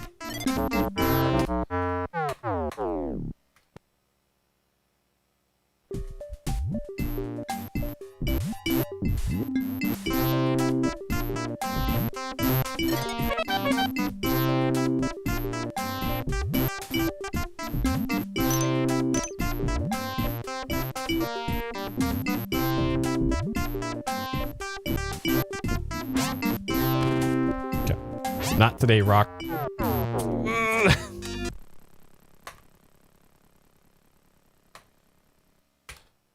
Today, Rock.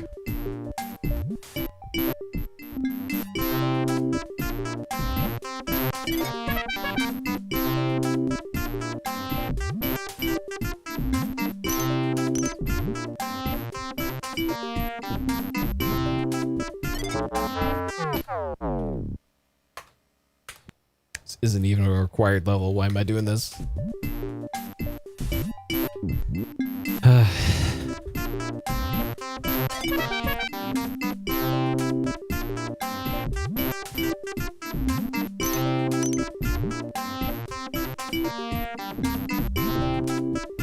Dude.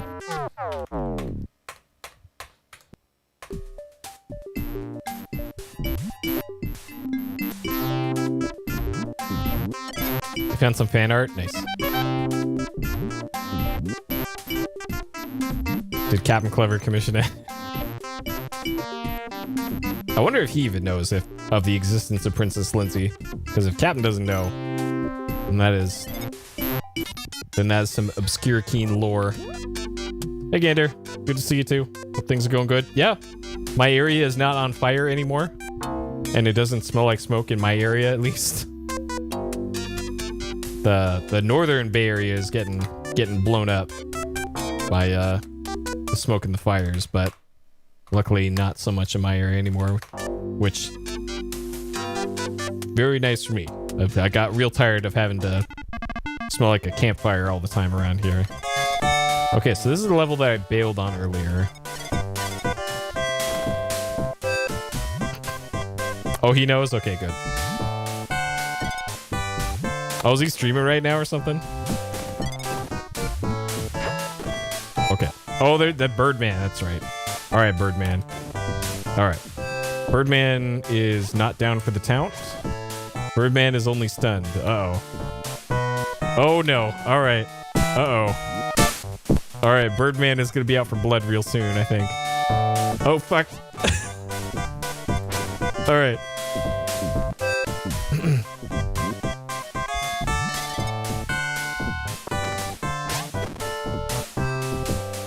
All right, hopefully Birdman doesn't chase you down for the whole level.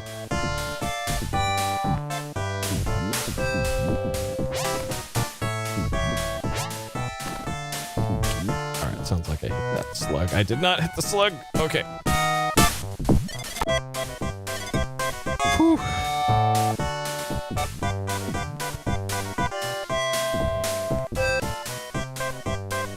What was the baby's? I don't know.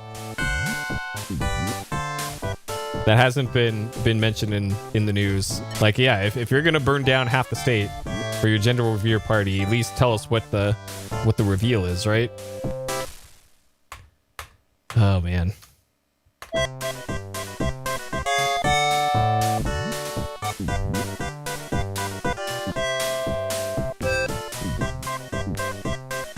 Yeah, well that's good old ad-lib music for you. Sometimes it just does that.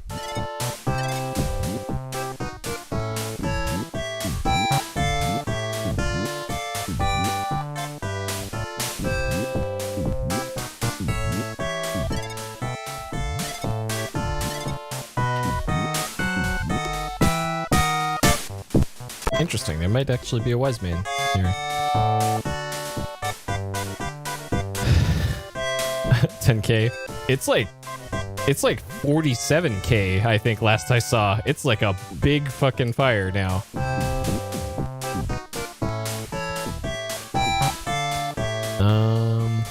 Okay.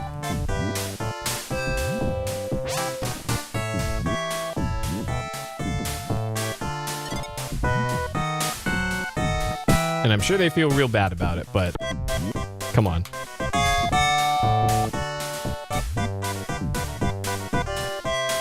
$10K? Yeah, it is. It is much bigger than that today.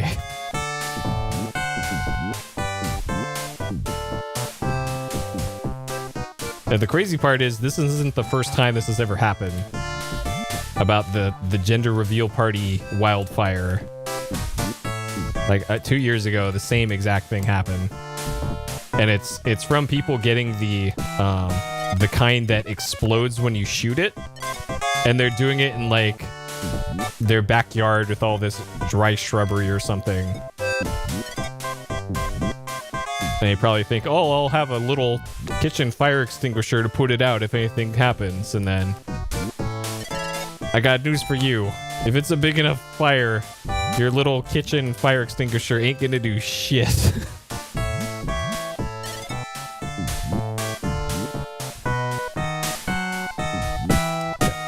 So I needed a red key for that door earlier.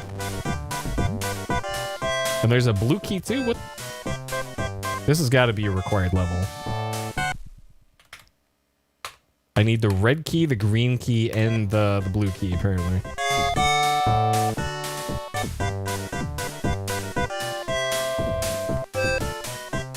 Yeah, you weren't aware that's the thing that happened? Yeah. That, like, most of California is just on fire right now. And one of the bigger ones in Southern California was caused by a gender reveal party of somebody announcing the gender of their baby by blowing something up because America. And they did it in an area that is prone to brush fires, and it started a brush fire, which turned into a very, very big brush fire that is likely going to burn for at least a week, probably, and potentially threaten homes, and yeah. Yep. Yep. I'm sure it made for a really cool Instagram video, though.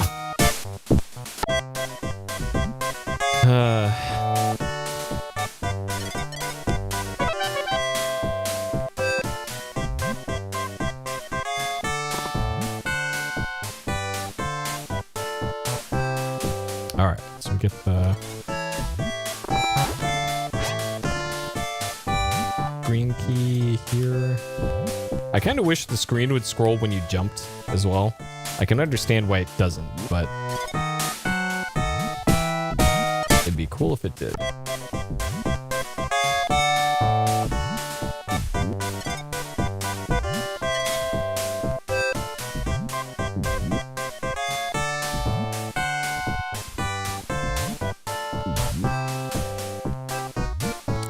Yeah, they are weird. Like, I don't get it.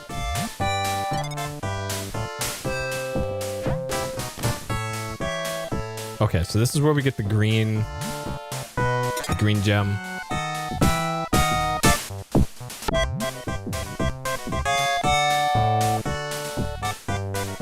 Yeah, and the weird thing, like, I don't think it's even a boomer thing, right? This is like a millennial thing. So it's not like, okay, all these dumb boomers are gonna eventually die off and sold their stupid gender reveal things. Like, no, this is our generation doing that. Uh-oh.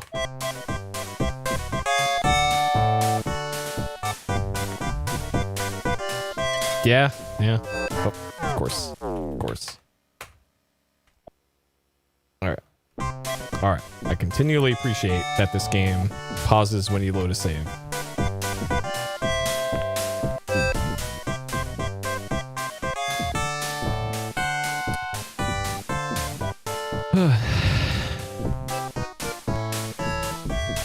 Yep. As is History Hidden. And it's the circle of life.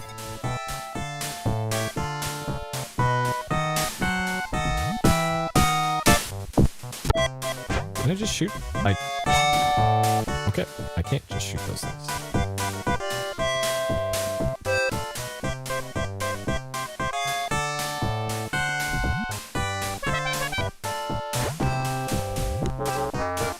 Okay, those things don't... Alright, sure. Okay, so where was the green door then?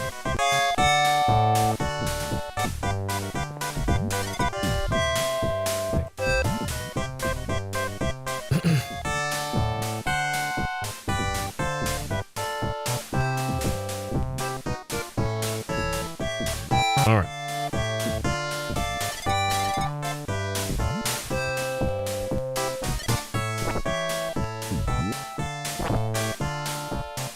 So all this is just for points and bullets.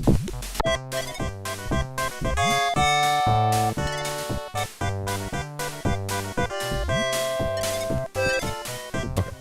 All right. So now what?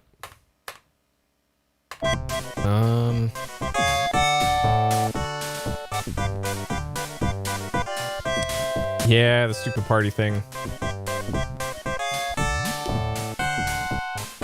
It also, I guess, probably ties into like conspicuous consumption and having the appearance of being more well off than you actually are and all that. It's weird. I never really understood that. Okay. So where was the green key used? This level's so big that I can't really remember anymore where that was used. Okay, so this is where you drop down to after you get the green key. So it's likely somewhere around here.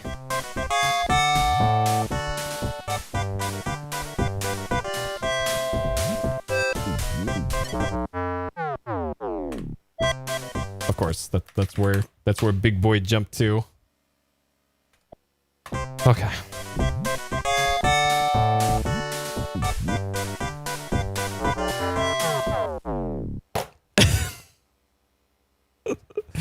Does that guy just not spawn in until you actually get up there? All right. Like right now, it looks like there's nothing up there.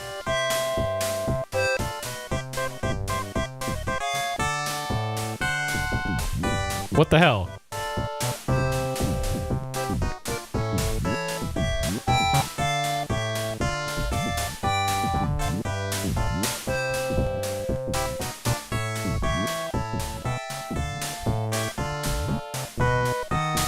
Okay, I don't think it was up on the right side of that.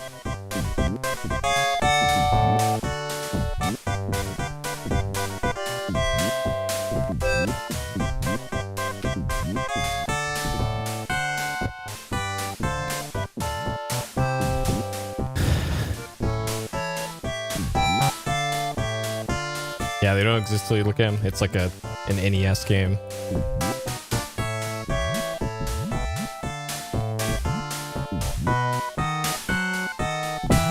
Okay, I think this is where I want to be.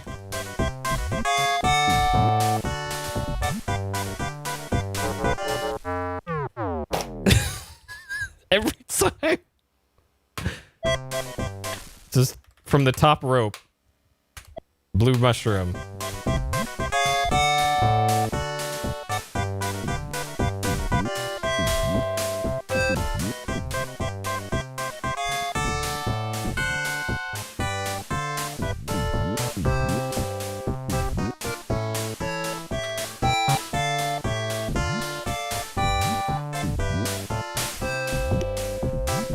And then I need the yellow key.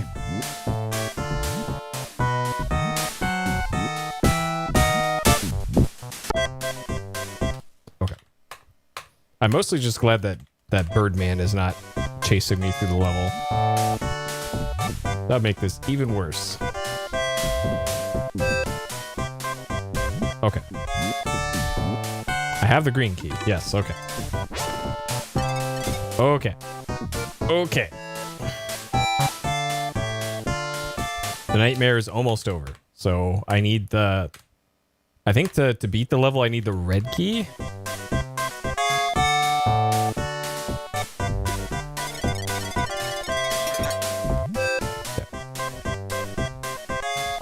And then the red key was in the upper left, I think.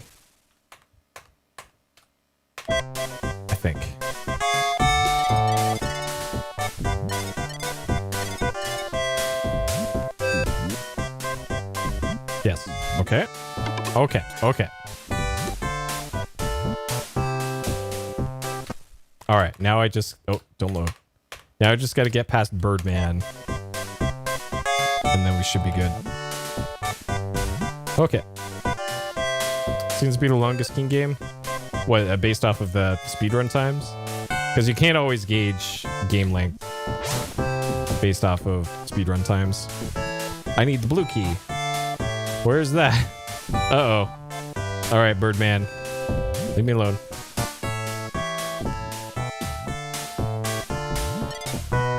No? Oh, is it off of How Long to Beat 10 or something?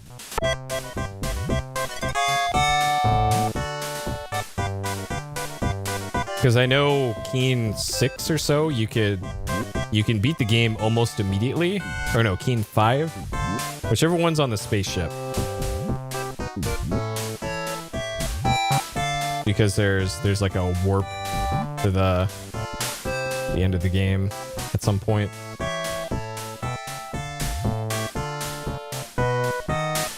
I remember Cap grinding that one out. The individual or the any percent for just Keen 6. Okay, you want to watch resets 10 seconds in for a few hours?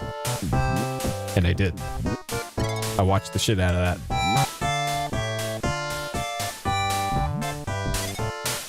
Okay, so red key. So I've already been here. Oh, you played before, okay. From personal experience. There's a donut up there.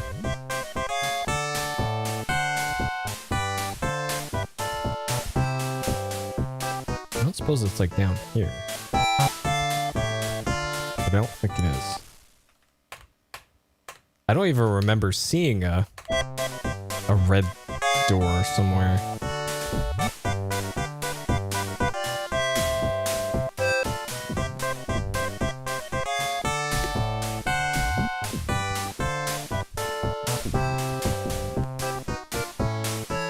Maybe it's up on the right side.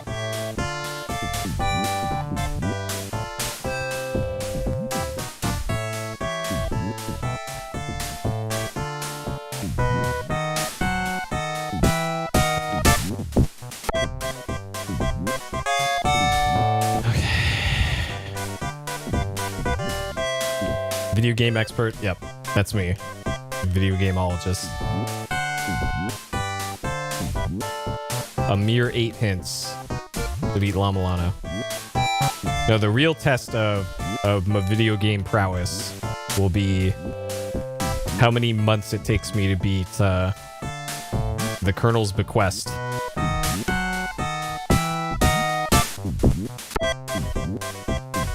The Roberta Williams classic.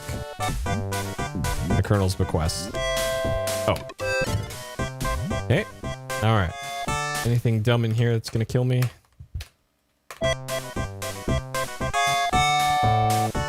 Because I'm still thinking about what the next like backlog stuff is gonna be. Okay. Alright, there's our complete the level thing. All I see is the on that GIF, and I'm assuming that's the whole GIF.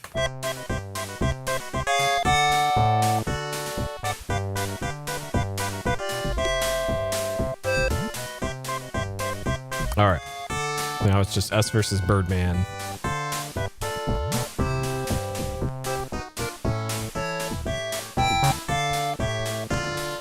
Oh, there. All right. This was a required level, apparently. I don't remember this level at all from the speedrun.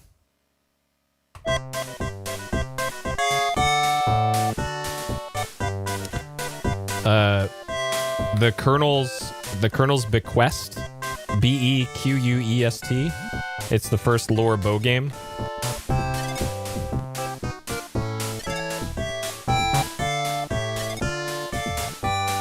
It's I think 1989. Oh, that Birdman. Okay, 2 Birdmen. Well, thank you so much for rescuing me. I'll return to the Oracle Chamber immediately. Great. You know, you look a lot like the last guy I rescued. Sure. Okay. Alright. Rescued 4 of them.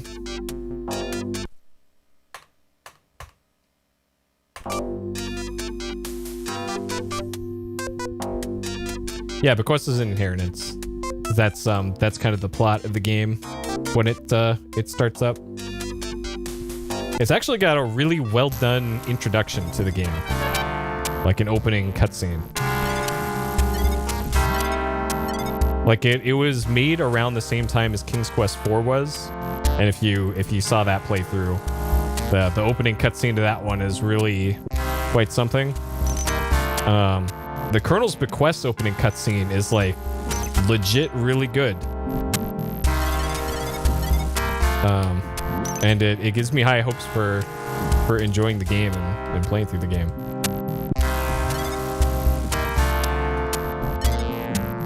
Because I've heard from people that like whenever you ask them like, hey, what's their favorite Sierra series, like the Laura Bow series comes up pretty often, like almost as often as King's Quest, and actually more often than King's Quest. More often than not, it's either Space Quest, Quest for Glory, or the Laura Bow games. And there's only 2 Laura Bow games. And I almost never hear that Gabriel Knight is among people's favorites. Alright, Birdman. At the exit? Okay. Alright, not a required level.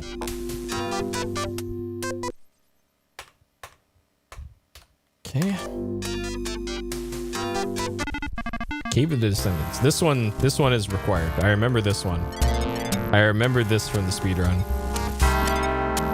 This was like a really long level in the speedrun.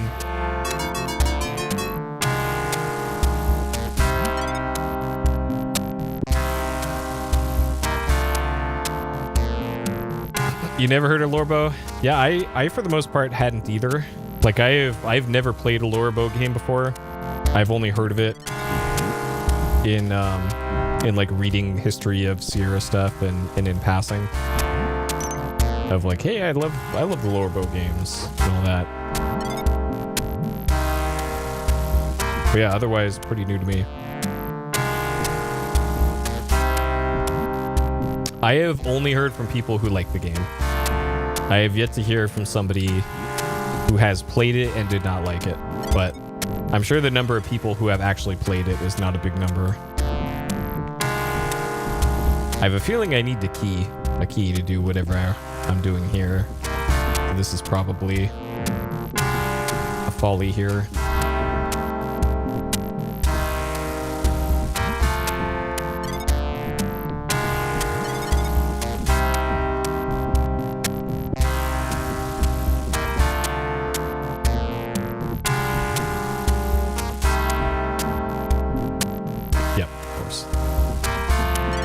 Of course.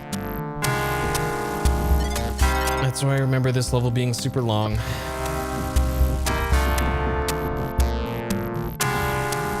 Okay, so we need the yellow key to get to Old Man.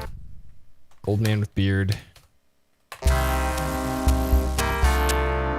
I'm not sure if I even saved there, so let's do that.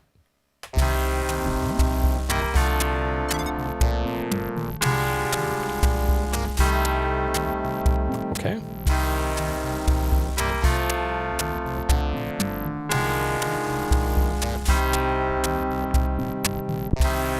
Okay. Oh, that's just a shortcut back up. Okay. Sure.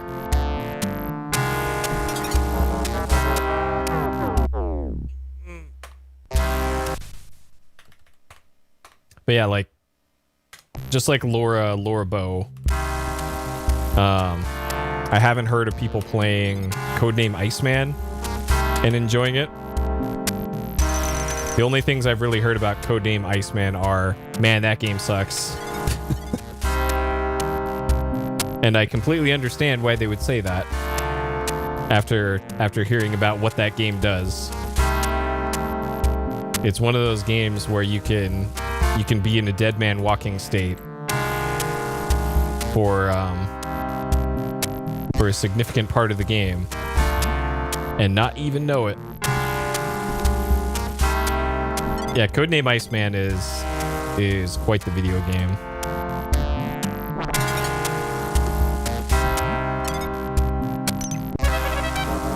Nope. Dang. Okay. Actually, here, let me show you real quick. I think I have my Roland stuff hooked up. Let me show you how rad Codename Iceman is.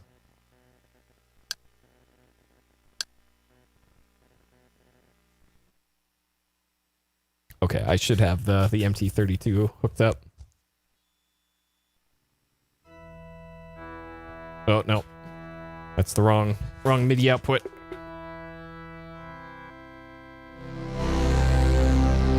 There we go. I had the SC55 output going.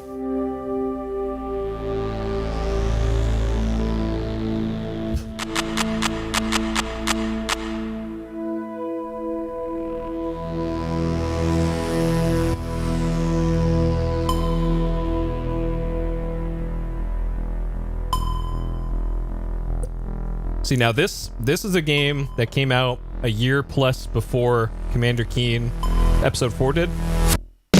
And this has got some music to it. So that's why digital music was so weird for games back then. Because you'd have games from the 80s that sound like this. And then games from the early 90s would still be using the PC speaker.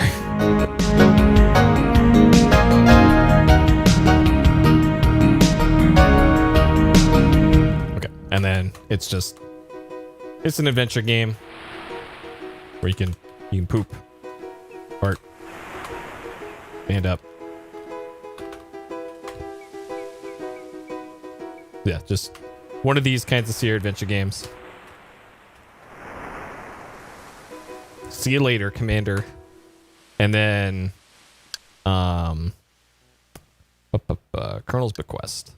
So this one, the crazy thing about this one is that normally it's got this copy protection in it where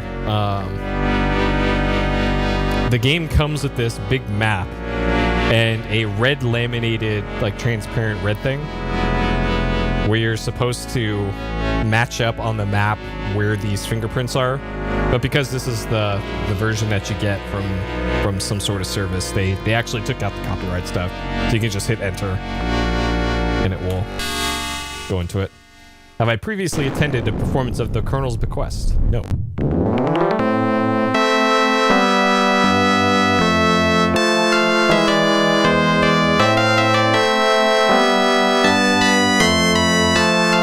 Very loud music. I'm gonna turn that down a little bit.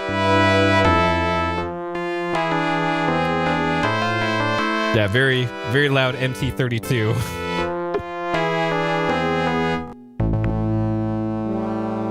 All right. The Colonel's Bequest.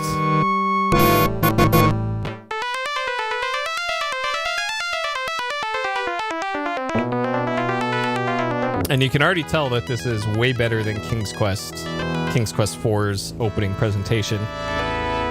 Just right off of this.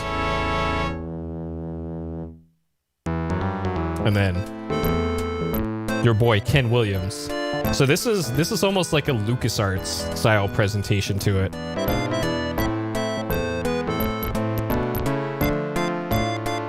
This is like a Day of the Tentacle opening or a Monkey Island opening.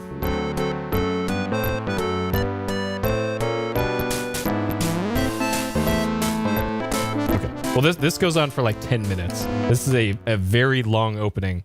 And then it's got a real-time clock, so this is practically Shenmue. Here's what the dialogue looks like. Why don't you explore the estate a bit?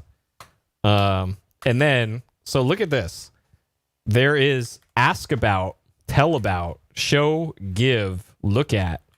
So this gives you like way more flexibility in the interactions between the characters than you could do in, or you were allowed to do in the other ones.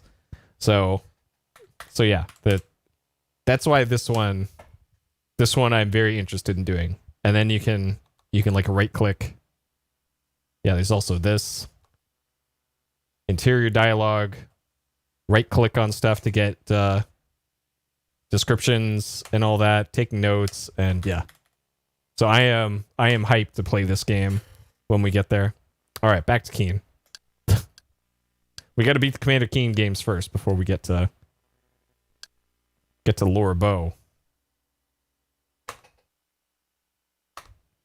Okay. So yeah, that'll be in the future. All right, back to Adlib. Okay.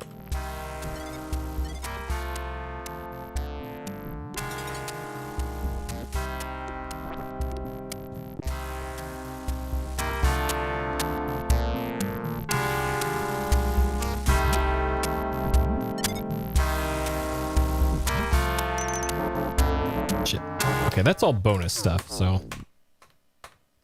don't even need all that. Okay, so this. So this is the way to the exit, I think.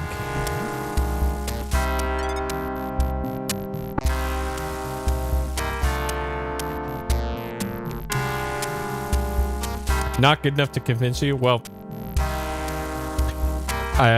if you want to know the exact like I don't know if the gameplay or anything is bad in Iceman. The thing that I know is bad in Iceman is that why am I stuck going left? Okay. The thing that I know is bad in Iceman is that there is a point at some point in the game you are asked to show an item to somebody, and then they give you an almost identical item in return, that if you don't have the original of that item, you can't beat the game. And if you don't have the forethought to check your inventory description, by that point, then I think you can get like multiple hours further into the game before realizing like, hey, you screwed up multiple hours before then, and you have to retrace your steps and redo all of that stuff all over again. So that is what I mean when I say that the design of that one has got some issues. And as far as I know, Colonel's Bequest does not do that. As far as I know. I don't actually know. I'm hoping it doesn't. So that's what I mean. But presentation-wise, like, Codename Iceman actually looks good. Like, and I really like that that engine that it uses. That is the same engine as like Space Quest 3 and King's Quest 4. And they also used it for or a modified version of it for Quest for Glory 1 and 2.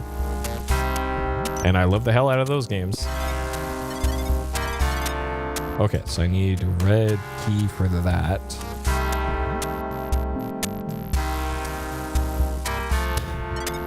Yeah, and you'd have to know what item's wrong. Yep. It's actually on TV Tropes. I don't know if you know the website TV Tropes. But there's the example article. I did the same thing again. For soft locks, I think. Soft locks or hard locks. Specifically mentions Codename Iceman as being like the most egregious example of stuff like that. Quest for Glory playthrough, yeah. I'm actually, for the backlog, I'm going to be playing through that multiple times, the whole series. I'm going to be doing a fighter playthrough, a magic user playthrough, a thief playthrough, and then a paladin playthrough. So I'm going to have plenty of Quest for Glory on the to-do list. Because I've never actually beaten most of the games as most of the classes.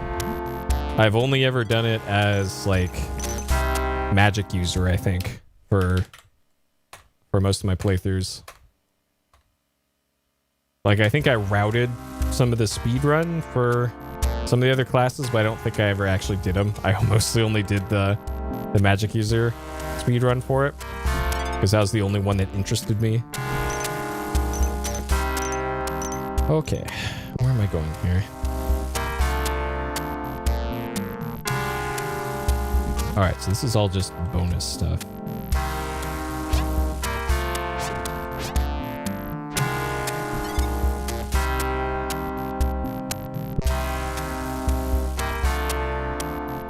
Alright, come at me, rock. There you go.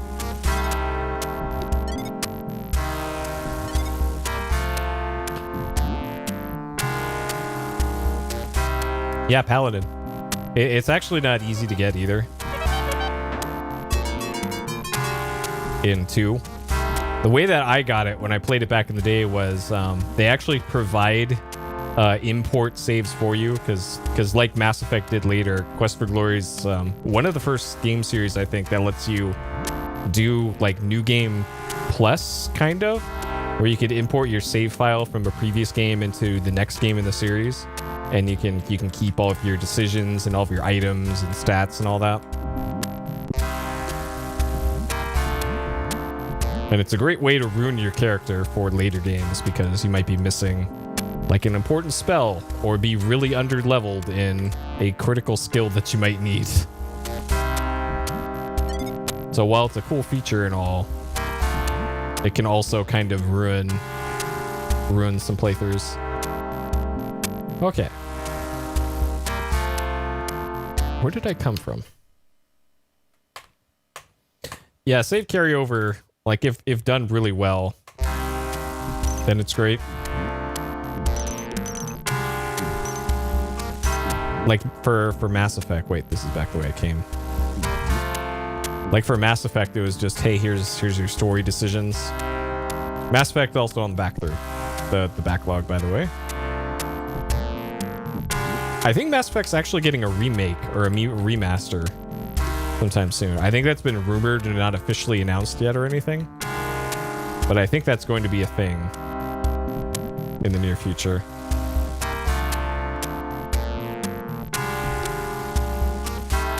Mistakes over several games, yep. That's how you do it.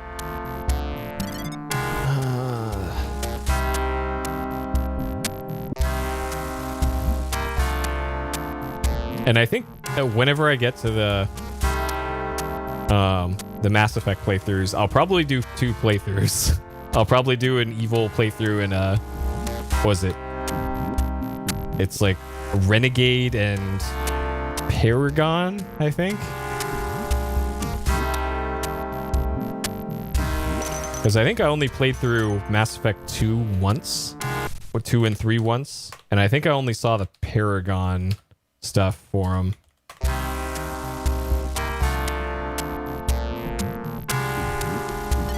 Okay, so there wasn't anything down there.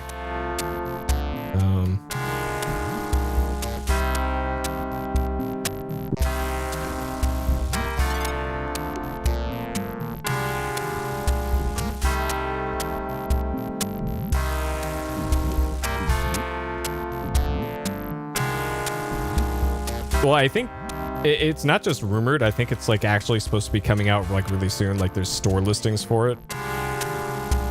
But for whatever reason, they've just been sitting on it.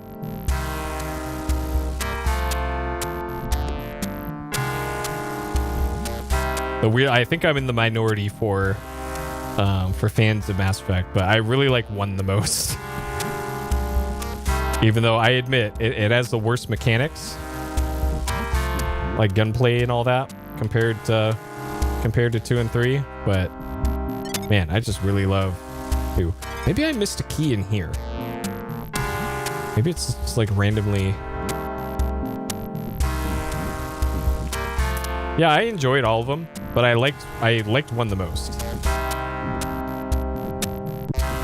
Which I think for the consensus from what I've heard for fans of the series, it's 2 is what people like the most. Which, yeah, I could see that. The thing I didn't like about 2 was it felt like most of the enemies in that game were bullet sponges.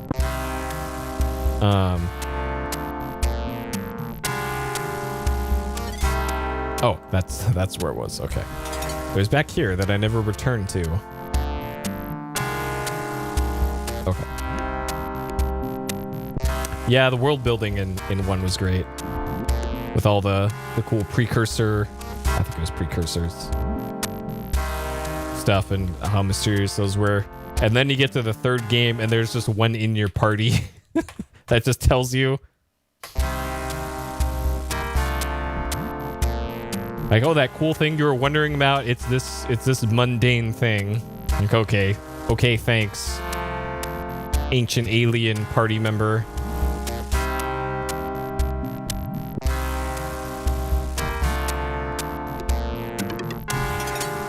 But I think that guy was DLC.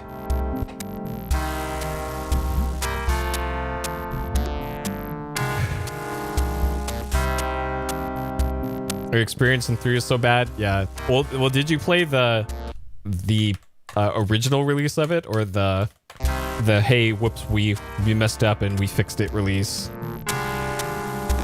Okay, so yellow key. Wait, is yellow key what I need to get to the wise man? I can't remember. I think I can beat the level now. I just got to make my way back up there.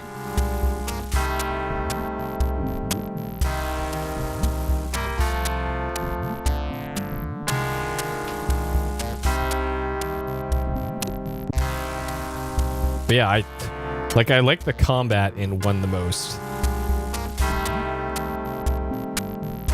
And I didn't even use like the abilities that much in it either. It was just strictly the gunplay, and I don't know, for whatever reason, just loved it.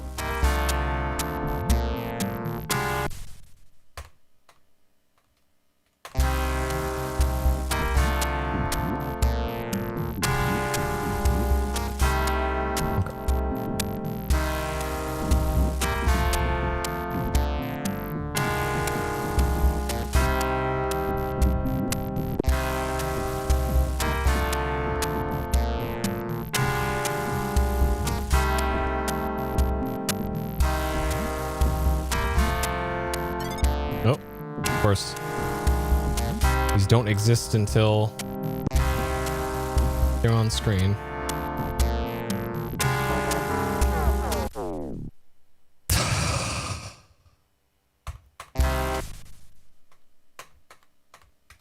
That's annoying. That's annoying. Alright.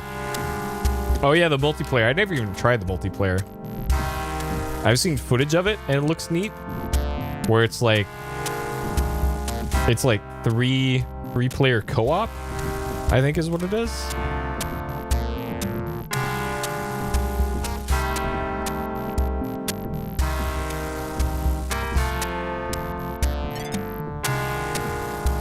Which, yeah, I don't know.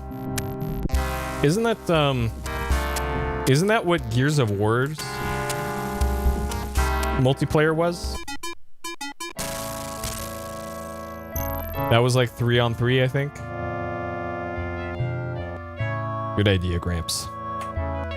Okay. Alright. I made that long level like 3 times longer than it needed to be.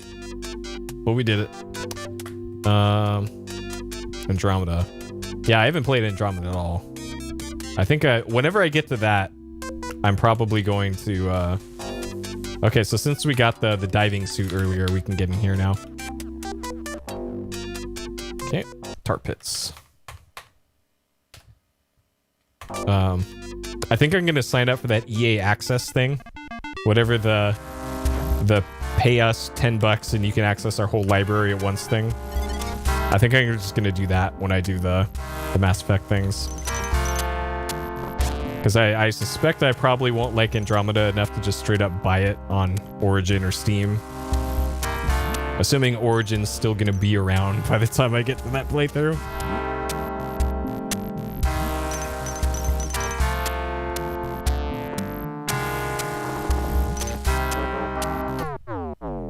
I was gonna shoot straight down onto that one, but didn't work out.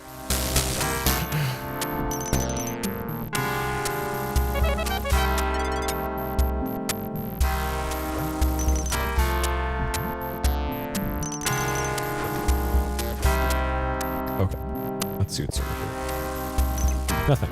Okay. Casual romp through Anthem.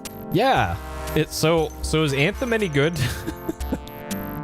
Like, obviously you're recommending it. Like, I don't know. It kind of gives me pause even bothering checking out a game that they've had to redo. Like, kind of in a similar way why I'm hesitant to really bother with Fallout 76. For the same reason. Like, man. Like, would I even trust the developers or something like that? Should I even give that? Am I soft locked?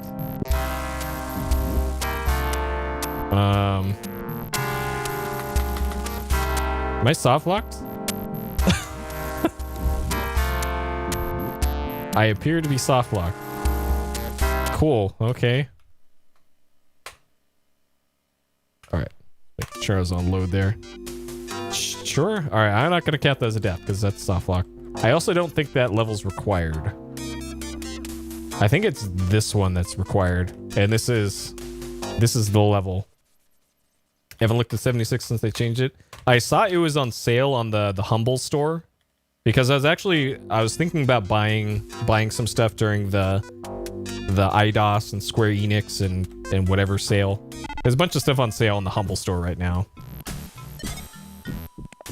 All right. So this is the level with our boys in it.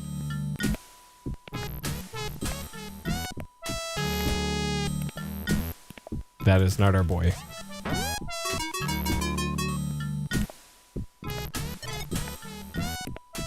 There he is. There's our boy. The second dumbest creature in the universe.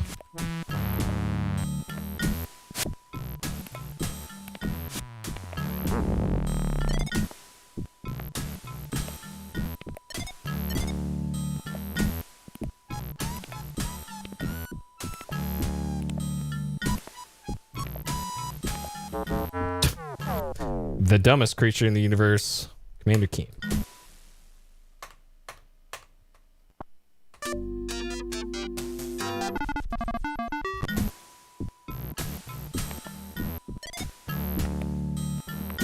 A free Steam key. There was a there's a short period of time at some point, like I think it was a year ago, where there's a free trial for Fallout 76, and I installed the game and then just forgot about it, and then the trial expired. Because I wanted to at least play a little bit of it just to see what it was about, and then just completely forgot to actually play it. So it'd be great if they did another one of those trials at some point, but I'd probably just forget about it again too. Because like I have an Elder Scrolls Online account that I keep meaning to go back to and actually do something in that game. Because, you know, I love Daggerfall, so therefore Elder Scrolls Online is probably amazing.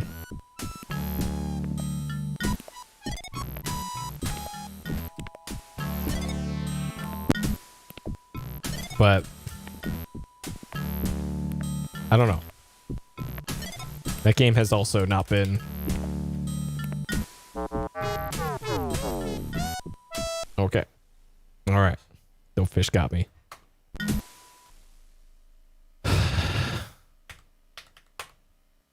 Fallout 4, but don't go to towns. Yeah, that seems about right.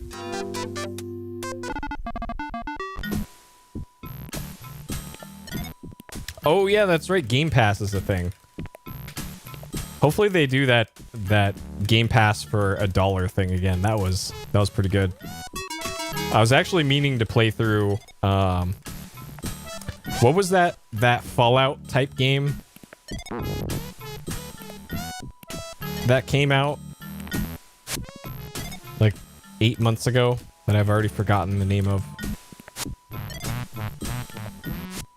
It was the Obsidian game. I'm not even sure if I need to get past that one. Outer Worlds, yeah, that's right. Outer Worlds. I was meaning to play that. And I think the same thing happened where I bought the Game Pass thing for $1. I installed it. And then I just completely forgot that I had to play it.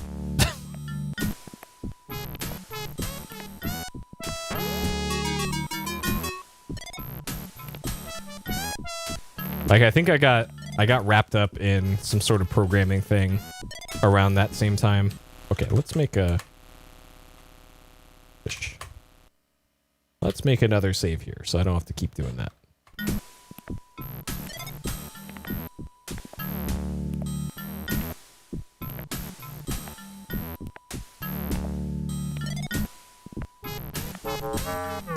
Okay. Control panel. Okay.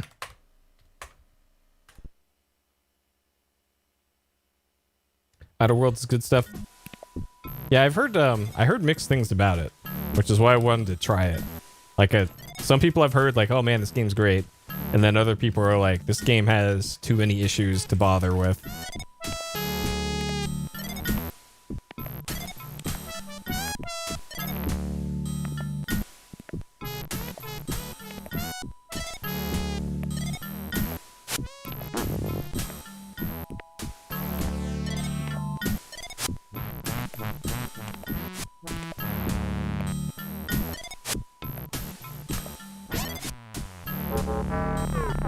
I don't think you can shoot underwater. Can you?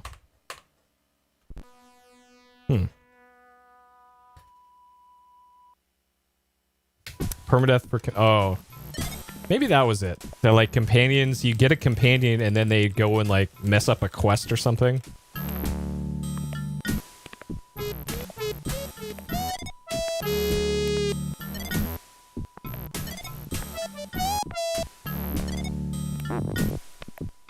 Okay, you cannot shoot while underwater. Okay.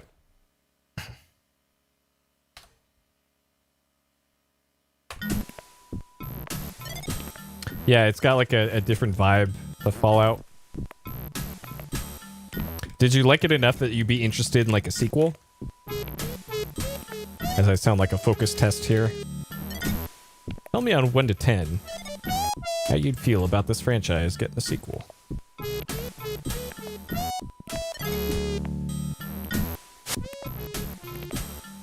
Okay, so there's the wise man.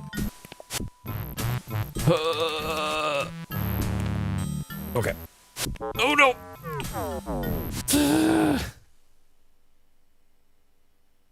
Dang. Okay. Well, I found the way through there.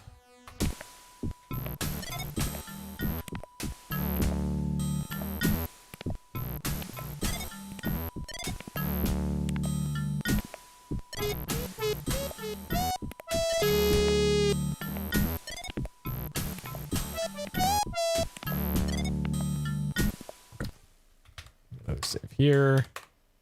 Okay. Probably buy DLC for another one.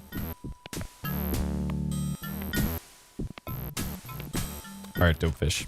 Please leave.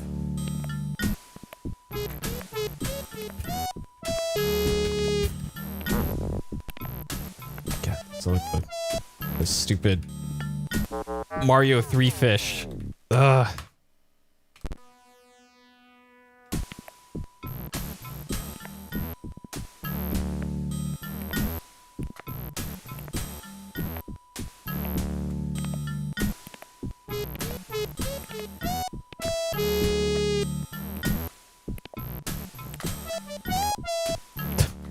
Dopefish, go away.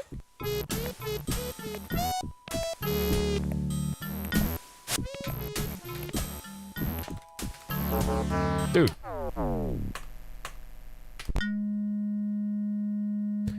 Okay. Disco Elysium. Yeah, I've seen stuff on Twitter about that one. Where it's like that's like original like Fallout 1 and 2 and Baldur's Gate style, except it's more of an adventure game, kind of.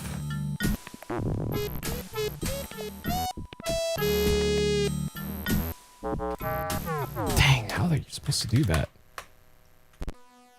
Probably like a really specific angle you gotta do.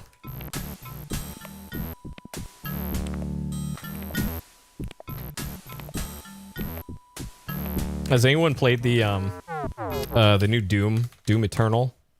Because I love the hell out of the Doom 2016, I think is what that one's referred to. But I've been... Oh, we did it! Okay. I've been waiting to get Eternal on sale. Glockfist, you so much for rescuing... Blub.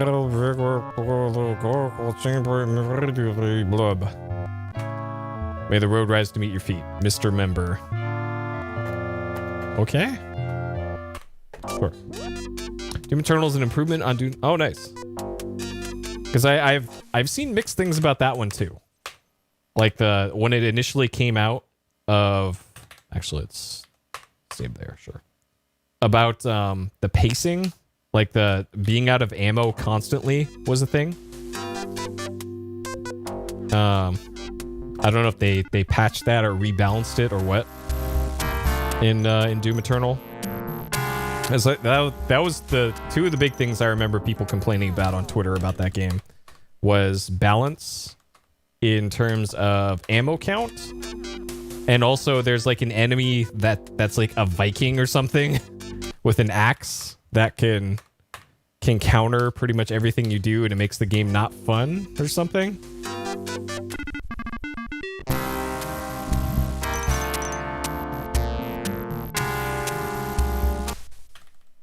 So I wonder if that's a game that's had any post-release tweaking done to it.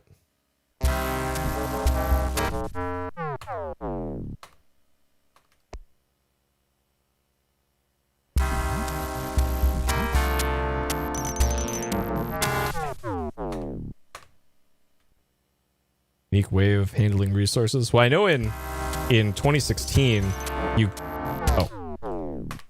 I should use my pogo stick. I completely forgot I had that because I've been doing a water level.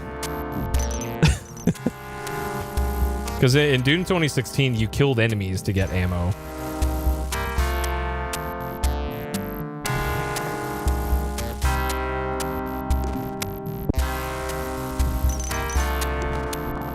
That. Oh. Wow. Wow. Wow.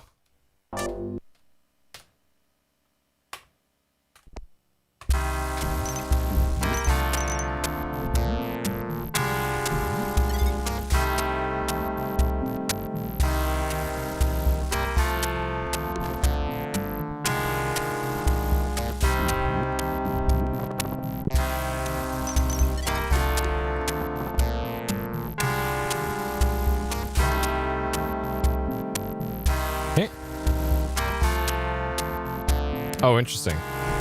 Yeah, I've heard it's also a much longer game, which I'd be down for, I guess.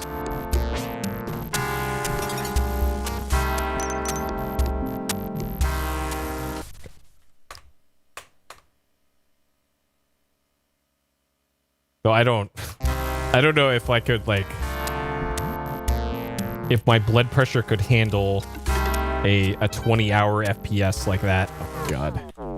Because I think that's what I've heard how long that game is. Like if you take your time with it and go for everything, it's like 20 hours.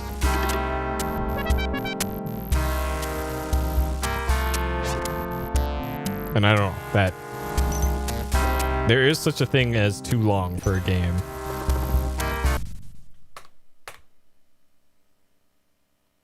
And I think that might be too long for that genre.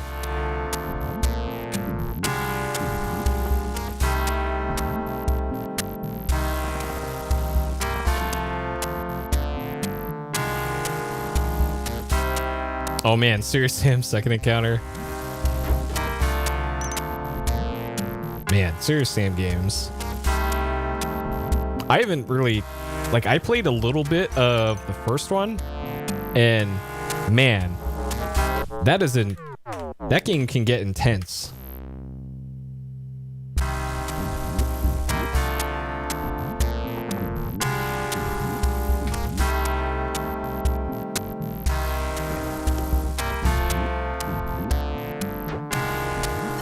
And it's mostly the sound design of that game. It is the part that makes that game real crazy.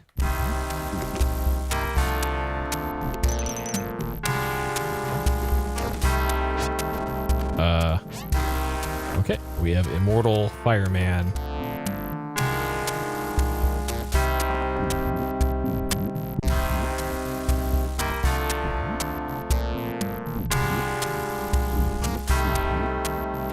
Doom 3, good length.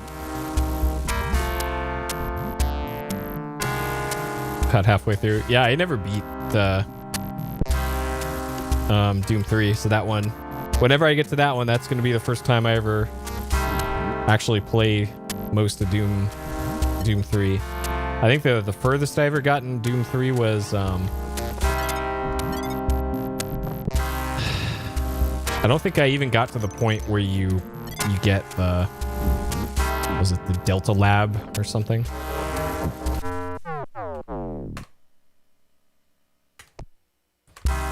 Man, I remember,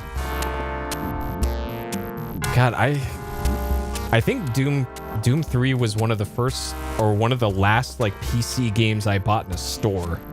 Now come to think of it. Prey 2006? No. I do know of it though. I've seen plenty of video of that game. Okay, so Fireman is down there. But yeah, I remember going to a GameStop and getting Doom 3 on release day. And that was back then when release day was like, who knows when this is actually going to be available in stores. Okay, so I need that. Okay. I think you just have to take a death here, right? Oh.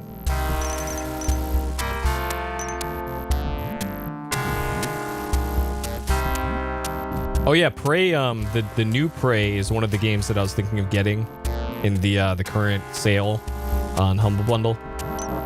Shit.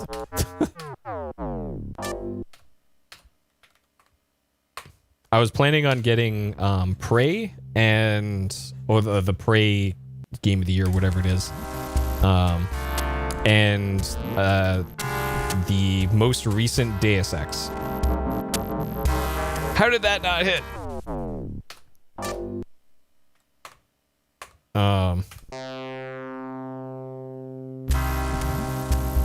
Because I really love Deus Ex Human Revolution. The one from 2012, I think, is when that one came out.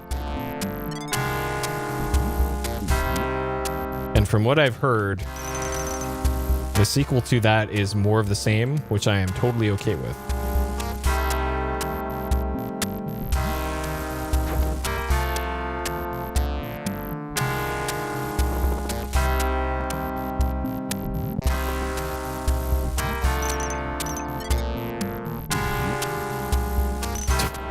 The same thing again. Okay, so that's where I can drop down. Okay. Human Head Studios, yeah. Like I think probably the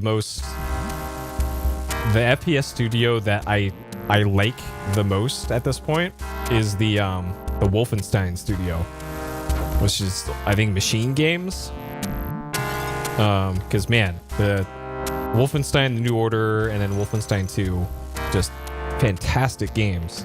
I haven't played the most recent one, which is like the one with like the twin girls, whatever that one is. I actually missed out on getting that in the Nvidia promotion by like a day. I was pretty mad about that when I got my 2070 Super. And then I missed out on getting Control also on another video card purchase. I've not been doing well on my promo stuff lately. Yeah, Youngblood. Because that one has some ray tracing, I think. And that's why that was part of a promotion thing. Alright, let's just save here so I don't have to do that again.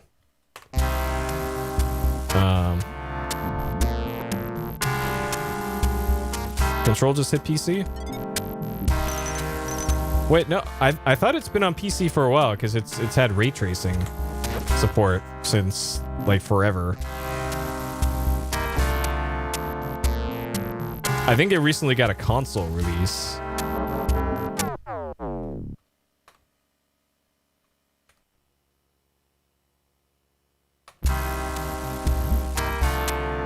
Oh, it wasn't? Because I could have sworn there was a promotion like months and months and months ago. Oh, yeah, because it's Epic only. Okay. Yeah, of course, because if it's not on Steam, it doesn't exist, right? Okay, I see what you mean.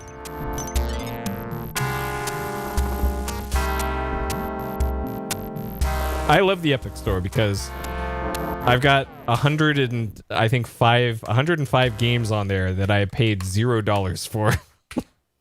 I have not given the Epic Store a single cent. And I somehow have 105 games on my account. And a lot of them are actually pretty good games too. Like Hyper Light Drifter, like we were talking about earlier. That one completely free. Courtesy of Mom's credit card Fortnite players. Oh well, I'm probably gonna die soon anyways, so fine. Alright. Can I shoot down? Oh, I can die though. Okay, there's that death.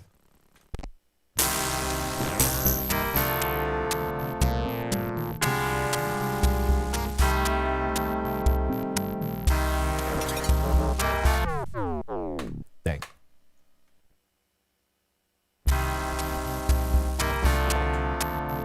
Okay. Wait this out.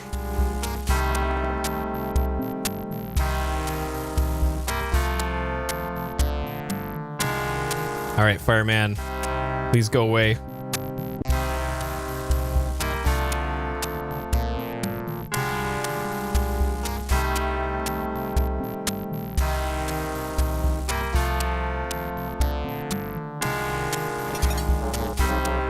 Maybe I can, like... How the fuck are you supposed to do that? There's got to be some trick to that.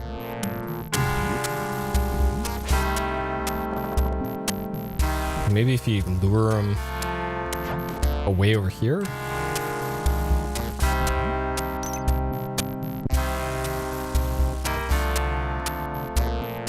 Okay. This is probably how you do it.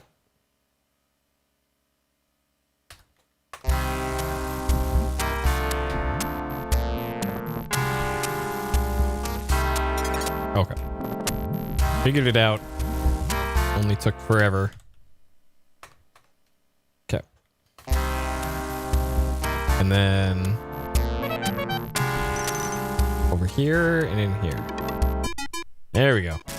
Okay. Oh, thank you so much for rescuing me. I'll return to the Oracle Chamber immediately. Wise plan of action, your ancientness.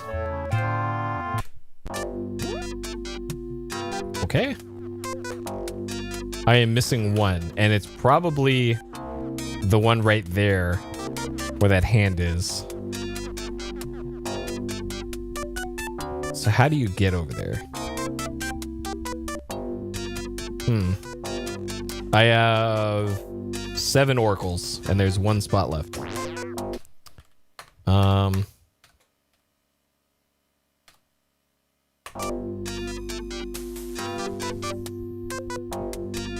Maybe the one down here doesn't open until you do this level.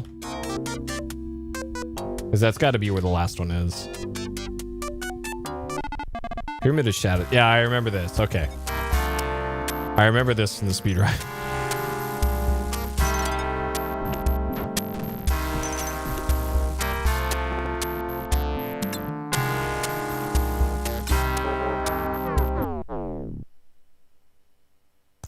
Bro. Come on. Come on. Come on now.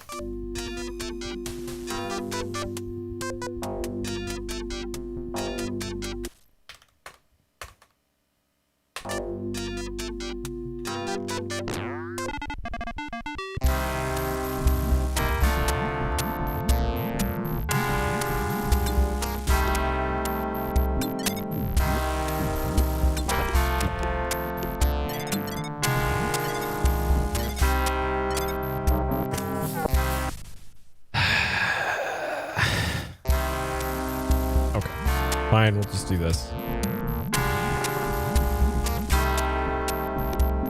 We're practically at the end of the game. Shouldn't need to save scum anymore.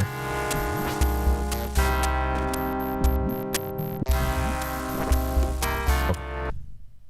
As he save scums. Okay.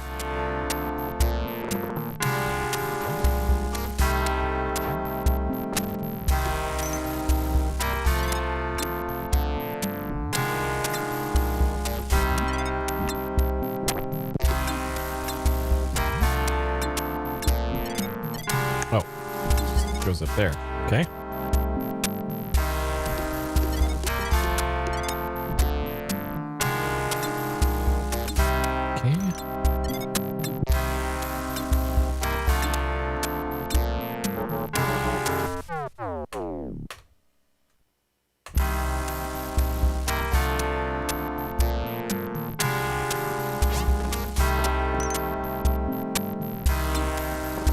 I probably need to get down there.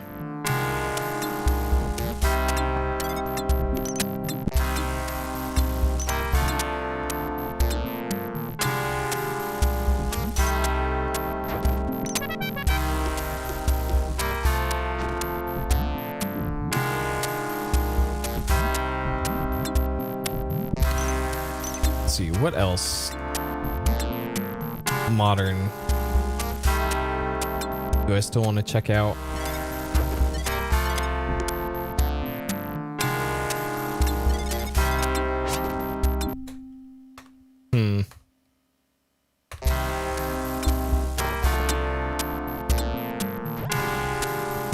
I know that there's that incredible new VR Sam and Max game. Oh man. You think that'd be right up my alley? I love Sam and Max. I love VR, but man, that game looks so low rent that unless they put out another trailer later on that looks significantly better.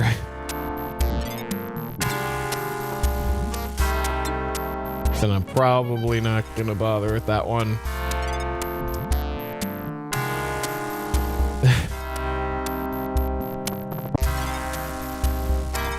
Well, the revolver shooting out shell casings is the least of that trailer's problems. Oh man. VR Psychonauts game. I've never played through the first Psychonauts. And apparently there's a sequel too. I don't know if that ever came out. So that one's on the to-do list. I'd probably play the Xbox version of that.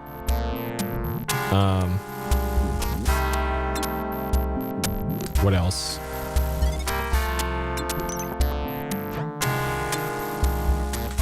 Let's see. The Witness. Like to play that one.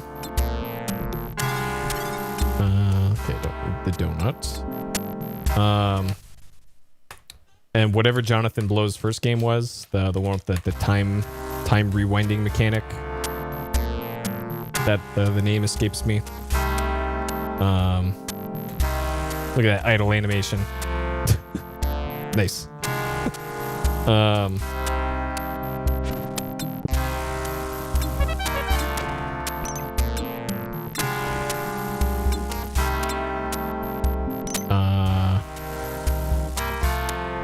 Let's see. Oh yeah, Braid, that's right.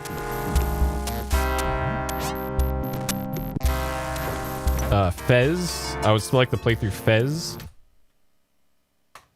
Like, I know that these aren't like super new games or anything. That's another one on the to-do list. I've tried to play through Fez before, and I think I got a few hours in and then just didn't finish the playthrough. And I've heard that one's got some real Lama Lana shit in it too. At some point. That took people like months of collaboration to figure out what some of the stuff in that game was. I think. Yep.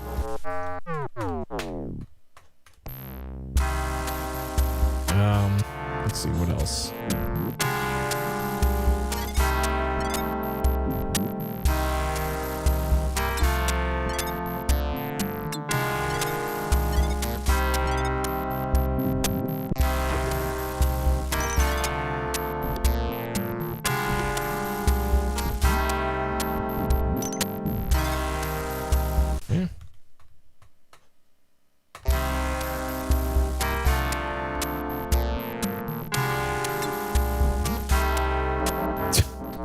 Nailed it.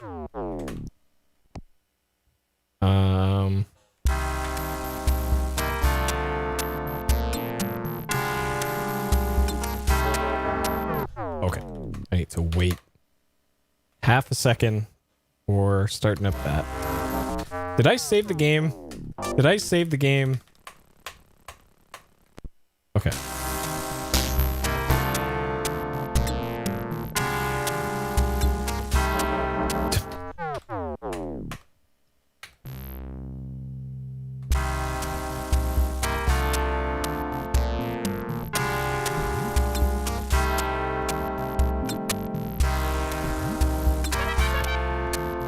Oh, please tell me I don't need a...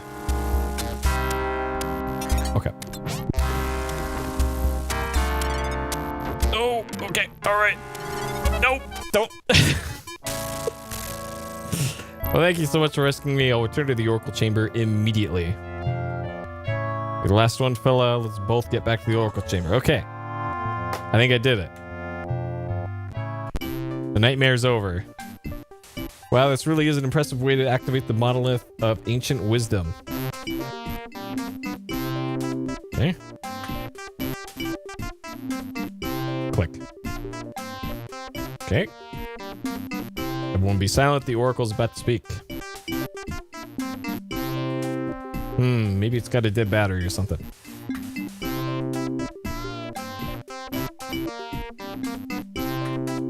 The Shikati are a race of shadow beings from the far side of the galaxy. Okay. They're building an Armageddon machine and are planning to blow up the galaxy with it, then rebuild it to suit their needs. They live on the third planet of the Korath system, which is 71,000 light years from Gnosticus 4. The Armageddon machine is almost complete. And this is what they look like. Okay. These Shikati are toast. Thanks for the scoop, Oracle. I'm out of here.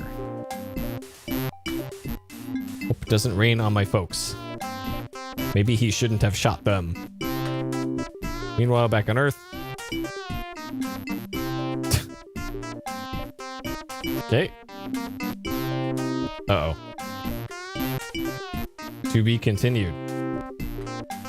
Don't miss the Armageddon machine, the shocking conclusion of Goodbye Galaxy, where you'll see what the Shikati look like, the insides of the Omega-Matic, lots of world robots and aliens, cool shots of galaxy exploding, plus one or two big surprises. Call or write for the Armageddon machine now. Alright, I am the keenest by a lot. Way better than all of id Software in 1991 put together.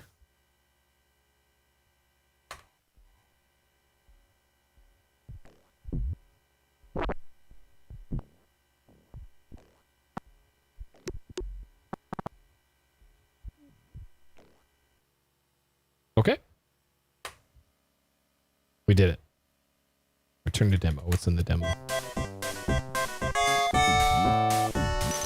Okay.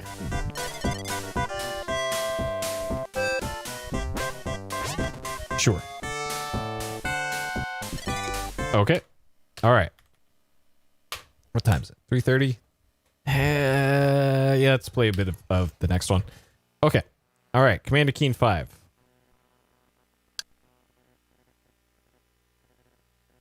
If I can get this selected here. Uh-oh, it's doing the thing again. No.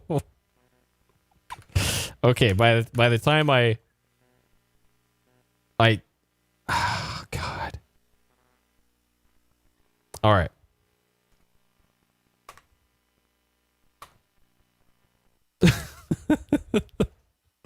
All right, it might be 4 o'clock by the time my computer reboots here. I don't know why that does that. That has never done that to me on anything else. Only on Commander Keen. I have a feeling it's because I have 3 keyboards plugged in. That's probably why that's doing that.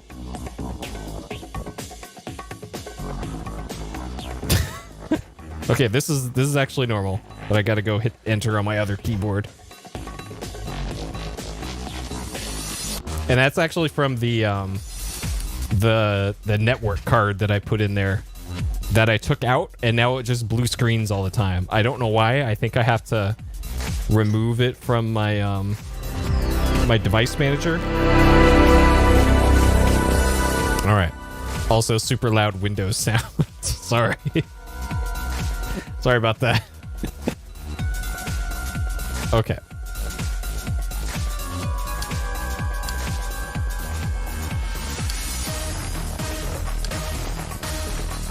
All right.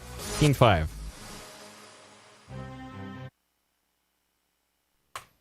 Oh.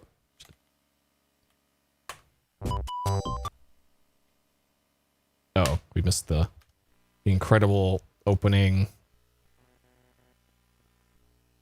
thing here. All right, Commander Keen in Goodbye Galaxy. Press F1 for help. Okay. All right, F1. Hey, they have music for this now. Okay. And the icon for Keen in the top center is different from the one it was in the first game. Okay. Last episode, our hero Billy blasted off. Search the Shikadi. Yep. We found the council members. Yep. Keen flew to the Shadowlands, faced horrible foes, and rescued the kidnapped ancients. Yep, we did that. It took 2.5 hours. After Keen freed them from their imprisonment, the immortal council members activated the source of galactic wisdom, the Oracle. The Oracle informed Keen that the Shikadi had nearly completed a machine to obliterate the galaxy. It slices, it dices, it causes a 10,000, 100,000 light year diameter quantum explosion, the Omega-matic. Available from Vitacorp, assembly required. Sure.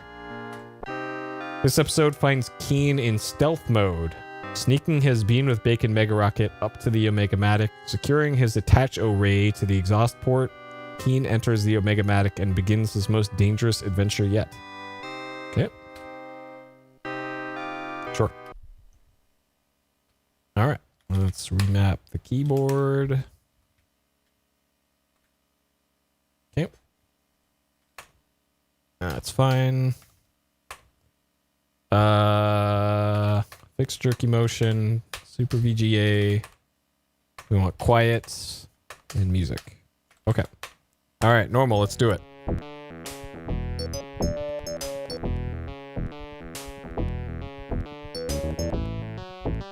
Okay. All right, this is our first level.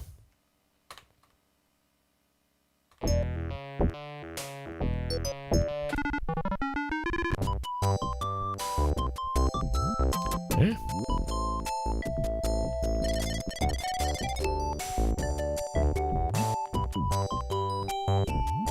The music already worse than Keen 4?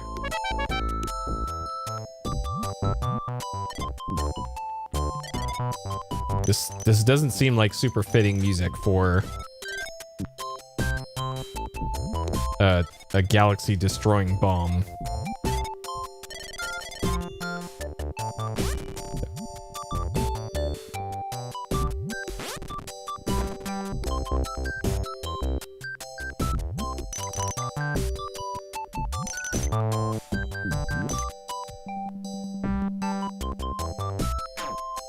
Okay. All right, so we got a new sprite for standing on these things.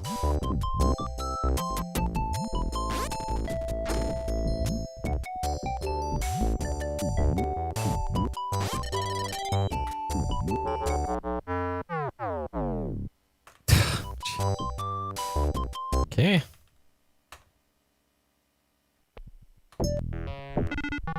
I think that was right at the end, too.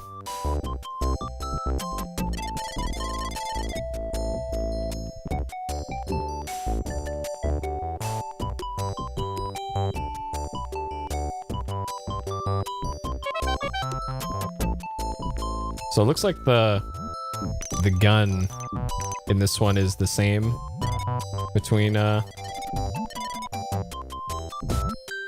episode 4 and episode 5 so far.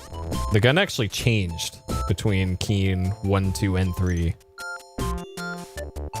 There's like a completely different icon for it.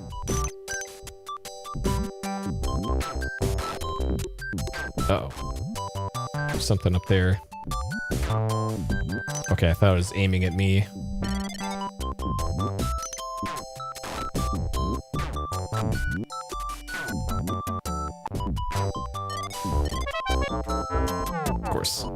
course.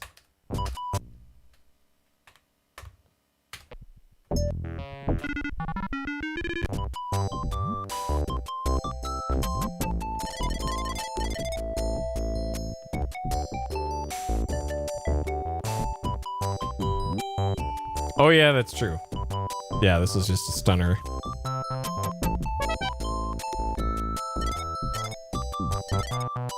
Though, according to Keen Dream's lore,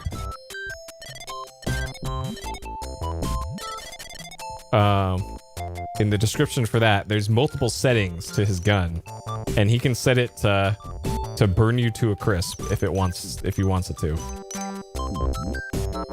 And he chooses not to, apparently.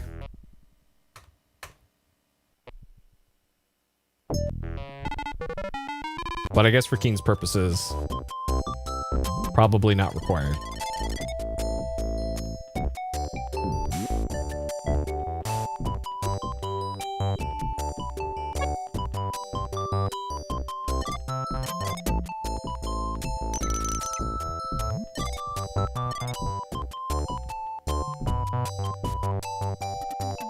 Okay, so that I don't have to do that again.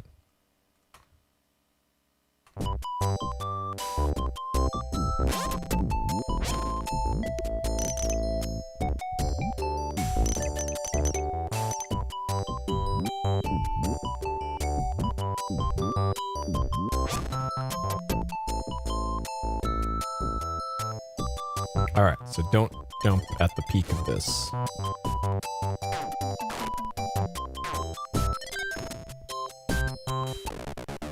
Oh, those can be exits too, okay.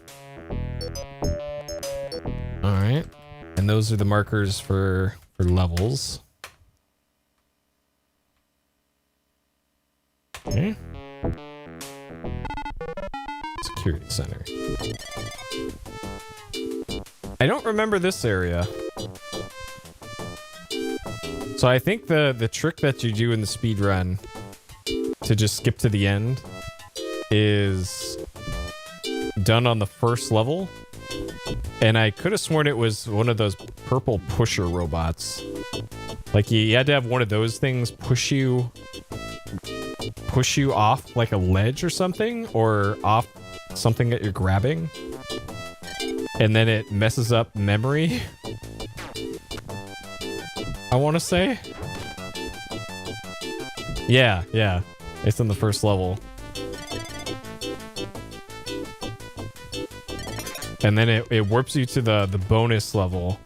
And then once you beat the bonus level, it puts you right at the final level.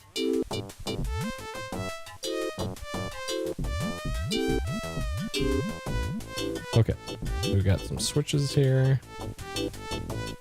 Okay. All right, so that's what switches look like.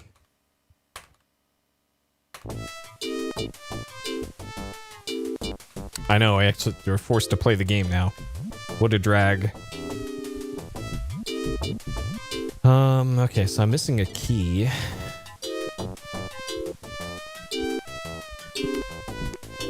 I need a red key at some point.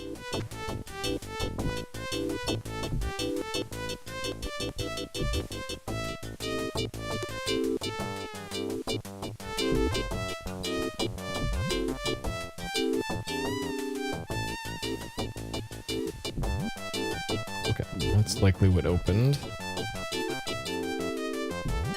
Oh, it's even got a marker for what the button is for. Okay. That's pretty nice. Okay, we have the red key.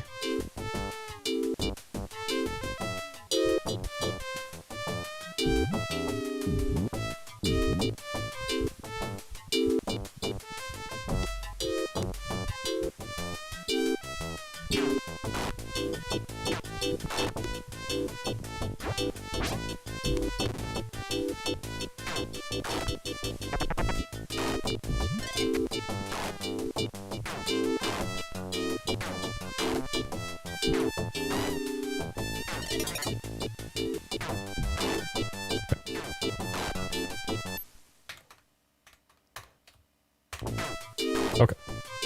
Alright, blue key was this way. Up the thing that I opened. I don't think I've ever actually seen a full playthrough of Keen 5. I don't think Captain ever did a glitchless of this one. Or at least that I remember. He very well could have, but I just don't remember. So this is gonna be completely new to me.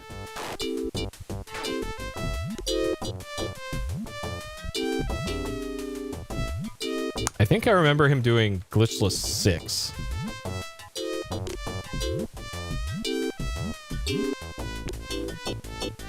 But I think that is all I remember of it, of him doing a glitchless 6, and that was it.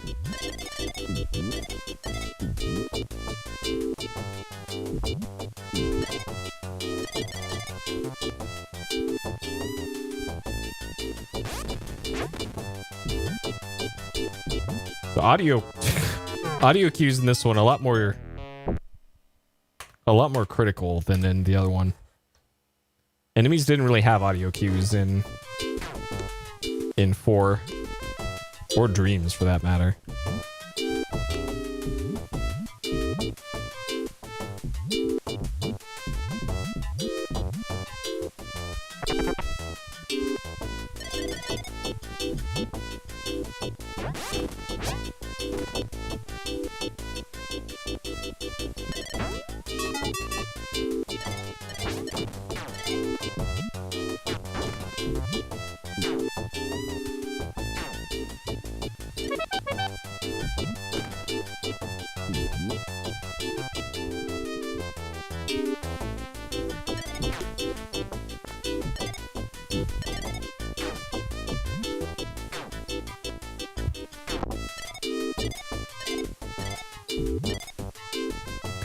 I thought those were the spinny things that that just weren't turned on.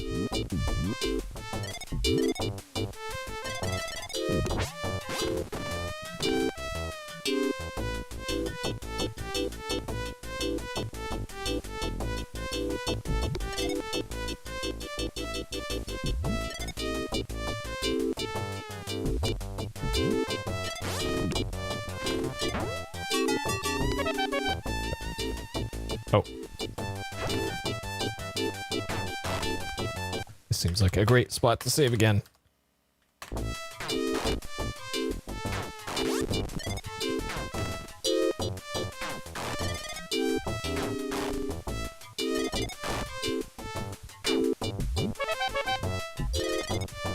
Dude, these robots...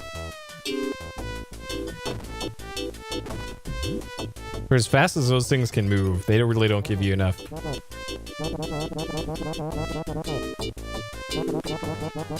Uh-oh.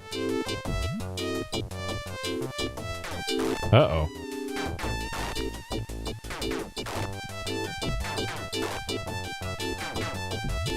Oh, that's what I need. Okay. Cool.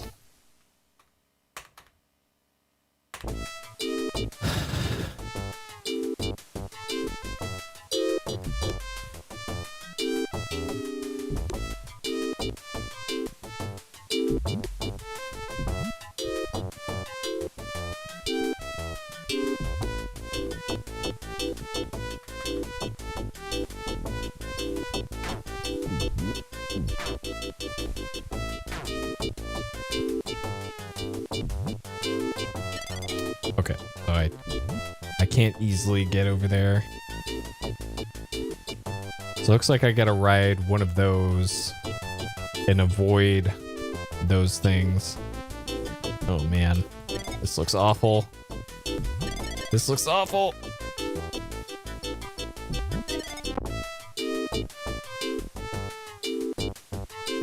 Okay.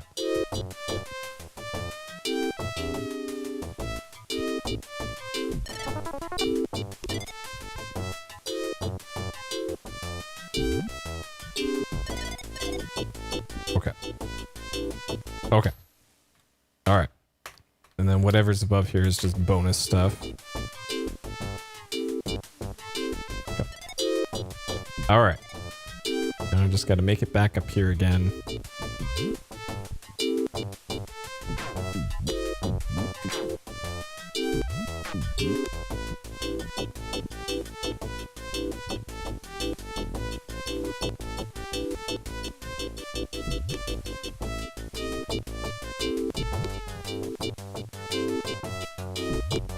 Okay.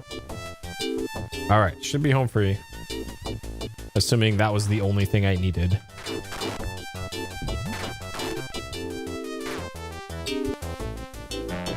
Okay. Sure?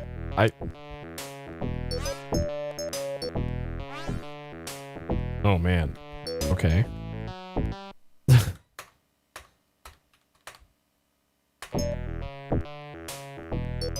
I can't interact with this. That's closed. Okay. Apparently there's 2 levels here?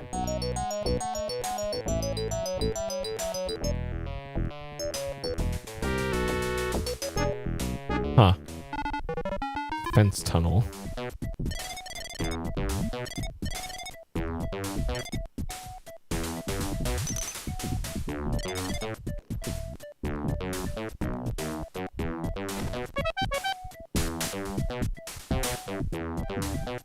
This is like a Blake Stone song. What? Oh, I did not mean to get that out.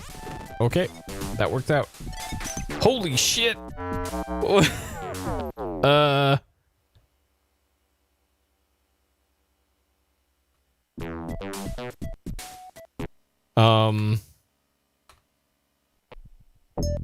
All right, let's see what this level looks like. Oh my god. All right, there's another big boy. What the hell? What?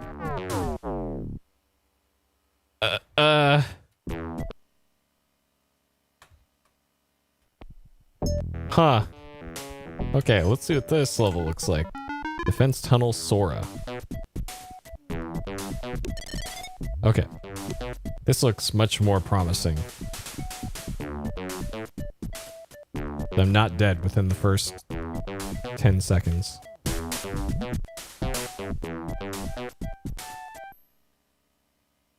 So I probably have to do all these defense tunnels. Perfect, nailed it.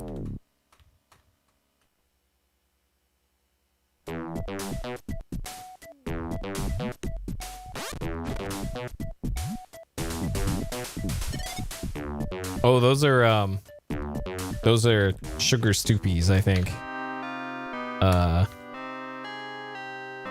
Yep, sugar stoopy cereal, 2,000 points. Nice.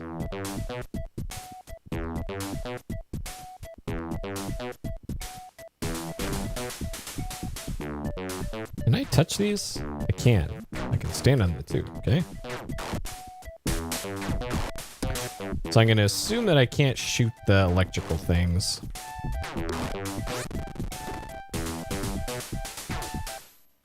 Okay, so we got a red key here. How am I supposed to get that without shooting that?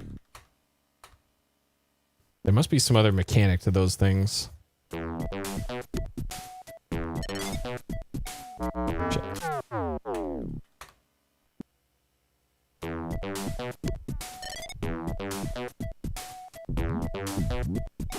Oh, you can't just... Okay. And they don't stay like that. Okay. Interesting. Oh, shit.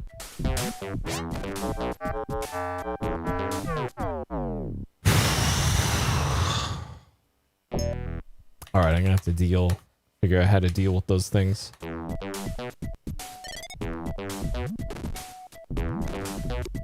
And I only have 4 shots left. Like, maybe you can... You're supposed to do that?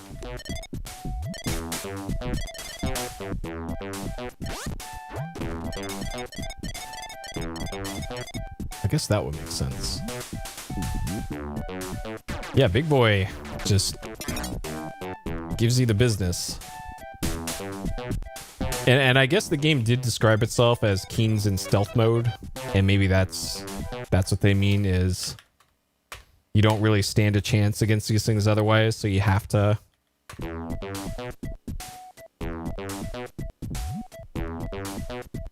be stealthy.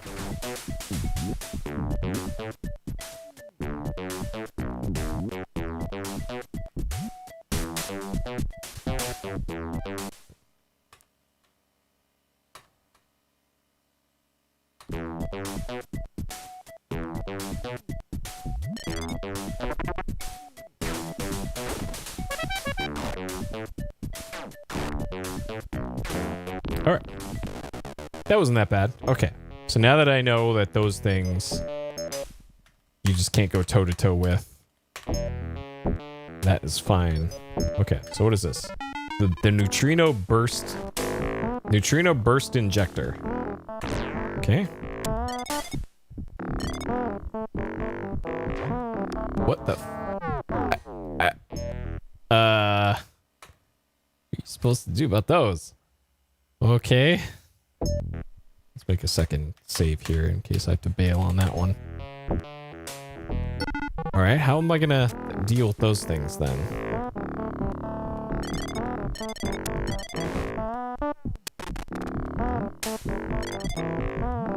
And I remember the dogs being a thing.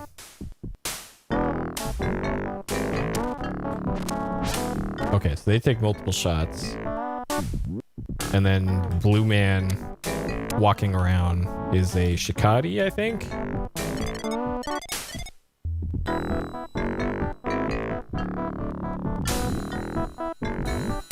Yeah, that's a Shikadi. 4 hits to kill. Or to stun. Just like the ninja dogs from Keen 3.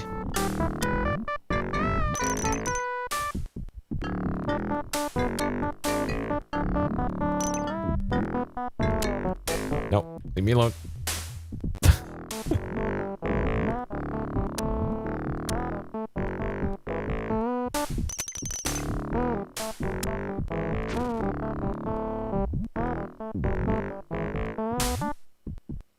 I think these guys teleport away after at some point.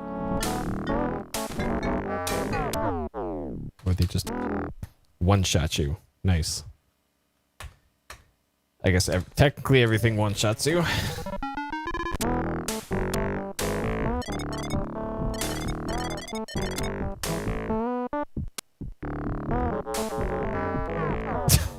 What the fuck?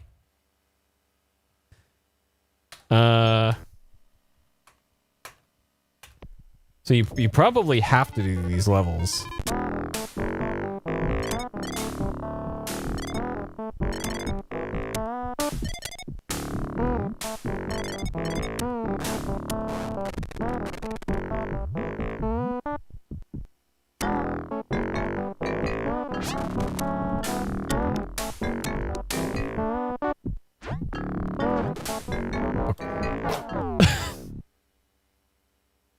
Man, come on.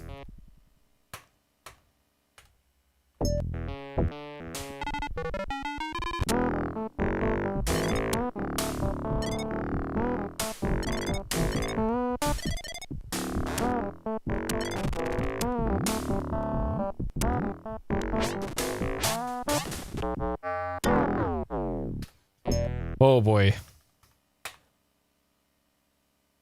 This one quite a bit harder than Keen 5 or Keen 4. Alright, let me see if I can get past this defense tunnel. Okay, so if you don't jump there, you can survive that.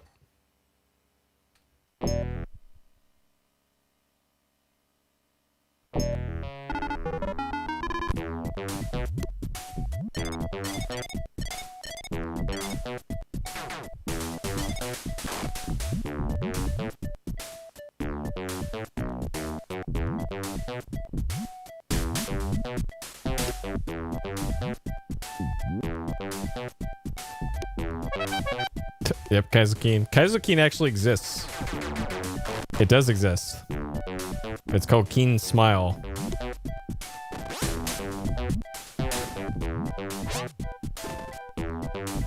It is Hidden and Captain's favorite game ever made.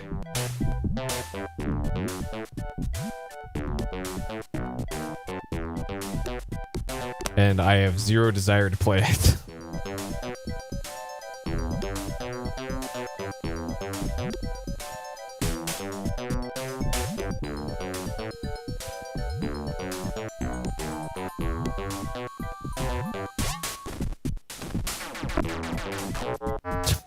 Great.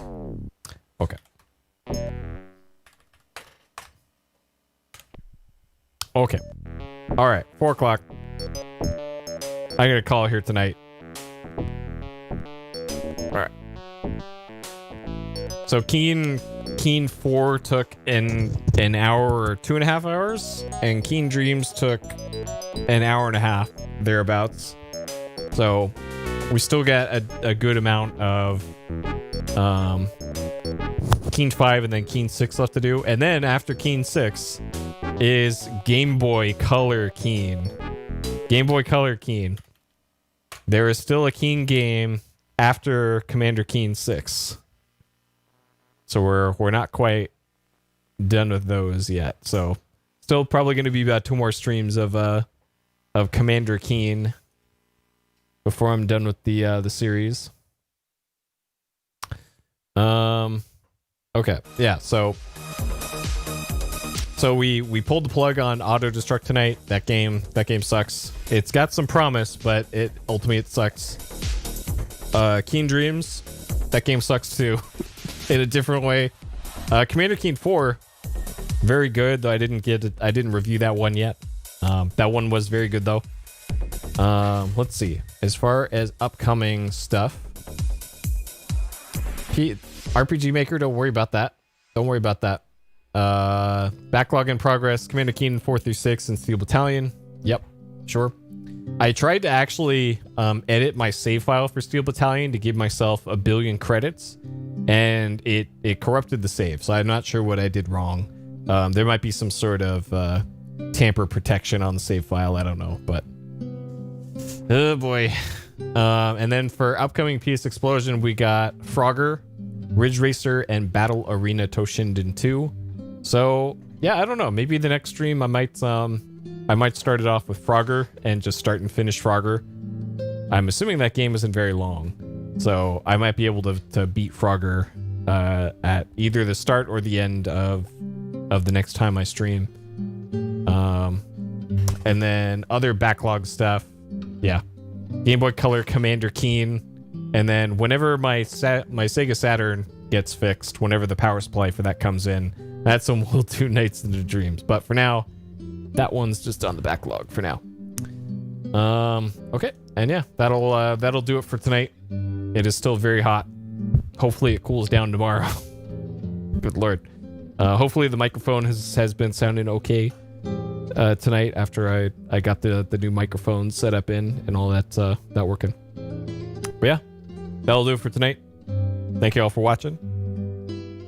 Hope you all have a great day, night, morning, evening, and I'll see you next time. Take care.